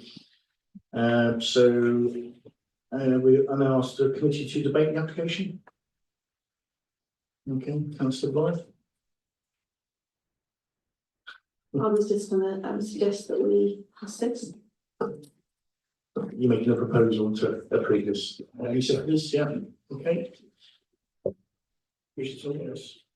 Yes, thank you, Chair. Councillor Purser had a vote for a question. Yeah, Chair, I'm sorry, I just wanted to say that I think just the head of application, we should be thinking this is a high skill employment rather than the kind of boxes with low skill that we often asked to approve. So I think we should welcome this application and hope that it comes forward really quickly and they get on with it. So I'm happy to support this application. Is your second? Yes.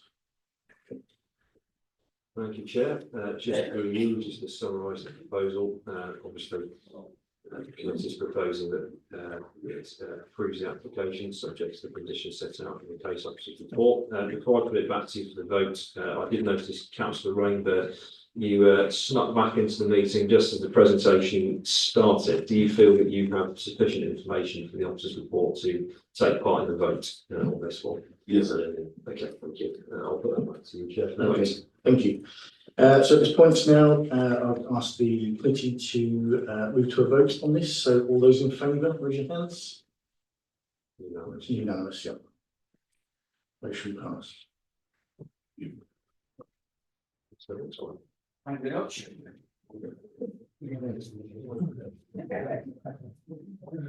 So we now move back to item 10, which is number 11, Cavendish Drive, Northampton. I will now hand over to Case Officer Rebecca Wilkinson Foster to begin the presentation.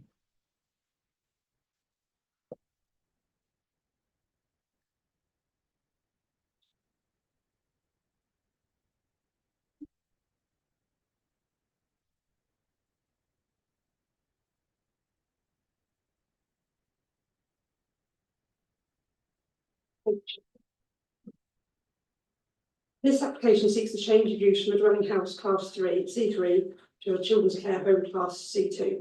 For up to 3 children, young children aged between 8 years and 7 years with learning disabilities and associated needs. Excuse me. The home would be a 3-tier home, meaning that it would be operating high staffing ratio from 7:30 AM to 7:30 PM with a minimum of 3 members of staff during the day, and a minimum of 2 staff overnight. The application has been called in by Stephanie, Assistant Director of Planning and Development and the Council Scheme Delegation. The officer's recommendation is to refuse the application due to inadequate parking and proposed intensification of the use compared to a dwelling house. This slide shows the application site with the red circle, slightly clear on the aerial view there. So it's a detached property in a residential estate near to Boom Road.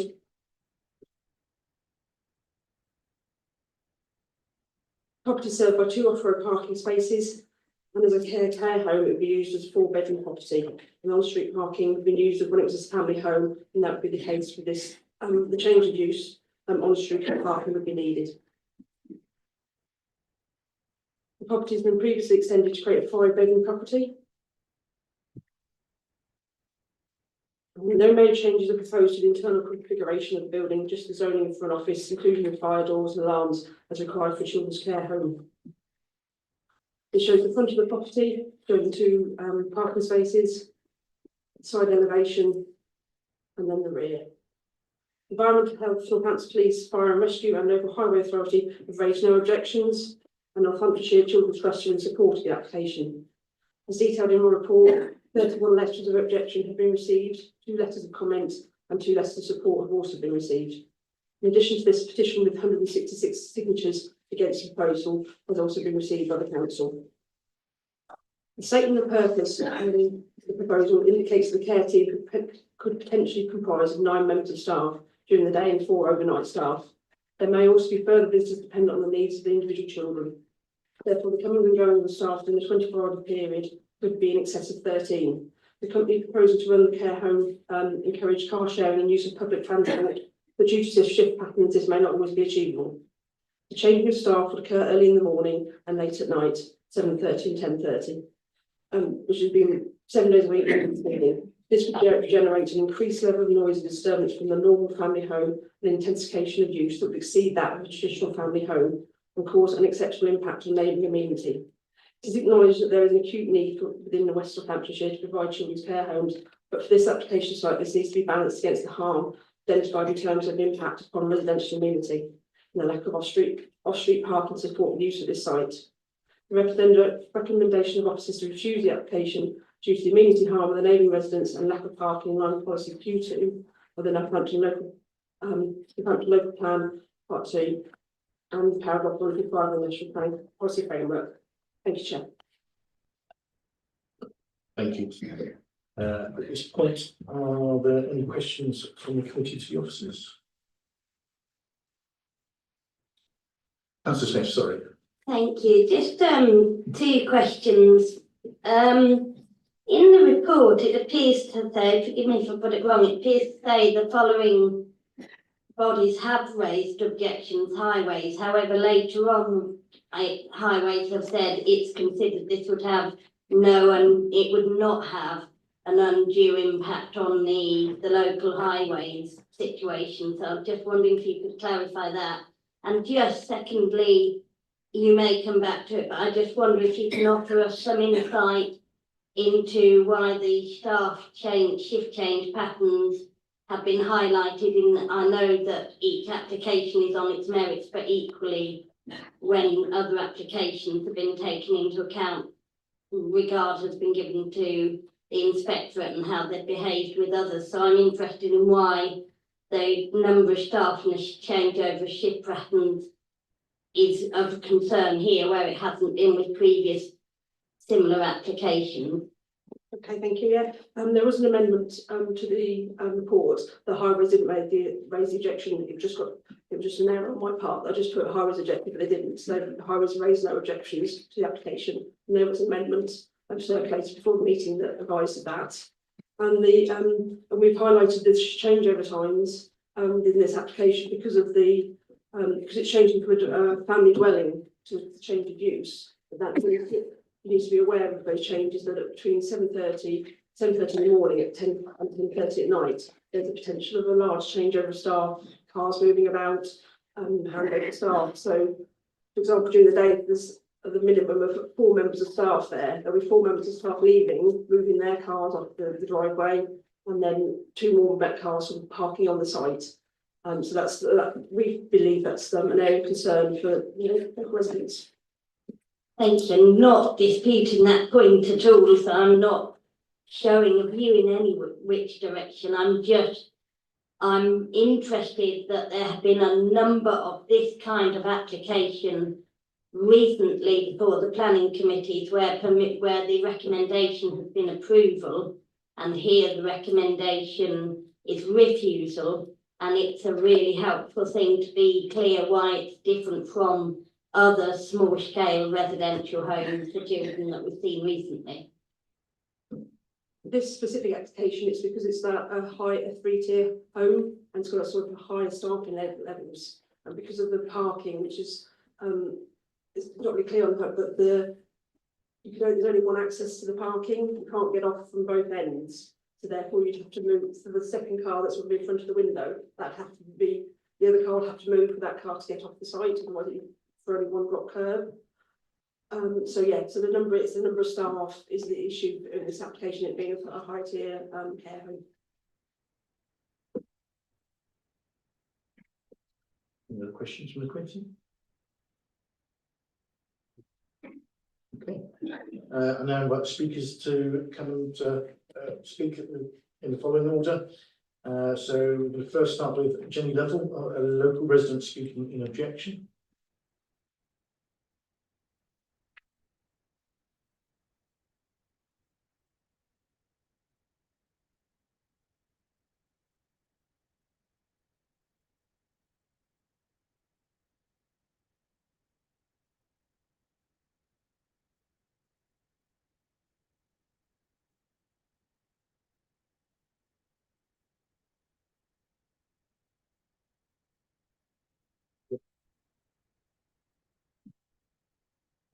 My name is Jenny Lovell.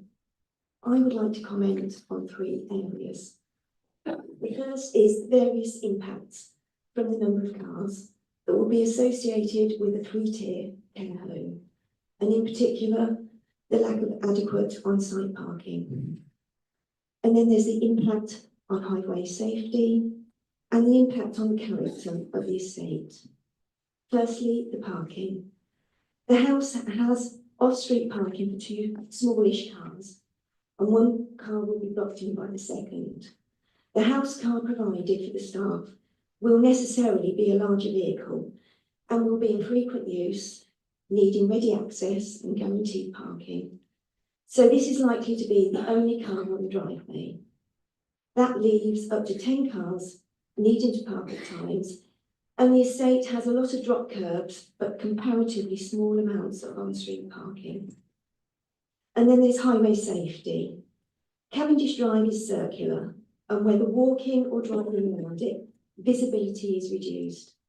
And when driving past cars that are parked on or approaching a curb, it's impossible to see what's coming around the bend. And there have been a number of RTAs, some requiring an ambulance. In the cul-de-sacs, just a couple of badly parked cars cause access problems for delivery vans, waste and recycling collection, vehicles to driveways and garages. And cars parked on corners and on the paths restrict visibility at junctions and create obstacles for pedestrians, especially those with walking aids, wheelchair users, prams and buggies. The 9 houses facing the duck pond have no on-street parking outside their home, and visitors and deliveries to these houses need to park on surrounding roads. Finally, we are a quiet family estate of mainly single-family dwellings comprising a mix of young families and retired people, some of whom receive daily visits for care in home. Our neighbourhood will be negatively impacted by increased movement by staff to and from the property every day, especially at shift change times, and visiting professionals during the day, family and friends at weekends too, adding to the on-street parking requirement. Noise disturbance late at night, the 10:30 p.m. shift change, as carers arrive and leave in numbers, and 40 or more homes will be severely impacted by the loss of parking amenity. Thank you for listening to me. Any questions from the committee at all? No, thank you very much, Speaker. You may return to your seat. Chair, happy now, do you, for councillor? Yes, you will speak after the local residents, due to the fact that Councillor Breeze pointed out that the order of speakers should be residents first, then ward councillors. So now call Cedric Conterno, local resident speaking in objection. Right.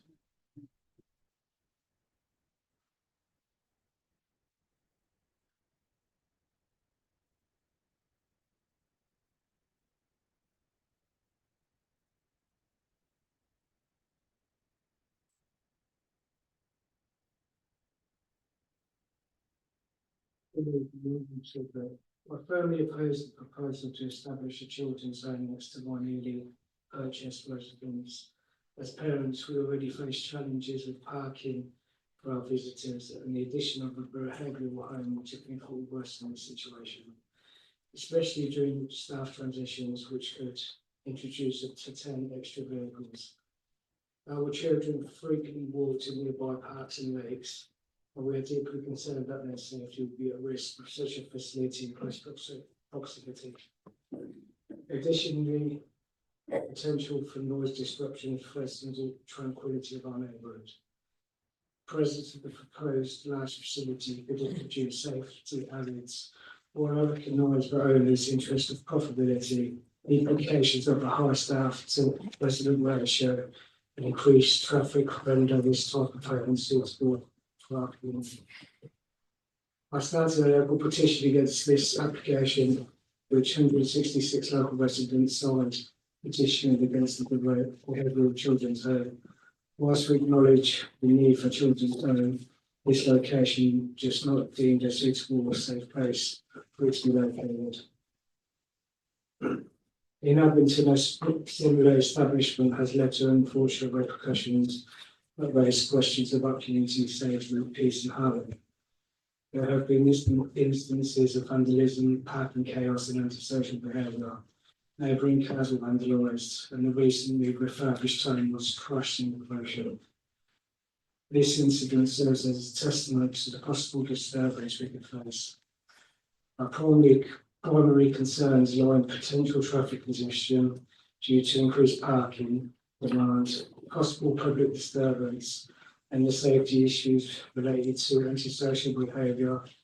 We believe these aspects could considerably alter our community's peaceful atmosphere. I urge you all to reflect upon the critical importance of birth.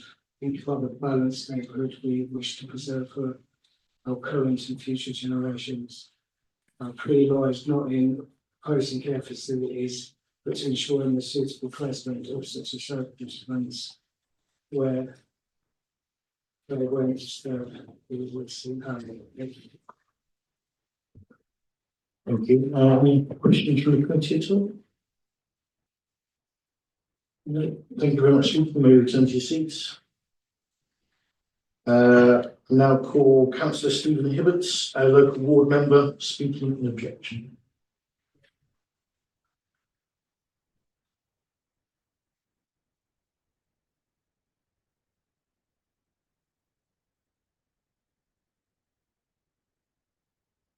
Say before the clock begins, can I correct a misrepresentation in the report and clarify my own involvement? I called this application in after being approached by residents and concluding that their concerns were sufficient to bring the matter to committee. Now, subsequently, I've been in communication with the officers and agreed there was no need to come to committee if the officers determined to refuse. It's before you now because of the intervention of the CEO and the assistant director. I'm happy that the final decision lies with the committee, but the suggestion on page 121 that no response was received from councillor Hibbert is clearly wrong. Chair, right, start the clock, okay. You've heard from 2 local residents and they've articulated very well, very clearly, their concerns about the impact of this proposal on the community. The concerns are about neighbourhood amenity and parking, and these are addressed in the report by the officers and are why they recommend refusal. I would add to those comments the following. There is, in fact, a children's home on Crick Lane Close, less than 100 yards from 11 Cavendish Drive. Permission was granted in January this year. Locals argue they knew nothing of it. Officers say otherwise. That's not the point for you tonight. But my point is that it is not referenced in the report, but is obviously relevant to parking pressures on the estate. There's also 1 registered HMO on Cavendish Drive, but again, locals suggest there are others that are unregistered, and that is another matter I'll have to investigate as local councillor. There are 2 child nurseries close by and others on the estate, and you heard mention of the duck pond. That's on Selston Walk, and it has no off-road parking at all, so people have to park on Cavendish Drive. It's a busy feeder road for the estate, so the area is already a parking nightmare, and this proposal can only exacerbate this further. Now, everyone recognises the need for children's homes. What we must have, though, is that they're placed where they have limited impact on the neighbourhood, and that's not the case here. You might also think that the neighbourhood have done their bit by taking on the Crick Lane Close change of use. I understood that the model adopted by WNC for children in care was to buy and operate property, not pay huge fees to private operators. I also think there is no guarantee that this operator will not take in children from outside of Northamptonshire, which won't benefit the Children's Trust at all. I ask you to follow the officer's recommendation and refuse the application. Thank you. Thank you. Any questions from the committee? No. Okay, we'll move on to the next speaker. This is Nigel Ozier, the agent for the applicant, speaking in support.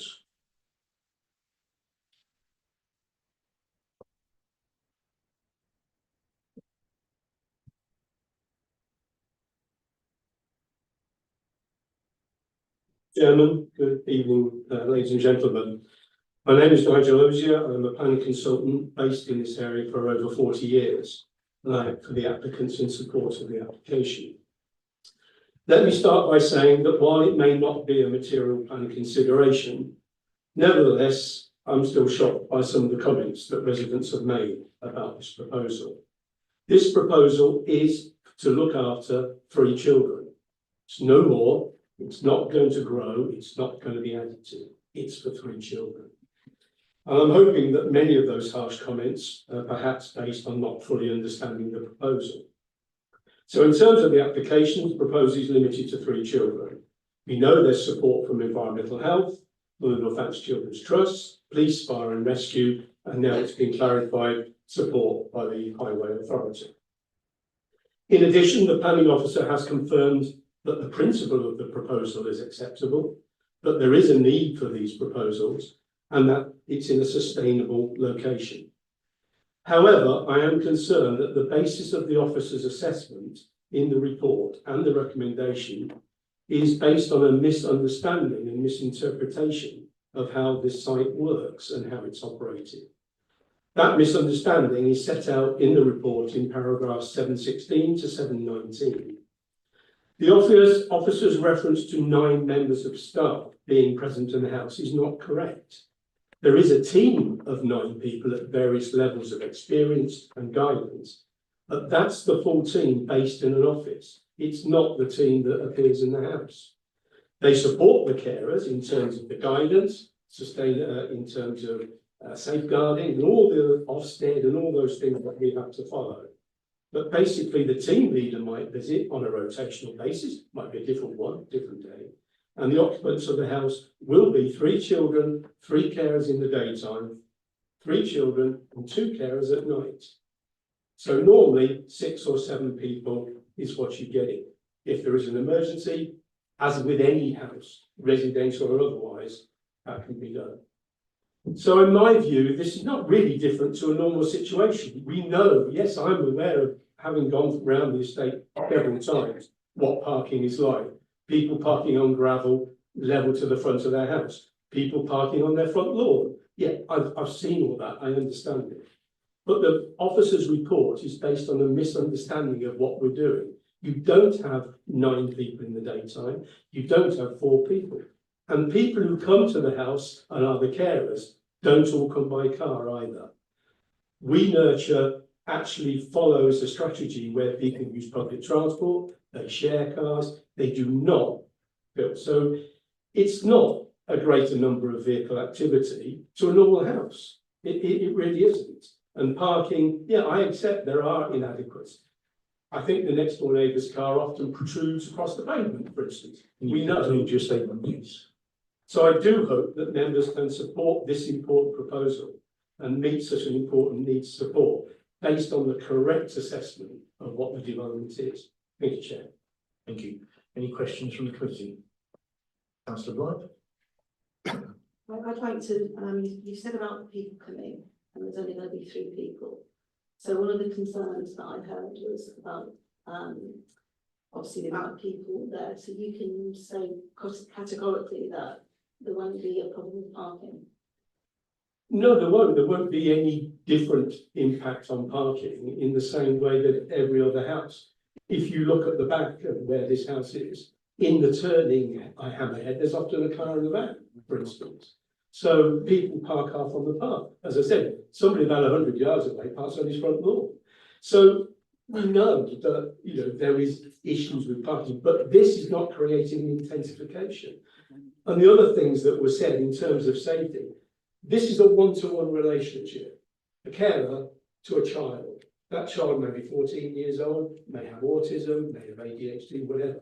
That is that relationship. That child is never on their own. There isn't a, we don't have, there's no need for great numbers of people to visit. It doesn't work in that way. But the office for the company is actually 40 Billing Road, it isn't far away anywhere. I think the concern was about children walking, so you're saying these children would never be outside on their own? No. Not ever? Not ever. And they don't mix them necessarily either. That's why there's each child is in a bedroom with a carer. They don't, they're very, very conscious about the different needs. These children have had mostly have had a pretty awful, you know, I'm lucky.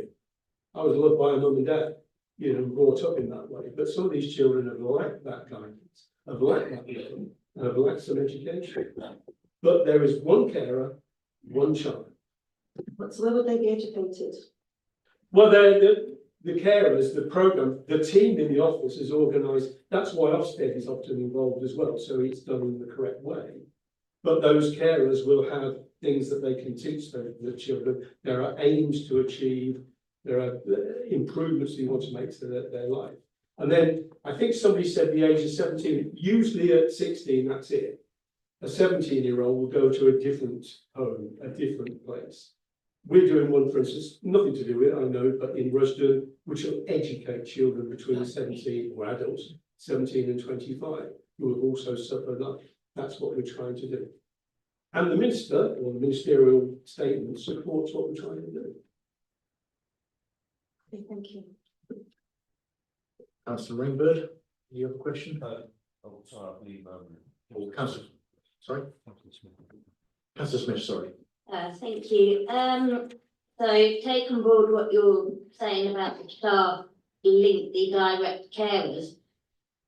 Obviously, all children are different. There's a safeguarding need to not reveal anything about these young people that we shouldn't be aware of. But isn't it likely that children with such complex needs will need intervention from other professionals such as social workers, visiting Ofsted inspectors, visiting CQC people potentially, maybe family members who they're not necessarily living with, but who are coming to visit them. Sure, I'm just wondering if children with such complexities may generate a number of daytime visitors. Well, not in the sense that I think what you're trying to say is that there's going to be lots of visitors, or no, there will be the odd person to visit, to deal with a particular issue perhaps. But that's no different than somebody visiting my house. You know, it doesn't make any difference in terms of what the parking issue is or amenity. And I think the important thing is that the children are looked after so well that the guidance from the team makes sure that the carer has the ability. And I think you mentioned the word safeguarding. That's very high on the agenda, of course, anyway. But I think what the concern to me was that there was reference to antisocial behaviour. There was reference to noise. It won't happen. That's why there's a one-to-one relationship. It doesn't happen. I've recently, within Northampton, we've gained permission recently for 3 of the children's care homes. One's, somebody in Northampton may know it, Glenside, which was a former adult care home, which is looking after 3 children. We did one in Ardington, which is near the old grammar school, I used to call it boys' grammar school. That's next to retirement flats. We met with those people, and they're absolutely, they don't cause an issue at all. So yeah, occasional visitor to deal with an issue, of course, that's the whole point. We want to make their lives better, want to improve their future. And I think with some of the things that, yeah, I can't talk about specific children, but having been a school governor in 3 different schools over the years, including chair of governors, I know what problems face children who might be ADHD, might have some sort of, it's how you cope with that. But these children have never had that love, never actually probably had that support, and that's what we're trying to do. Councillor England? Yeah, so you said that obviously the number of staff is not as the officer's report says. So what is the maximum central capacity of, on a day-to-day basis, of vehicles there? Well, again, in terms of vehicles, then in the ones that we've done, we don't record an issue. They don't record it. So often public transport is used, and clearly, you know, they're not far from a bus route. So I think that we would not. There may be 2 vehicles, as we've shown on the plan, where, interestingly enough, there's another house around the corner that does exactly the same. But so that'll be the 2. If there's a visitor, yeah, they will have to park, as the next door neighbour does, as everybody does, half on the path or not, or just to visit. But they're not there all day. They're a visitor. So if the team leader needs to come on a rotational basis, or with a social worker, or whatever, or somebody for health reasons, but that's it. They're not there all the time. There's not 9 people sitting there, you know, it just doesn't. And that's, you know, might be my fault for not explaining it better, you know, in the first place. No, thank you very much. Councillor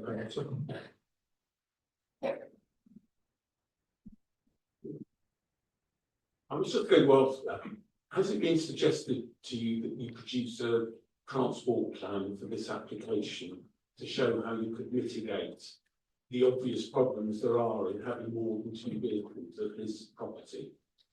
No, that hasn't been suggested to us, because obviously you know, the way in which it was going. But we have done plans, we have shown how staff, team, workers will visit the site. We do, or at least my client, shares cars, and they do use public transport as well. So we would not want to, well, we certainly are not going to put 9 cars outside. That's the thing. But I'm not averse to talking about some sort of condition where we explain how it will be handled. I'll gladly recommend that if members felt it was good.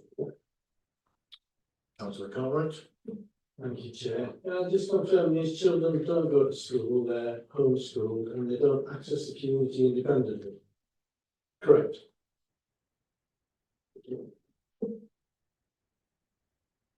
Councillor Blythe? don't know if it's appropriate to ask this, but given what you said, how would the officer respond to what you were saying with the parking, given that, you said that that's not going to be the case of 9 cars? What are your, would you like to respond on that? Well, my point is, obviously, oh, sorry, we'll come back to that after, because the officers will go back to your point. I'm happy to answer. Councillor Rees? Sorry, my bad, I'm going to battery, and it was shortly. So if there are only 3 staff at a time, they're all doing 12-hour shifts, are they? Yeah, they can be that long, yeah. It varies between, it could be 7:30, could be 8:30 till 10 o'clock-ish. So normal shift pattern is 12 hours? Yeah. But if there's a reason to change or something, that can be done as well. So it's not the same carer every day. It's a carer who is safeguarded and trained to be. No, I realise that, but I'm just saying that when a carer arrives, they will expect to be working for 12 hours, they're not 8-hour days. No. So the day staff are there for 12 hours and the night staff are there for 12 hours. Yeah, the night staff are probably a little bit shorter. So the day staff are there for 14 hours. Well, Night are there for 8. it can be a bit longer. It can be longer. But it's a home environment. Yeah. That's effective. There are things to do. There's play, etc. Oh, yeah, I was just interested in the changeover patterns, not what they're doing during their time. Well, changeover will always be precisely at 7:30 or 8:30, precisely at 10:30. It won't always copy. There is some flexibility.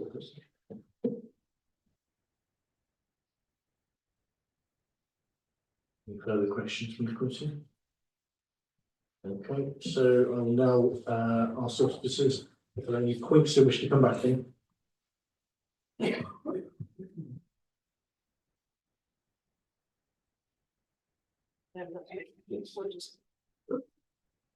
Just to bring the members' attention to point 7.23 in the report, which discusses that the statement of purposes say that staff encourage use public transport or car share schemes, but it's highlighted there that staff change over times at 7:30 in the morning and 10:30 at night. It would possibly be unlikely that staff may cycle at that time of night, and the bus stop is 10 minutes walk away, which potentially would be a restricting factor in people accessing the bus stops at that time of night.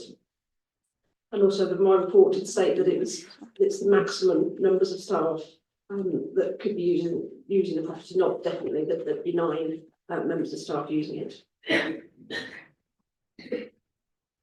Okay, thank you. Councillor Smith, you have a question. Thank you. Just checking that we are confident that this could be defended on appeal, given that the sustainable location argument and other such things in other applications has been the planning inspectorate have taken the view that a highly sustainable location mitigates parking issues and the coming and going issue as well. Just checking how it compares with other things and that we're confident this could be upheld on appeal. Through you, Chair, the officer has done a comprehensive assessment of the proposed scheme, and we're confident with the recommendation that's been made, which is one for refusal, and we're confident that we will be able to defend that recommendation at appeal. Thank you, Chair. Any further questions? Okay, I'll ask the committee to move to debate for the application. Councillor Smith. Yeah, so as you can tell, I've listened very carefully. I've really tried to take everything in that I've heard, and I do take it very seriously when an officer recommends refusal, because I know there's a lot of thought goes into that given the situations and what we've got, and I think we've got a job as a committee to take that very seriously, but also to do a thorough piece of work. On the basis of that, I'm inclined to take that recommendation seriously and to take into account the impact on residents. I think it's really important that in the process of doing that, we acknowledge that the best setting for children is a residential setting, that children are residents and they belong in residential settings, no matter what the complexity of their needs and what's happening for them, and that we recognise we are considering the impact on the neighbours from the coming and going, the potential parking issues and high-rise issues, and the impact that that has, but that we also recognise the need for high-quality children's accommodation and for children to be housed in home-like environments for residential settings is really important, and that we consider that, but I'm inclined to take on board what the planning officer has recommended and to consider the impacts on neighbours on this occasion. Councillor Boyd. I agree with councillor Smith on most things, because there is a need for children's homes, and to be fair, I can understand that it is complex and there can be lots of issues that surround it, but they do have to go somewhere. And like councillor Smith said, a residential setting is where they need to be. And I'm just curious as to, like, I'm very concerned that if this was challenged, that I don't understand how it could be defended, because parking is never an issue with other things, and everything just seems very, very weak to me. The problems that you've brought, that doesn't in a rude way at all.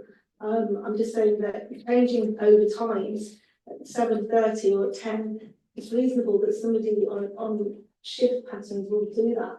With 3 people is not a lot of disturbance for anybody.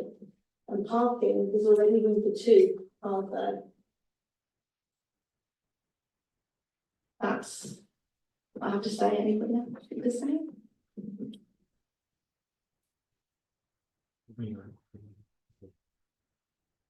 So does anyone wish to put a proposal on this? I propose that we pass. So it's right, pass, Yes. approve, sorry. So you proposing that we approve the officer's recommendation or approve the application? I suggest that we approve the application. Any seconders on that? Councillor Smith? I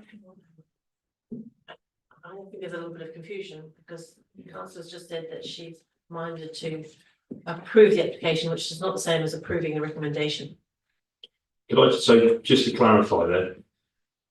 Sorry, I vote to approve the application. So you're overturning the officer's recommendation for refusal? Yes. Yes, so that's a different. Is it? Yes, so the application is recommended by the case officer for refusal.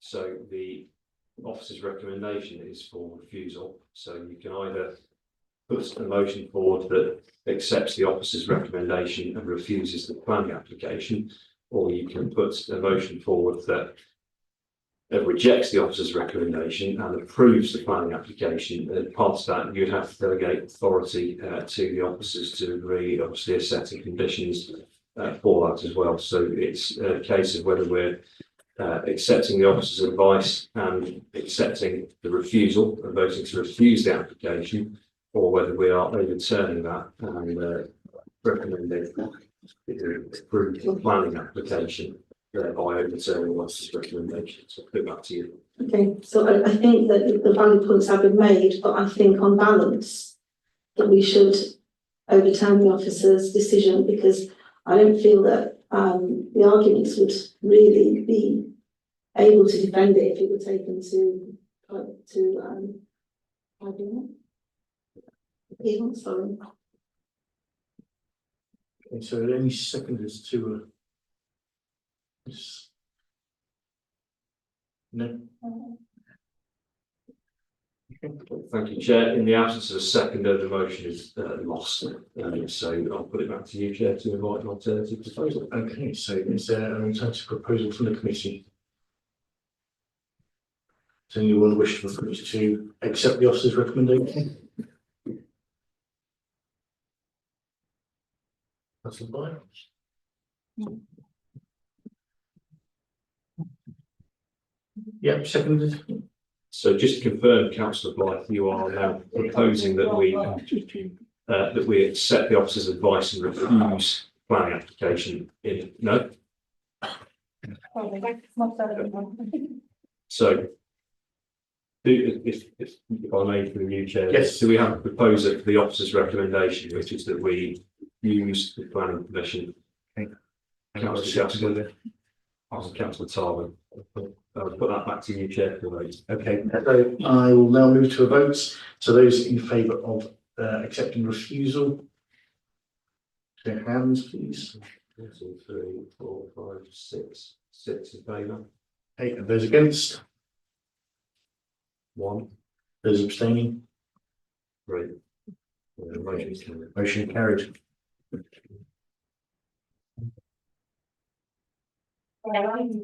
Yeah, I'm very sorry, but owing to childcare issues, I need to leave. Are you okay, Councillor Sullivan? I know you have some. Okay. It's still recorded, so.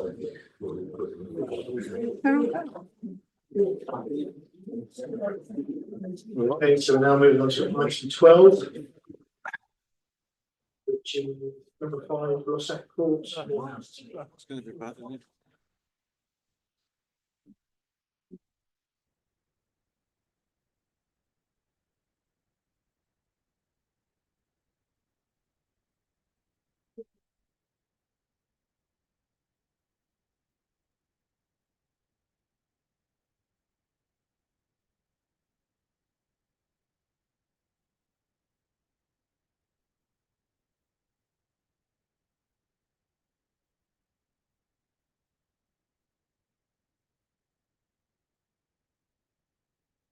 Okay, so Andrew Holden to begin the presentation.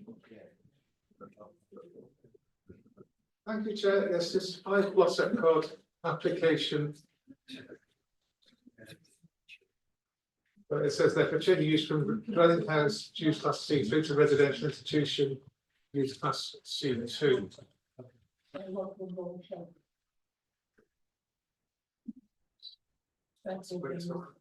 This is called in by former councillor Anna's Key. Impact on residential amenity, parking and traffic concerns, effect on community character and safety, precedent of further conversions, conflict with local planning policies and insufficient justification for change of use. That her comments are set out in full in the report.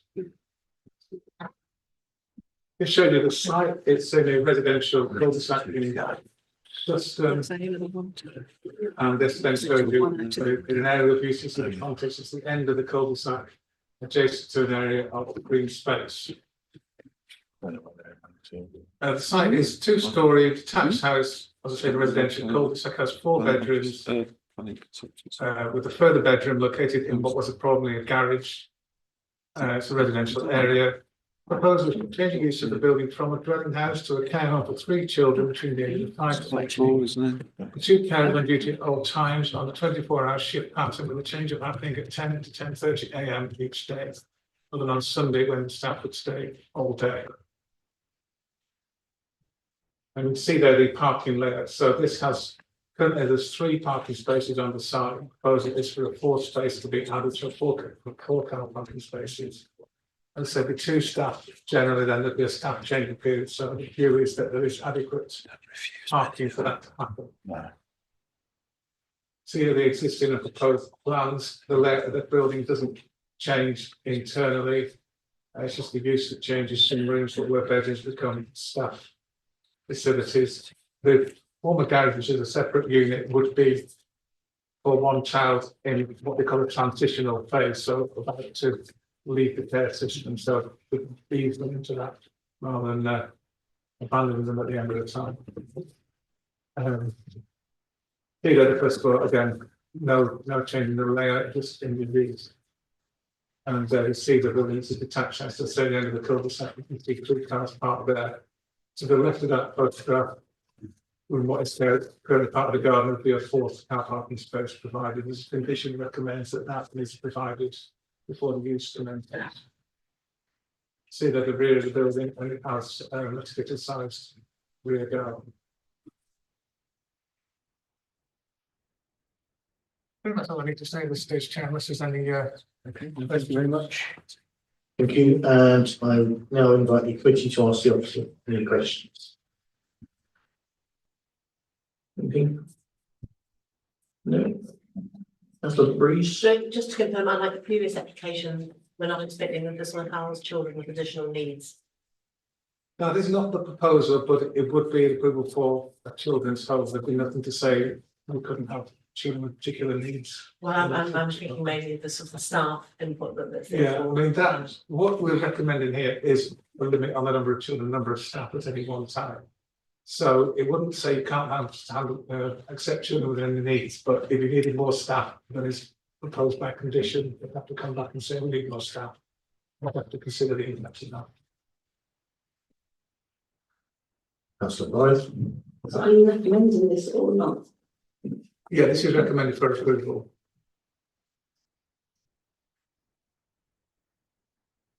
No further questions. I now move to the public speaking. We now have a written statement from Councillor Vincent Clyde, a local ward member, to be read out by Democratic Services. Thank you, Chair. This is a statement from Councillor Vincent Clyde, local ward member for Duston. Duston Parish Council objects to the planning application at 5 Blossom Court, Duston, for the change of use from a family dwelling to a residential institution. Council believes that this proposal exceeds what is reasonable and is not suited to the character of the street. Key concerns include: number one, impacts on the street scene. Proposed development is not in keeping with the character of Blossom Court, would detract from the visual and residential amenities of the area. 2, the size and shape of the plot, combined with its relation to adjoining properties, make the proposed use detrimental to the enjoyment of nearby residences. 2, parking and traffic issues. The application suggests there is 3 staff on site at a time. The crossover periods and visits by other agencies could result in 6 or more vehicles requiring parking. The property does not have adequate space for this number of vehicles without affecting neighbouring properties, meaning the vehicles parking on the public highway. Increased on-street parking would interrupt the free flow of traffic along this residential cul-de-sac, posing a safety hazard. Point 3, waste management. The number of people on site will significantly increase the amount of waste generated by the property. The property would likely require trade waste services, as ordinary wheelie bins would not suffice. The application does not specify how trade waste can be stored and collected, raising concerns about potential environmental and hygiene issues for the surrounding area. 4, noise levels. 24/7 residential institution with staff, children and vehicles coming and going would generate significantly more noise than a typical family home, adversely affecting the street's residential character. 5, lack of amenities for young people in the area. St Giles Park lacks sufficient green space and public facilities, making it unsuitable for developments of this nature. 6, notification concerns. Residents have raised concerns that not all households in the street were informed of the application, limiting the opportunity for public engagement feedback. 7, and lastly, use as an office or meeting space. If approved, Duston Parish Council requests a condition prohibiting the use of the property as an office or meeting space for staff during school hours, ensuring its use remains focused on residential care only. In light of these issues, Duston Parish Council urges West Northamptonshire Council to refuse this application as it is incompatible with the residential and visual character of the area. Thank you, Chair. That concludes the statement from Councillor Vincent Clyde. Thank you. I now invite Peter Emtage, a local resident, speaking in objection.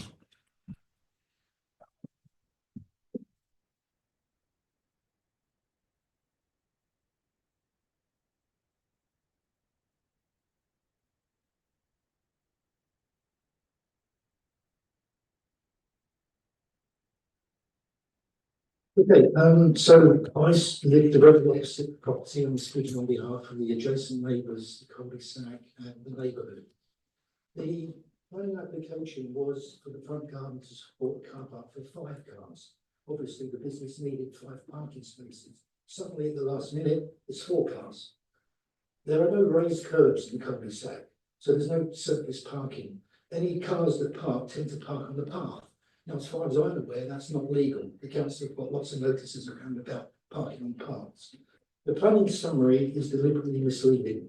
It states no objection from the police, and it clearly doesn't meet their conditions. I quote, must be provided by a company with a proven track record of delivering satisfactory facilities of this nature. It's a brand new company. The applicant is a furniture salesman, and the lady to run this was a pub barmaid. Now, maybe she's got lots of other experience. Doesn't appear to me that they're the right people to be running this. Must have a security alarm with a certified security door and barred windows. It doesn't. Lastly, it must not cause antisocial behaviour. The demographics of this small 11 cul-de-sac has a little girl next door to number 5, 2 baby girls, another 5 young girls, their parents and pensioners. Surely there should be some sort of neighbourhood risk assessment here. Tammy, a family friend, worked at one of these facilities looking after a 12-year-old autistic boy. When she wouldn't get him a KFC, he flipped. He beat her up and put her in hospital. The home checked his background but didn't see that he'd wrecked the previous home, and he was sectioned by the police for that, but that was kind of covered up. It's unfortunate that these 3 young adults, up to the age of 18, many with troubled backgrounds, are likely to have behavioural issues, which is why the police said it must not give rise to antisocial behaviour. In the balance of probabilities, it will, if not in the first temporary group, the next. Look what happened today. They can come and go 24/7, no restriction on that. If they break a curfew, you end up with the police bringing them home late at night. The government, this may also be used to house migrants. And I'll just quote this, and I hate to say this, but it was published by the National Ministry of Justice that on the 24th of March 25, I quote, foreign nationals are convicted of up to a quarter of all sex crimes. I'm not saying that anyone would be there, but there's always that possibility.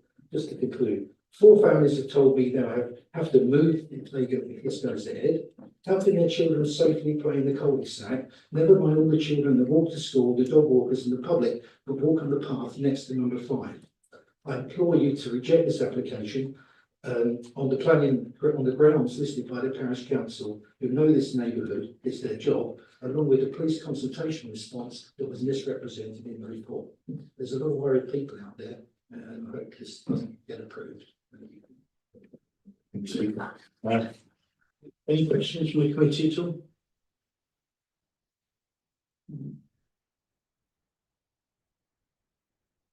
Councillor Gaskell, you can ask a question. Yeah, I'm just wondering where the idea of the migrants bit came in, that's all. I thought it was a children's. Well, it's up to the age of 18, and I'm not saying asylum seekers, I'm saying people have come across that maybe are now legally entitled to be here. Well, it could include that category in the people that they're housing, and well, it can, and you know, they may have behavioural issues.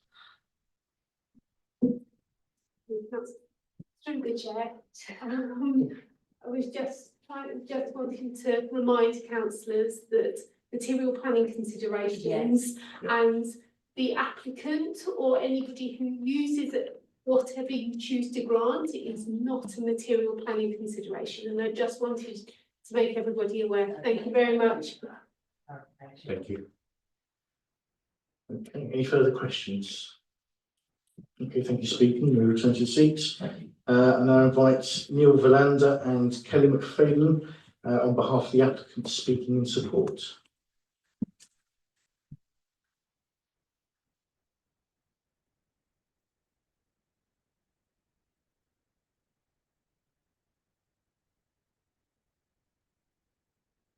Good evening, and thanks for allowing me to speak this evening.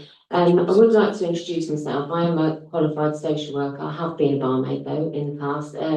I've worked in excess of 30 years with children and young people. I'm qualified as a social worker in 2015. I've been working for Northampton Children's Trust for 6 years in the children and care team. So what that actually means is that I am visiting children every day in foster homes and also in children's homes as well. I've also managed children's homes and also been an area manager for children's homes. We aspire to be a really good company, offering lots of opportunity and allowing kids to be the best of it that they possibly can for themselves.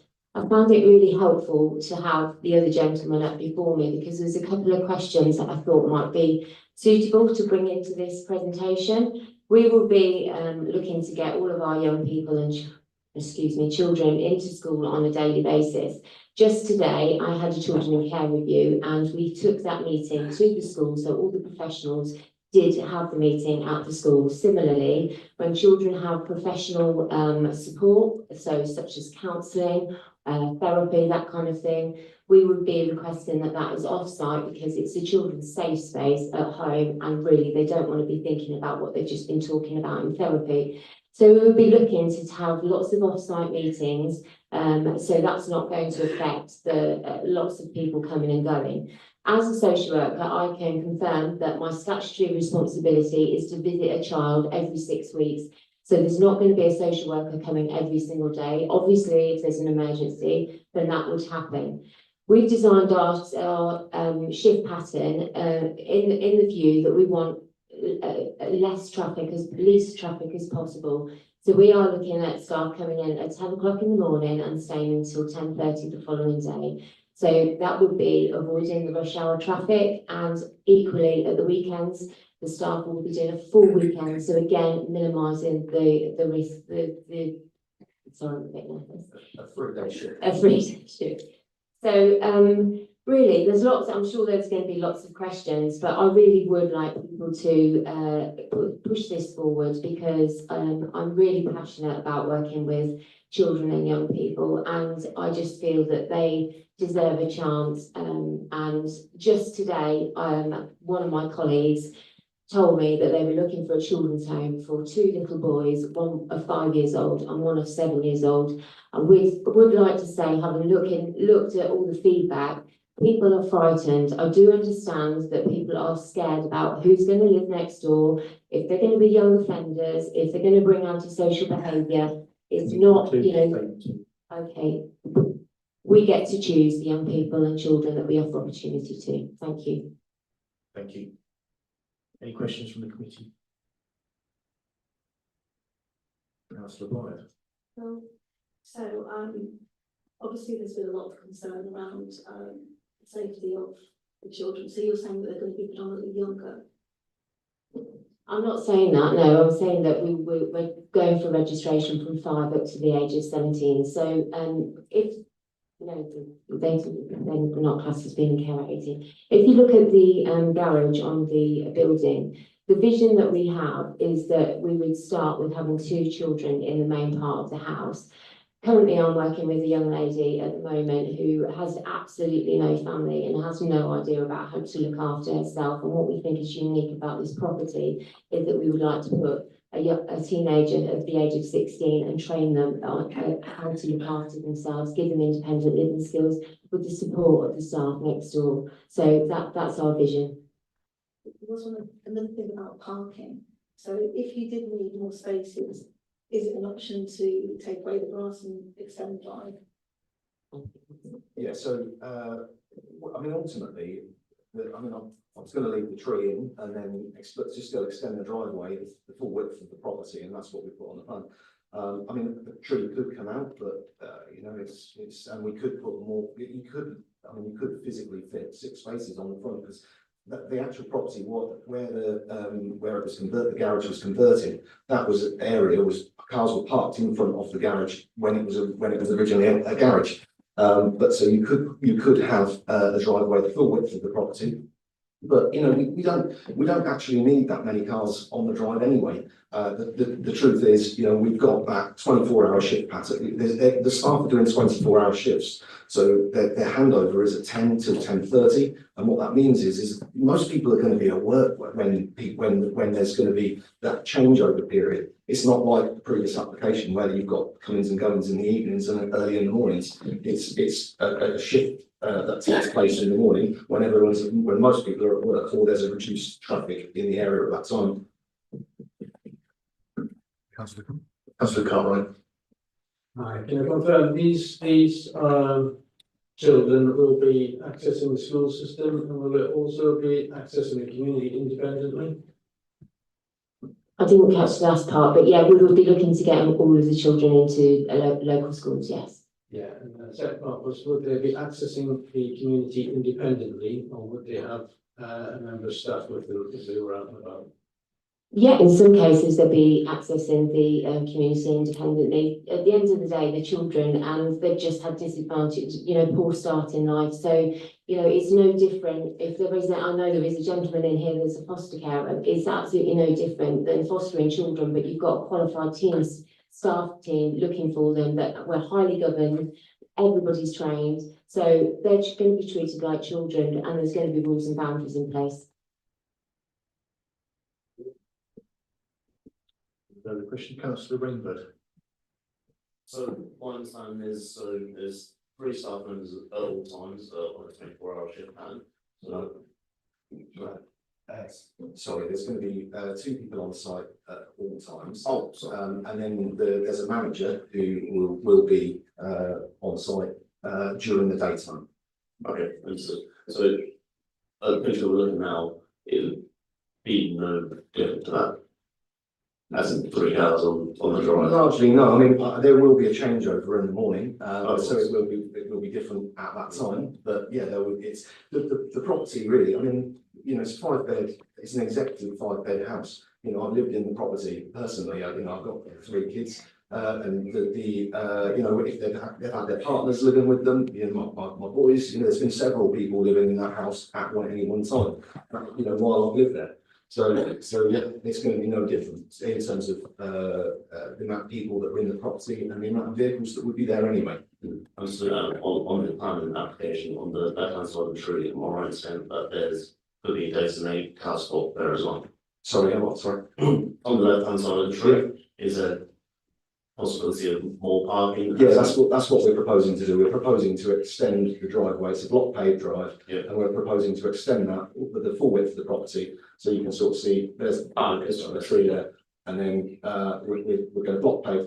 We're going to leave a bit of the tree because it was some there'll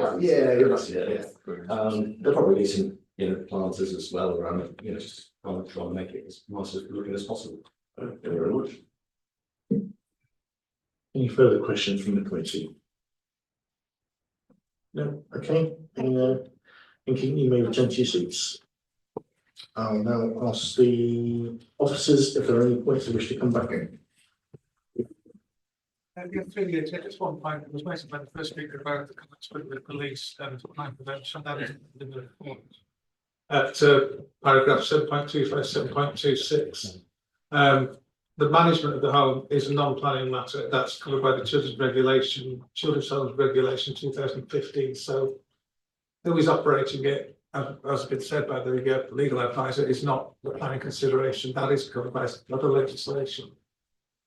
I'd also add that the overall view of officers is that this, as the applicants were saying, will be no different than if it remained as a single family dwelling in terms of impact, comings and goings, requirements for parking. You know, we view the impact would be no different. Antisocial behaviour, I think, is worth mentioning. That we mentioned by a few objectors. We can't say these children are going to be any more inclined to be involved in antisocial behaviour than any other children living in a normal family dwelling. And the fact we've got professionals caring for them 24 hours a day would mean that sort of behaviour would potentially be more likely to be curtailed. So I think that's all I've got to say, Chair. Thank you. At this stage now we'll move the committee to debate the application. Anybody like to raise any points? Do we have any proposals? Sorry, Councillor Bruce. I'm just going to comment that any change like this is obviously a concern to local residents, but I think from what we've heard and from we do have to stick to planning matters, and Ofsted will deal with the management arrangements. I can't see anything in this application that would concern me unduly about agreeing with the officer's analysis. Okay, so do you? So I'm happy to propose it. Yeah, we have proposing seconding. Yeah. Okay, Councillor Rainbow, thank you. You wish to summarise? Thank you, Chair. Through you, just so straightforward proposal here that we accept the case officer's recommendation subject to the conditions set out in the report. Over to you, Chair, to move to the votes. Okay, so now voting in favour, vote for the proposal. So all those in favour, raise your hands. It's unanimous. Thank you very much. And now move on to the final item, which is item 14, land off Barbie Road, Gilsbury.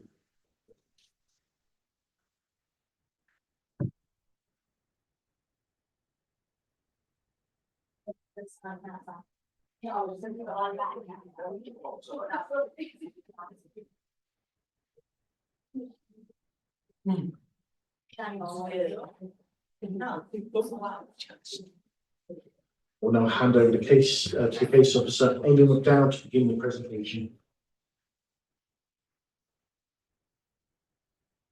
Thanks, Chairman. You just see in the description, this is an outline application for construction of up to 19 dwellings. It's an outline which is basically seeking the principle of development, with the exception of the means of access to the site, which is before members under this current application.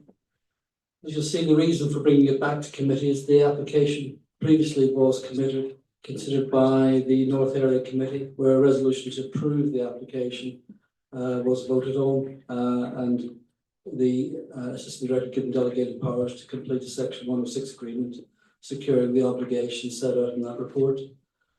Really, the purpose of this report is to update you or to brief you on those negotiations in respect of the health contributions, and you'll see that the report sets out that they are no longer sought by the commissioning board. So as a result, that's not going to be included in the obligation. The other purpose of the report is really to provide clarification, given some concerns raised by the Kilsby Action Group, which were communicated to the council after that meeting in December. And those are dealt with under the other matters of the report. We'll just go to the. So the application, as I say, is outlined there. It sits to the west of Kilsby on the border, on the south side of Barber Road. As I say, originally the application came in and sought permission on a much larger site for up to 44 units. And following discussions with officers, it was being reduced to 19 with the means of access straight onto Barber Road. That's an illustrative drawing. And the reason why the numbers of units were reduced was to align with the housing needs survey that is set out in the Kilsby neighbourhood plan, and also carried forward in the review of the Kilsby neighbourhood plan in 2022. Again, you'll see the report that there's support from policy officers and housing strategy on the basis that the proposal closely aligns with an identified local need. Concerns been expressed by the fact that it doesn't align with policy RA2 in that it's not an up-to-date housing need, and therefore we should have disregard to that. But the committee previously accepted that evidence and accepted the proposal did satisfy or identify need in the absence of any other evidence identifying a local need. In terms of the comments raised by the Kilsby Action Group, those are set out in the other matters, which really focused on questions being asked at that particular meeting about whether or not affordable housing would be secured in perpetuity. It can't be secured in perpetuity because, as I indicated earlier on, we deal with the application before you. What happens in the future is what happens in the future, and there's nothing to say that somebody may come back to seek variations to the obligation, or indeed seek variations to the planning application, or indeed a new application that would have to be considered on its own particular merits. As I say, I don't propose to go through the report in detail, but I'm happy to answer any questions. Suffice it to say that the resolution to approve was based on the debate members had at that particular time. It's brought before you tonight basically to bring you up to speed with the fact that one of those obligations is no longer being sought. And we're still recommending the application be approved as set out in the report, Chairman. Should also draw members' attention to the addendum which sets out comments of the Highway Authority and the recommended conditions, which were again previously before committee at the time it considered that resolution. Thanks, Chairman. Thank you. So I now ask the committee if they wish to ask the officers any questions. No? Okay, so we'll move to public speaking. We'll have Ian Gidley on behalf of Kilsby Action Group speaking in objection.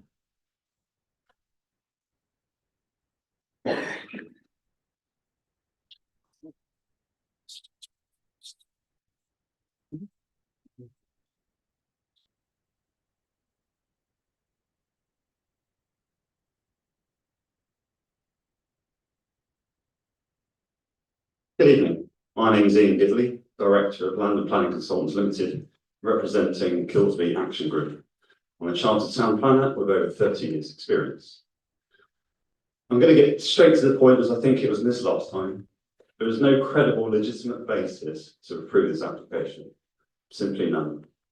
UK planning law requires applications that determined in accordance with the development plan, unless material considerations indicate otherwise. It's not an optional law. As the site is located outside of the village confines and thus in open countryside, the proposed development is very clearly contrary to policies both in the adopted local plan and Kilsby NDP, which together comprise the development plan. Consequently, there has to be a set of exceptional circumstances to warrant a departure from the development plan. If housing supply was significantly below 5 years, then that might be one reason, but it is 5.9 years, as confirmed by the planning officer, so that rules that out. Meeting acute local housing need is the only other possible reason, therefore, but it is a fallacy that that is the case here. The Kilsby Housing Needs Survey, which is the only evidence to support this application, was completed in November 2020 during the COVID-19 pandemic. Housing needs surveys are generally valid for circa 2 years. People needs have either been met or changed after this period of time. Regardless of this professional view, it is a fact that the survey expires in November of this year, as residents were expressly asked about their housing need over a 5-year period only. Given this is an outline application, delivering the proposed housing by November is impossible. Accordingly, the only evidence that supports this application is fundamentally flawed. It is an outdated historic need that no longer exists. It's gone. In the absence of robust, credible, and up-to-date evidence on local need, then respectfully, the only option is to refuse planning permission. Notwithstanding the lack of evidence, it's important to understand that the application does not guarantee that any of the housing proposal will go to the people. Affordable housing is allocated to those in greatest need across the district. No housing association will restrict the tenure to Kilsby Parish only. And open market housing will be exactly that, open to anyone. Mortgage companies will simply not accept a restriction to a Kilsby parishioner. So the application cannot achieve what it purports to achieve. In conclusion, there is no acute local housing need demonstrated that needs to be met, and consequently no exceptional circumstances to justify approval contrary to development plan policies. Accordingly, for this and other reasons expressed by my client in writing, an approval would be open to a legal challenge by a judicial review.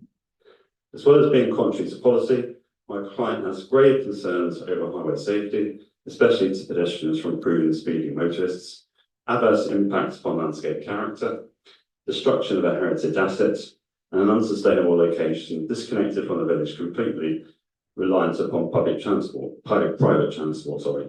It is thus respectfully requested that planning permission be refused. Thank you for your time and opportunity to speak. Thank you. Any questions from the committee? Councillor Blythe? So what we see on the grey area, is that not the village?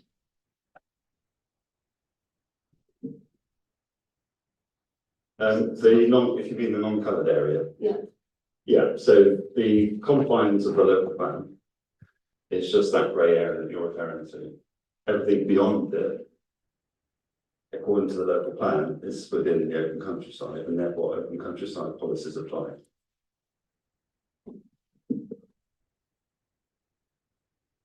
Further questions?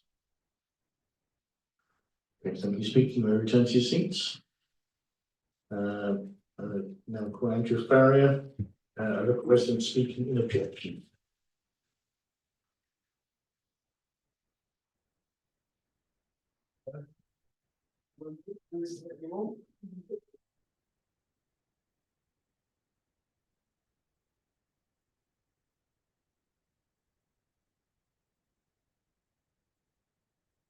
I hope my words have some meaning to the committee, but I'm a little sceptical of the democratic system. The case officer has no limit on time to say his recommendation.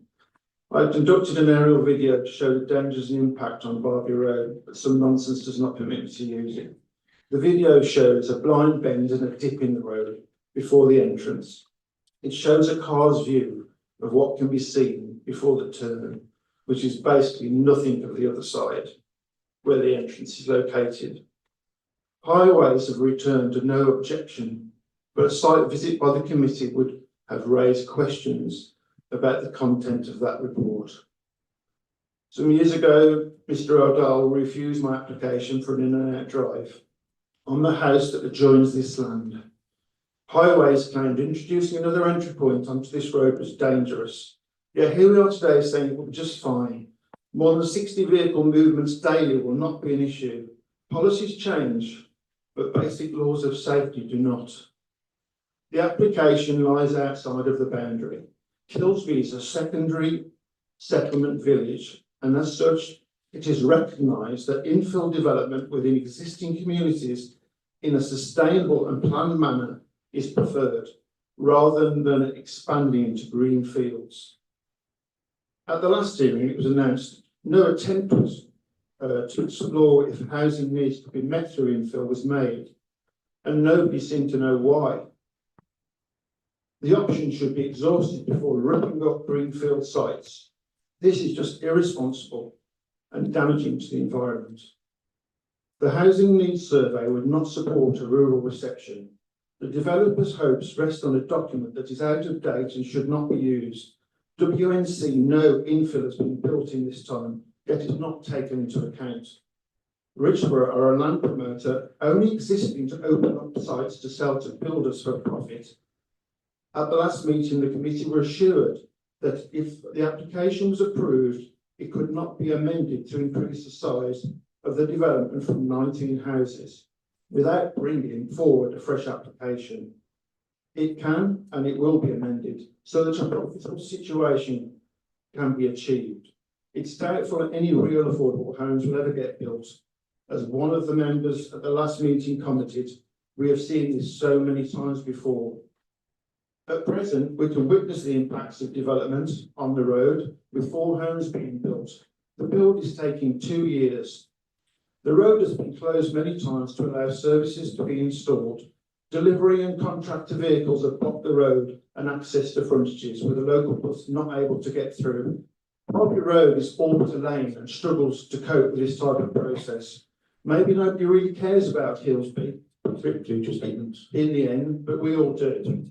The request is you do not send a signal to prospectors that Hillsby and its boundaries are down and has become a soft target. This is very similar to Councillor Frost's points on the policy. Can you conclude your statement, please? And I hope that you follow those. Thank you.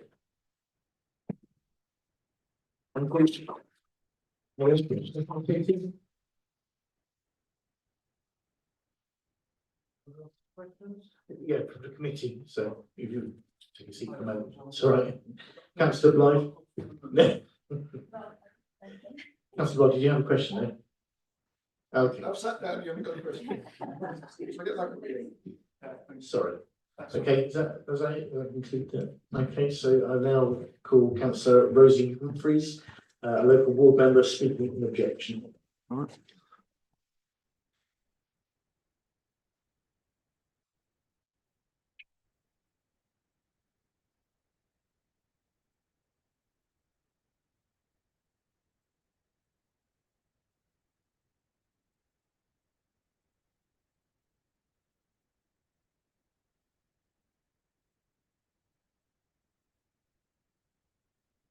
Good evening. You've heard representations from Mr. Farrier regarding highway safety concerns and from Mr. Gidley as to the legitimacy of relying on the housing needs survey in that it's almost out of date. Just to remind you that this is coming back to committee, it doesn't yet have permission. 235 residents have objected to this application in open countryside, which, as you've heard in the Reading report, is contrary to the development plan. And a good number of these Kilsby residents have sat here for short of 6 hours, anxiously awaiting the outcome of your decision, as has my fellow ward councillor, Andrew Simpson. I'm speaking on both our behalves. You're a new committee with fresh eyes, and I invite you to reject this application. There are robust planning reasons to justify refusal, and I suggest 2 of them. Firstly, the proposal is contrary to the neighbourhood development plan housing policy, as you've heard, and being outside the confines and contrary to RA2B2 of the local plan part 2.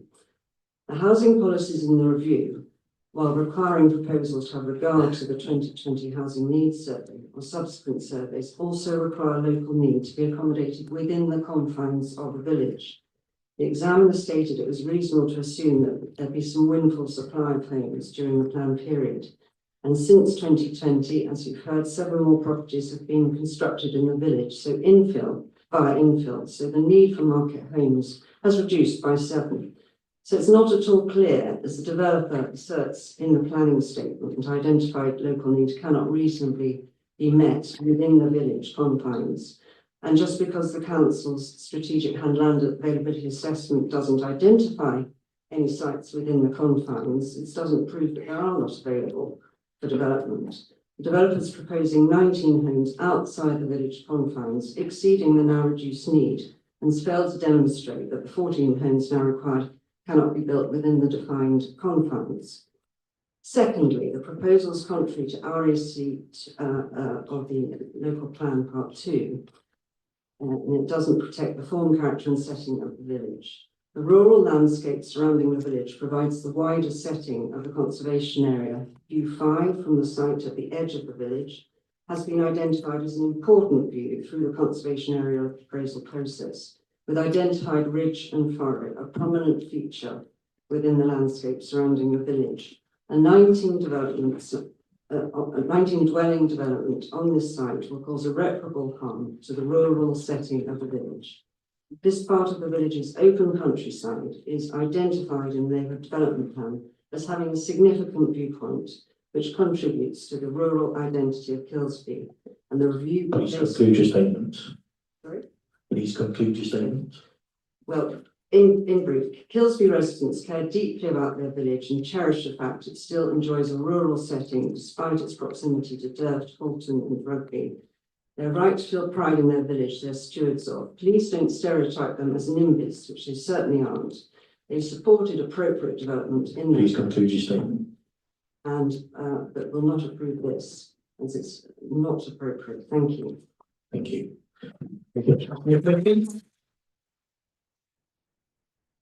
No, there's no further questions, sorry. Thank you, Chair. Through you, could I just clarify your second policy reference, Councillor? So I got policy RAC with regards to the RC, Pardon? RC 3. RAC3 was that? That's C3. C3. Thank you very much. Thank you. Okay, if there's no questions, oh sorry, Councillor Breeze. Thank you, Councillor Humphries. What's the population of Kilsby? 630 households. I should know this. About 1,500. 1,500. It was household one. Has it had much development? It's had 73 developments since the last survey, but since the neighbourhood development plan. Which years? I should have checked this. Sorry, it's been a long evening. It's in the report.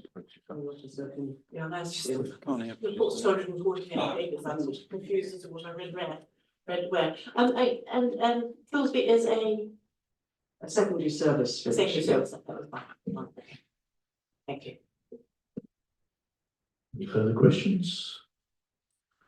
Thank you. The speaker can return to your seat. Okay, so I now call Robin Nichols on behalf of Kilsby Parish Council speaking in objection.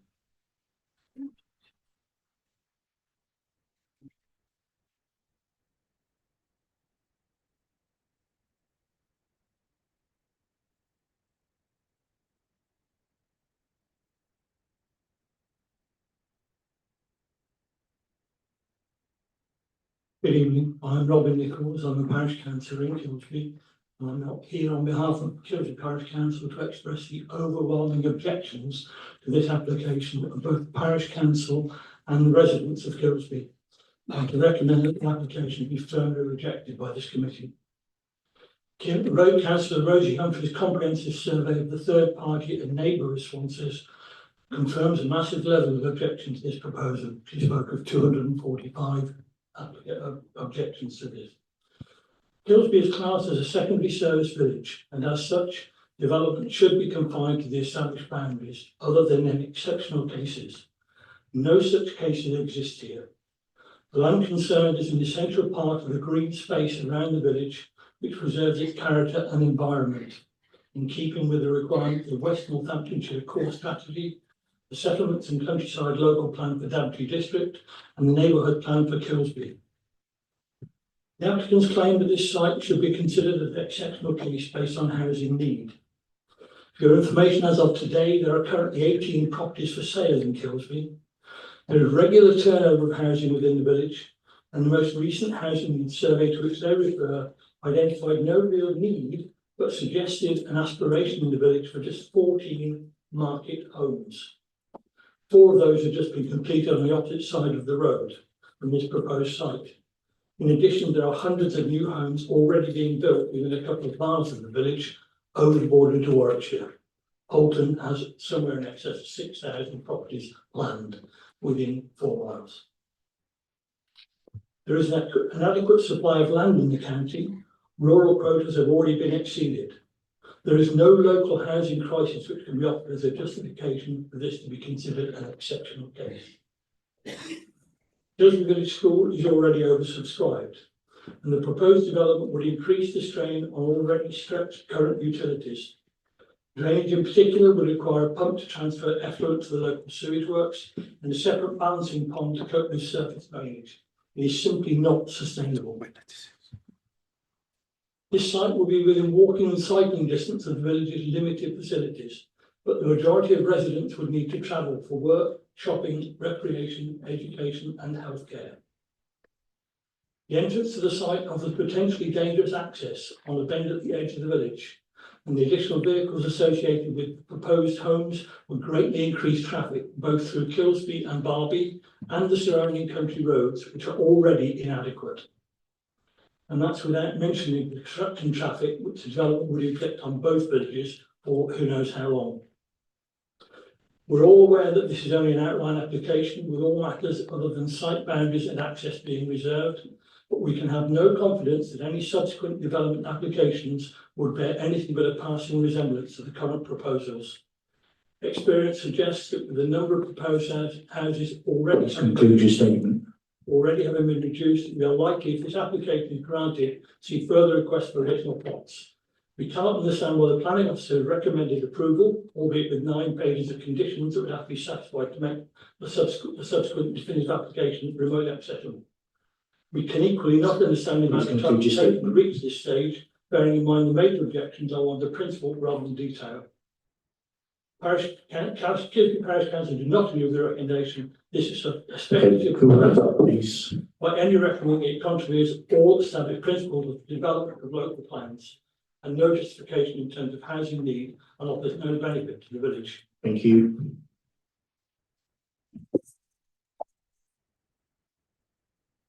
Any questions from the committee? No, okay, thank you, Speaker. You may return to your seats. I now call Alistair Thorne, agent for the applicant, speaking in support.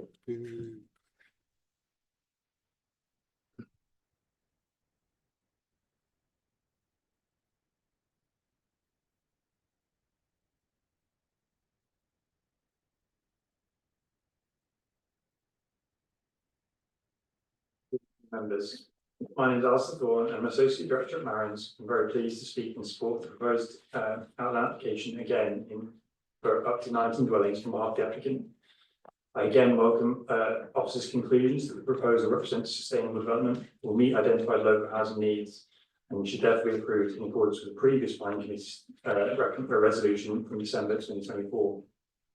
The application, as you've heard, the application has been brought back to the planning committee today as a result of an amended planning obligation request from the Clinical Commission Group, who are no longer seeking a healthcare contribution on the basis that sufficient primary care capacity currently exists, and no other material considerations have been raised. The officer's report remains unchanged. I recognise that the council are currently claiming a 5-year housing land supply. This position has recently been challenged with an appeal decision published yesterday, confirming that this is no longer the case. and the tilted balance is engaged with decision making. But in any event, this does not preclude other sustainable development from going forward. As articulated within the officer's report, the application was significantly amended to align with the identified local housing needs from the housing needs report and taken forward within the Kilsby Neighbourhood Development Plan Review of 2022. Policy RA2 of the local plan part 2 is dealt with in some length within the report and will highlight the key points. The policy expressly accepts development outside of settlement limits based on a number of circumstances. This includes at part 2 where the development will clearly meet an identified local need, where it has been demonstrated that this could not otherwise be met within the defined village confines. It has been clearly evidenced within the application insufficient sites are available within the tightly drawn settlement boundary to meet these needs, and no development has come forward to do so.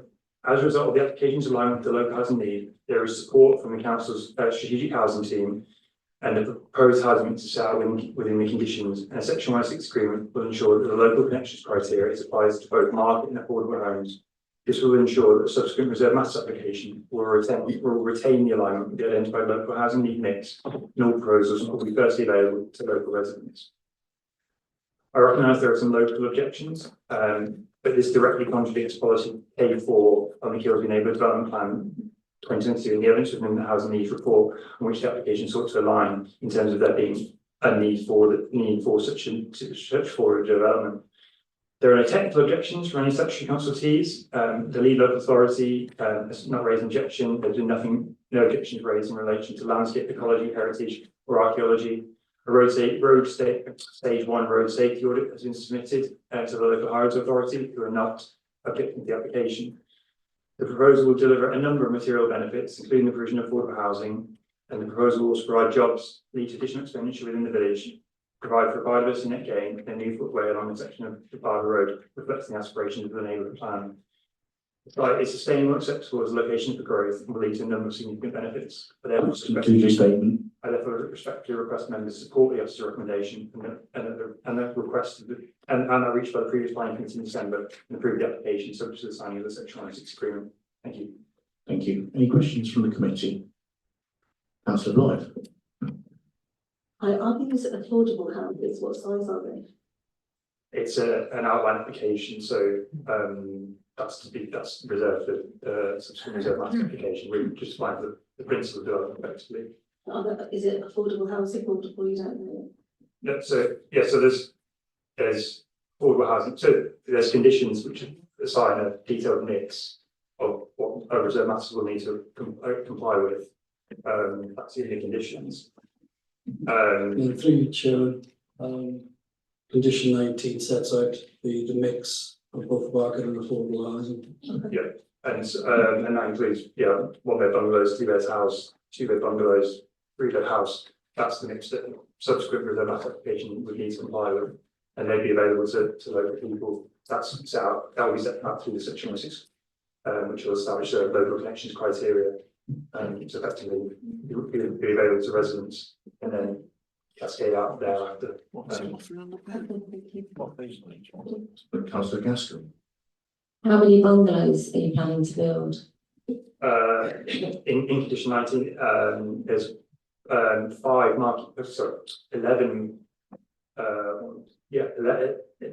11 market bungalows and 3 affordable bungalows. Councillor Bruce. Thank you. Did I hear you say that the local connection will apply to market housing as well as affordable housing? Yeah. And the local connection is what standard of area? So it will be established through the section 106 drafting, but effectively elsewhere in Western Lancs where we have a similar local housing needs provision, it's effectively the residents in, well, there's different cascades in it, but it's residents in Kilsby first. If not, then it's a member of their family in Kilsby. If not, then they work in Kilsby, and then Cascade style. Okay. And how long does it apply for? Sorry. How long will it apply for? If you're not, because it's market housing, that will surely affect the price and the So demand. So how long, if there aren't enough local connected people to take the market housing, when would that fail? I believe the council drafting the section 160 in other cases, I presume will be similar here, there's a marketing period that is, I don't know, it's 3 months or 6 months or something. And that effectively sets that framework and then moves with the cascade. But That's quite short. Oh, okay, I can clarify that with officers. Thank you. Any further questions from the committee? Okay. I will now move to asking the officers if there are any points they wish to come back on. Nothing come back at this stage. So now the committee moves to debate the application. Any points they wish to raise?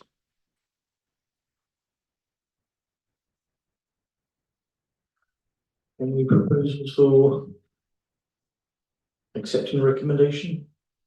I was just a bit concerned about the road access. Has there been a survey done that it needs? Because there was talk about it being a dangerous bend, and is the entrance actually being required? Yeah, through you, Chairman, in short, yeah, this matter was debated quite considerably prior to the previous meeting with members of the FFP.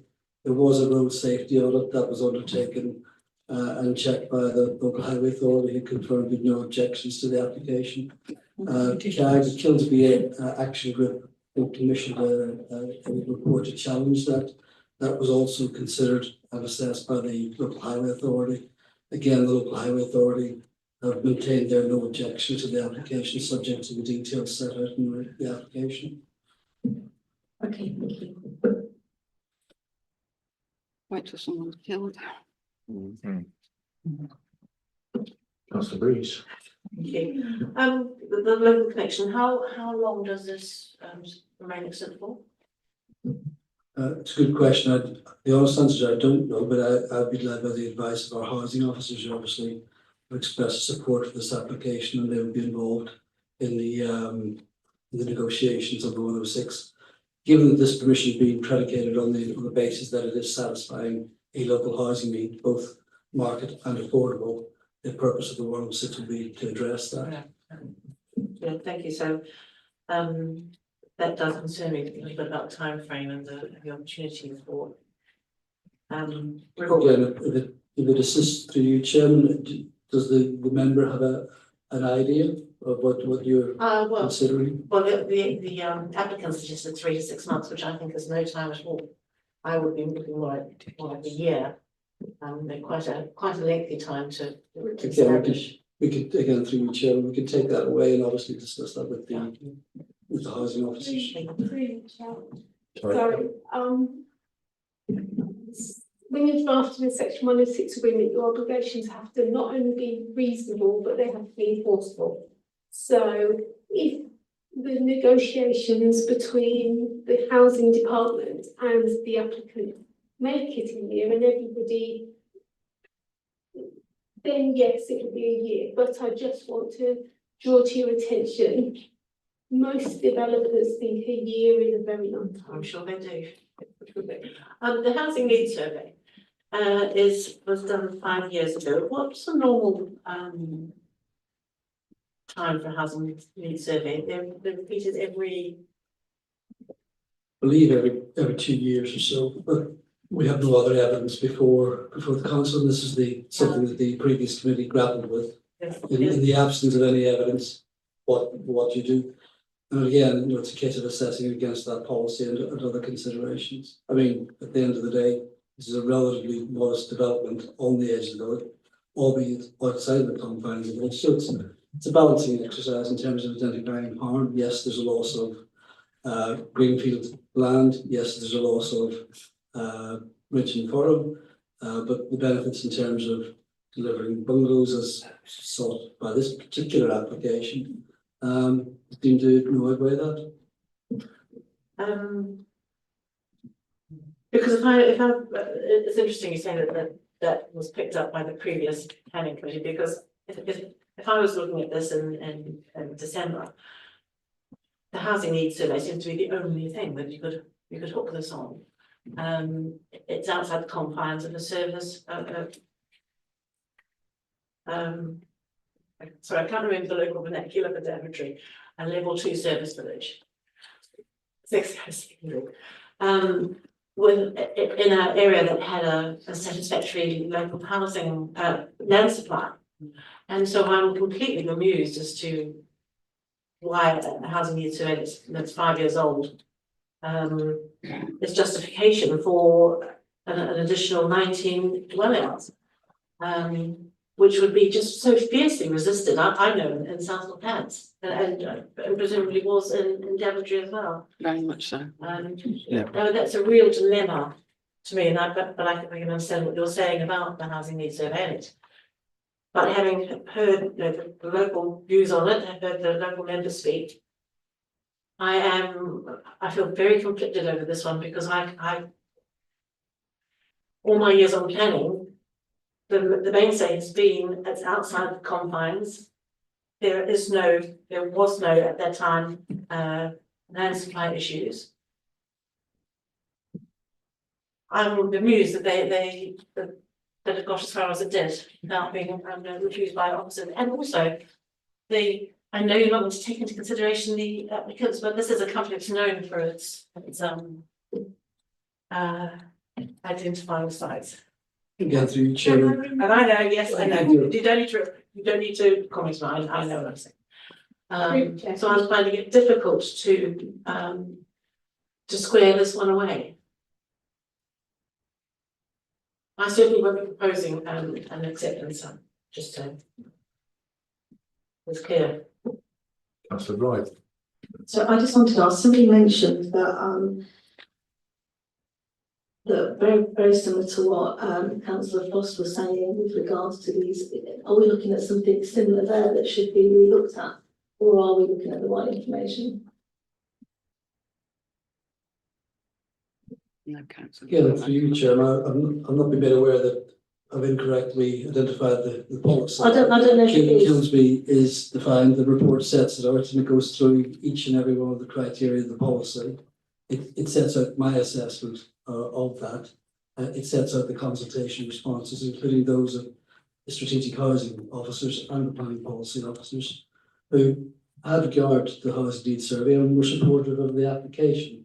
Now, yeah, other material consideration is the fact that the committee have previously sat down and resolved to approve this application. So if tonight you are hearing evidence that is new to the table, that basically means that you should overturn that resolution or come to a different conclusion in terms of conflict with policy, perfectly entitled to go down that route. But what we're saying as officers, we don't think there has been any material change. Our advice to members previously still stands, and since the last application was considered, the only change has been the obligation on health care, which has been lost, and the clarifications set out in the report to address concerns previously expressed by CAG in respect of how the previous meeting was conducted. Okay, thank you. Any further questions from the committee? Just raise, we're going to move to proposal two. Anyone? If we did reject this, could we, if it went to appeal, would we, could we justify that? In any way? I think, Chair, through Chair, I think what you've got to realise is that that resolution to grant permission, which captured pretty much all the issues that were debated tonight, is a significant material consideration that this committee needs to bear in mind. You're not completely legally bound by it, but it is a significant material consideration. So the continuity of the decision maker, this council has resolved to grant planning permission for this development, having heard pretty much all of the debate that you've heard tonight. The only elements that we should really be concerning ourselves with are that the NHS have dropped their contribution. That's the only difference. And then paragraph 65.1, which clarifies the slight error in the legal advice that was given on the 4th of December 2024. And it just clarifies that it is impossible to make affordable housing exist in perpetuity through legal agreements because they can be varied and altered at later dates. So those are the only two extra points that you're really narrowly thinking about tonight. I know it's difficult because speakers have raised all of the other material considerations that were raised last time, but you need to bear in mind that legally the council's already effectively granted permission for this development, and you're just clarifying points that were slightly mis. Yeah. That's what was that's flawed. That's why it's back in committee. Wrong information was given. Anything else?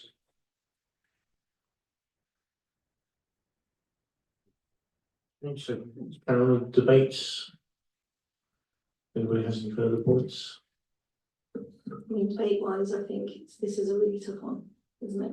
Because there's a lot of objections and. Does anybody have anything to say?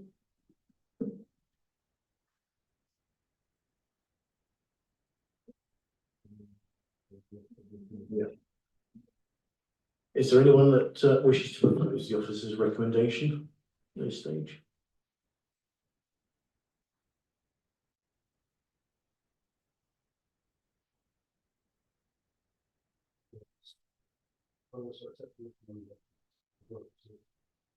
Any seconders? No. So. Are you going to second it? Okay, Councillor Gasky, second it. Okay. Shame on you. Unbelievable. You're a shower. Absolutely. Proposal I can all live with yourself. hasn't yet been voted on. I think it was, which is to grant permission for development, subject to the conditions set out in the case officer's report, and subject to the completion of a section 106 legal agreement for the heads of terms set out in the report as well. And over to the chair to move the vote. Okay, thank you. We now vote on the motion. So all those in favour, raise your hands. Got any hands over there?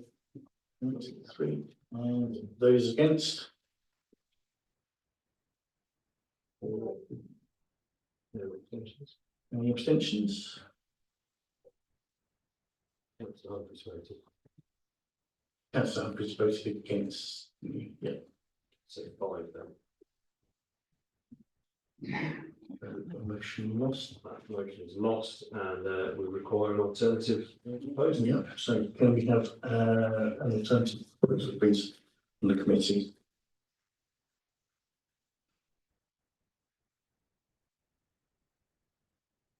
Really, Chair. Can I just recommend, also advise that there is no planning reasons because we're going against officer recommendation. Thank you. Do we debate those now, or did we propose? Does anybody wish to put forward a review? Yeah. Yes.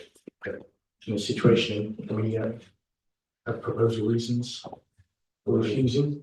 Or would anyone like a deferral for any reason? Yeah. I was to say, proposal deferral and site visit. I believe, an insight on the ground would be good. Okay, so any seconders? Motion's lost. Do you want to clarify? Yep. Councillor, we have a proposal from Councillor Rainbird to defer for a committee site visit. It was mentioned many moons ago earlier in the debate that members could potentially benefit from a site visit. It was mentioned by the gentleman who made reference to his video regarding the blind bend in the dip road that this committee may benefit from a site visit. That site visit gives you a number of options. It can either reassure you in some of your concerns regarding this application, or it may reinforce your concerns. But obviously the site visit is something to approach with an open mind and would ultimately be very beneficial. With this being a new committee to see that site, it's proposed by Councillor Rainbird, and I believe we have a seconder in, Councillor Blythe, and I'll move to you to go to the vote, Chair. Okay. All those in favour of Councillor Rainbird's proposal, raise your hands. Okay, those against? Abstentions? 1. Thank you. Motion passed.